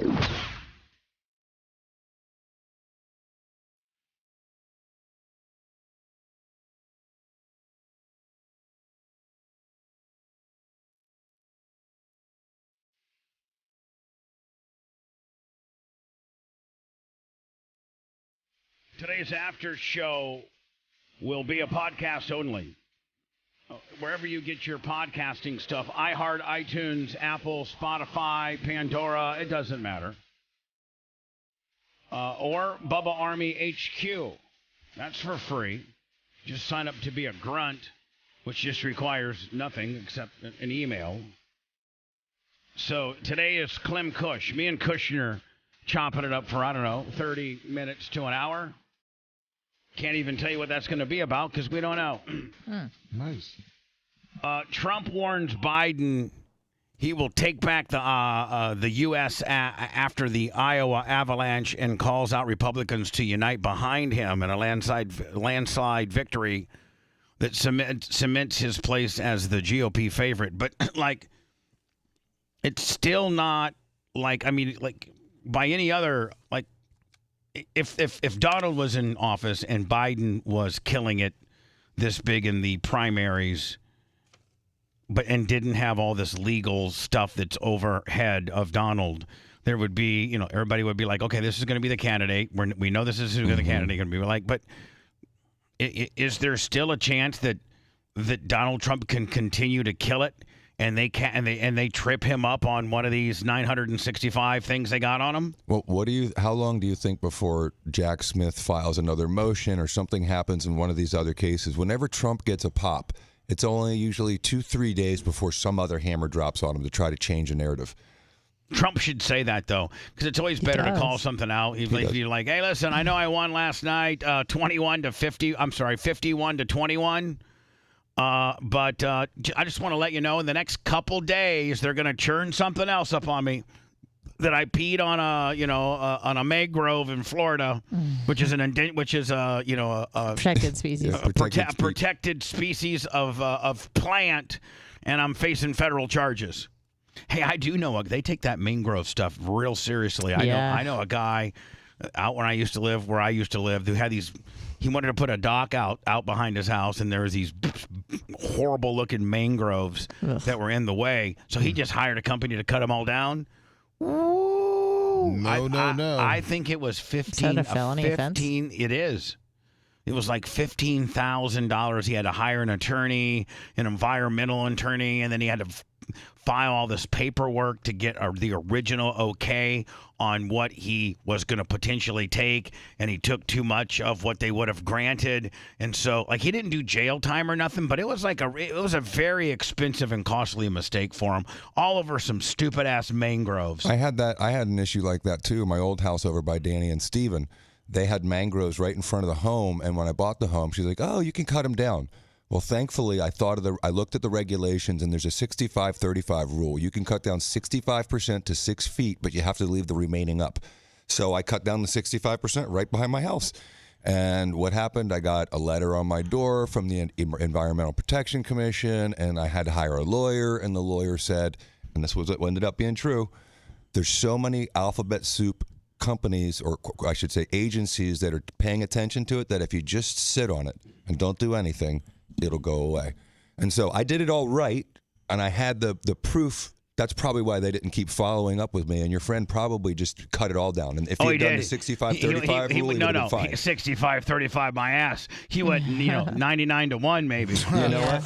The 15 grand was probably a drop in the bucket compared to what the house is worth more with that view. No, you're right. Isn't it an invasive species? No, mangroves are not. Oh, they're not? You're thinking of the Brazilian pepper tree. Oh, my bad. That are taking over the mangroves. Oh, dang. Okay. So the Brazilian pepper tree is taken over the mangroves. Yes. And are they protected too? No, they're not. All right. So what if you just told the guy, "Hey, listen, man, I was just trying to cut the Brazilian pepper out of the mangrove because it seems like it was defense. It seems like it was really, really, the poor little mangroves are trying to get a breath of sunshine here, and these stupid ass Brazilian pepper willies are just boss hogging their way right on through here."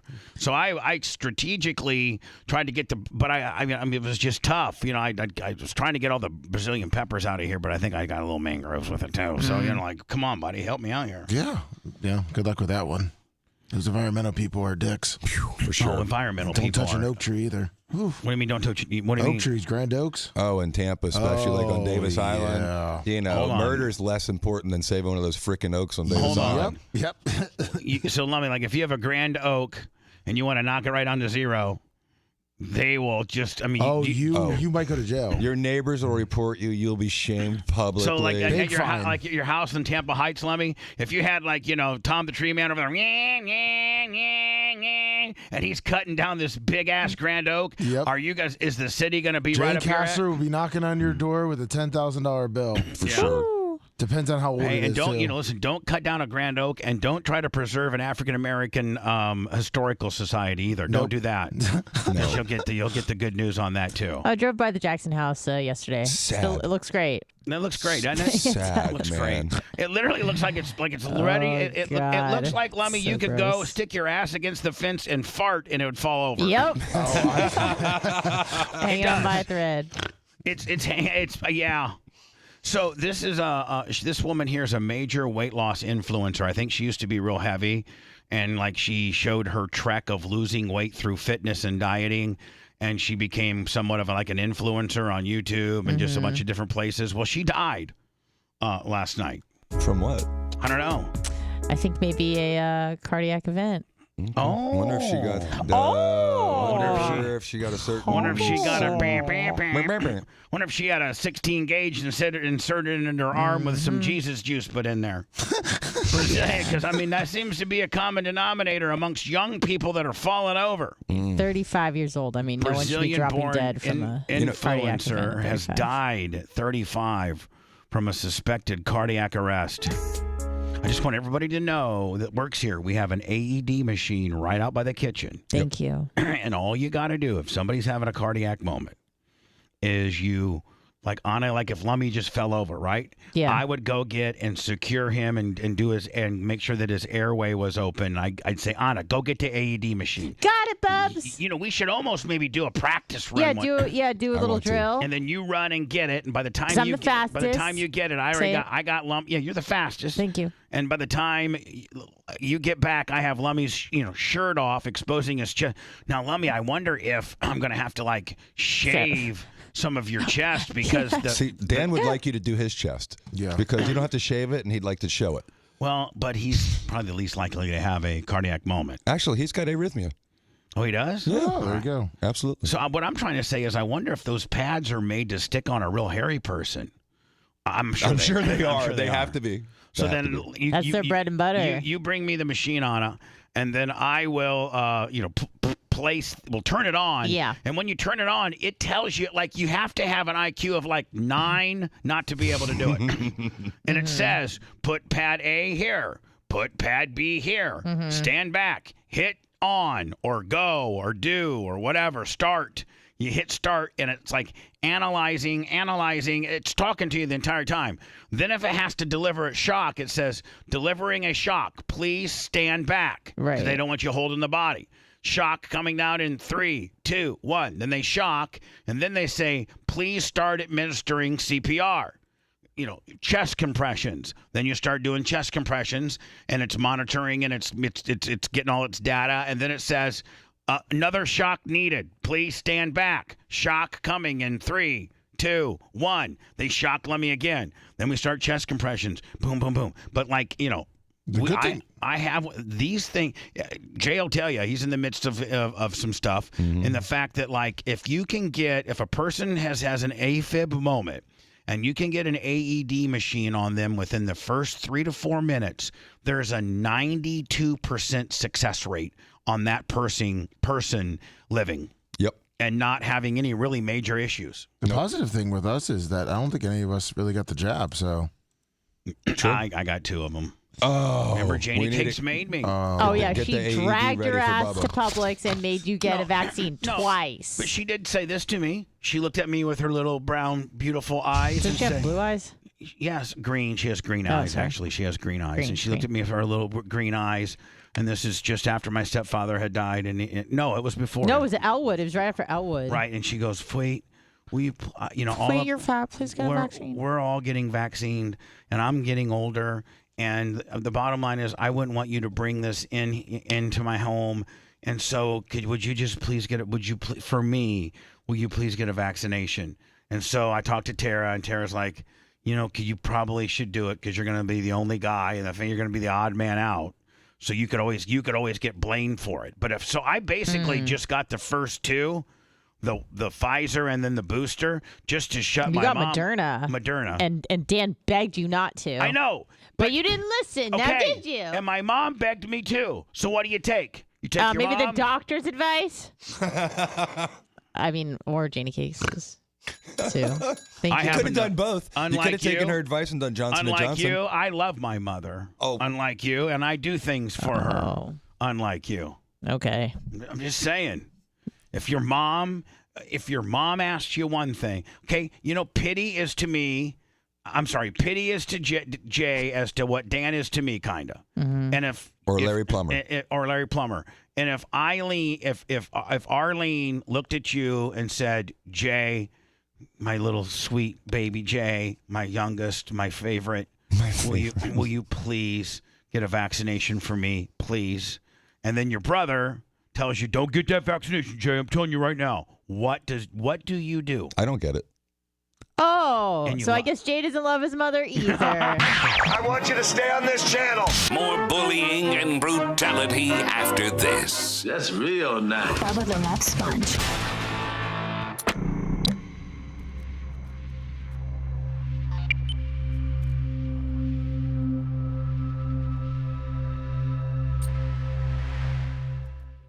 History of who dies from sudden cardiac arrest. It's man, women don't typically die from heart attacks in their mid-30s. It just doesn't happen. You know what I mean? It's a very, very unusual thing. Not so unusual for a 40 to 50-year-old man to die of sudden cardiac arrest, the widowmaker or whatever. You know what I mean? So when you look at the history of diseases and the way they present, Like when they misdiagnosed my mom with What do you ALS. mean- well, when you She was say history- 73 years old, and Danny's like, 73-year-old women don't get ALS. Well, 50-year-old men when do. you say history, I mean, no one was really having cardiac events like 8 years ago. Well, With the no, I'm talking industrialization history. of food, and I'm talking like history of like the way you like when you take a history of someone's presenting illness. You know, the majority of people who have cardiac disease fit within a certain demographic since they've been tracking it. It's not typically a 35-year-old No, otherwise it healthy never woman. has been. Right. There's a sudden increase in sudden deaths among a lot of populations right now that Danny can tell you about, which is just mind-boggling. You watch some of that Russell Brand stuff too, right? Because he's had some of the stuff in the last week and a half that's come out based on real data from Pfizer lawsuits around the world. It's crazy. I have listened to Russell Brand. I think he's really bright. Yeah. It's a little hard for me to like. I gotta pull his articles sometimes. I don't like to listen to the whole 15 minutes. No, not because of any of his content. Just because of. I know they were just allegations, but it seems to be like it was. Oh really? Pretty That's enough for you?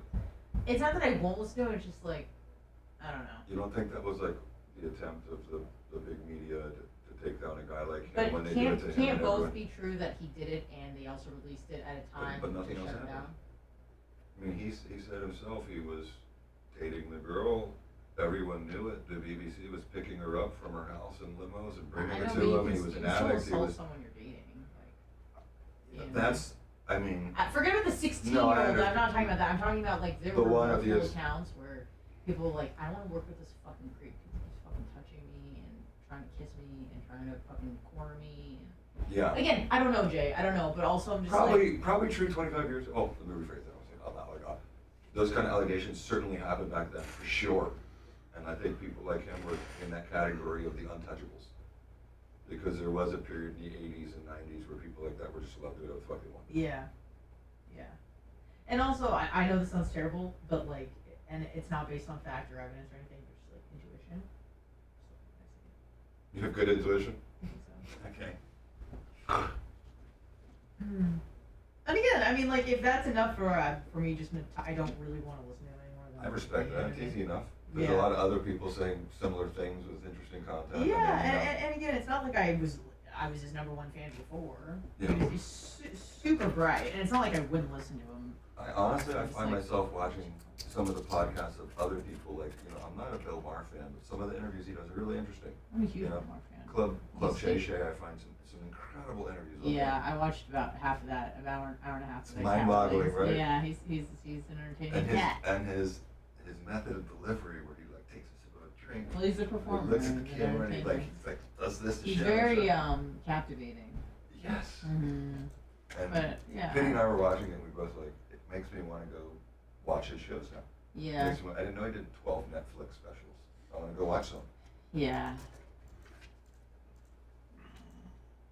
I've been watching a lot of Pierce Morgan. Yeah, he's not bad. He's a little bit of a blowhard, but I mean, he gets some good, interesting people Well, on there. I've been watching a lot of like the Hamas, Israel stuff, and he's bringing on a lot of people from every angle. I agree. And I appreciate that. And I'm also a huge fan of Douglas Murray. Do you know that? I am, exactly. I love him. He dissects He reminds me intellectually. of Hitch, of Christopher Hitchens. Do you know that? Yes. I like Jordan Peterson as well. For like, he takes down people intellectually, although sometimes He's been so esoteric. intellectual that Yeah. he starts doing this. But he's really. It's hard really for me to like interesting. sit and like listen to him because he just goes on and on. He's not very like concise. Yeah, I find Douglas Murray to be more Yeah, compelling. oh my god, yes. I Incredible. love him. He's my new favorite guy. So, when they talk about the one, and a lot of the people Cat Williams was talking about, I didn't know who they were. And they talk about the one radio program where he goes on, he says about gnarled fingers, and she doesn't know what gnarled means, and that's how you get her. yeah. That interview's on YouTube. Joe Rogan's looking at it. It's hilarious. Oh, does Joe Rogan talk about like? Yeah. And so he takes down this radio host like you've never seen before. And she doesn't know what gnarled means, so. Well, she doesn't. She tries to get on him about being in prison, all the things, all the Being rumors what? in prison Oh. and all these things, and he just destroys her. It's really, really funny. And Joe Rogan like runs They break commentary? they break it down with another comedian. It's pretty funny. Oh, okay. I haven't seen anyone come up with any counter programming yet to it that says this part of it was untrue. Certain subject kind of came out. Wait. Oh. Yeah. didn't say like wasn't true. What do you mean? So he said it wasn't true. Well, Kevin Hart's just alleging that. I'm Kevin Harted out, to be honest with you. That's what he's saying too. Because there's this big thing about trying to make African American men wear dresses in movies, and that Kevin Hart said he would never do it, and then he did it on Saturday Night Live.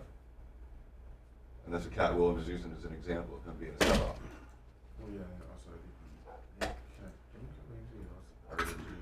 He said everyone he lost afterwards, Kevin Hart did afterwards. Exactly. Like, half his other roles. Because he said Smallville guy too. Yeah.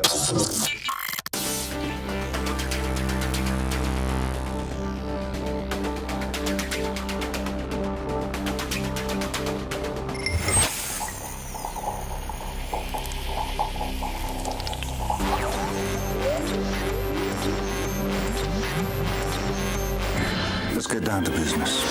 If you were locked away in an insane asylum, Maybe it's time you let me get on with my job. this is what it would sound like. I don't think that Americans would find that funny. No, it is not a joke. We now return to the Bubba the Love Sponge show.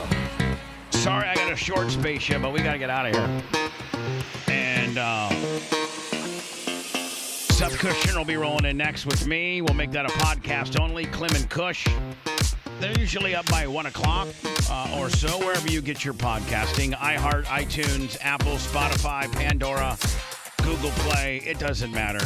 Type in Bubba Army or The Bubba Army, and you'll see them. I don't know what episode we're on. Nearly 900, 1,000, something like that. Close to 1,000, I think. Perfect. Clem and Kush will be podcast only today. Go find it, and we will see you tomorrow. Jay, appreciate you, buddy. Love you. Thanks for letting me finish. You've been listening to the Bubba the Love Sponge show, starring me, Bubba the Love Sponge. Co-host and show historian Lummox. Co-host Anna Hummel. Co-host Dr. Dan Diaco, Esquire of Council. Co-host J. Diaco, Esquire, the Spitting Cobra of Council. Rhett, the Filthy Ginger video editor. Yeah, back here wiring up. It's Mini Macho. The BRN agent, Thomas Buttoned Up B. And for everything else, go to thebubbaarmy.com. Now, time for the legal disclaimer. Exactly. The Bubba the Love Sponge show is intended solely for the enjoyment of our listening audience. Any rebroadcast, retransmission, or other use of this show without express written consent of the Bubba Radio Network is prohibited. We must dissuade him of this delusion. Until next time, always remember. I repeat hello.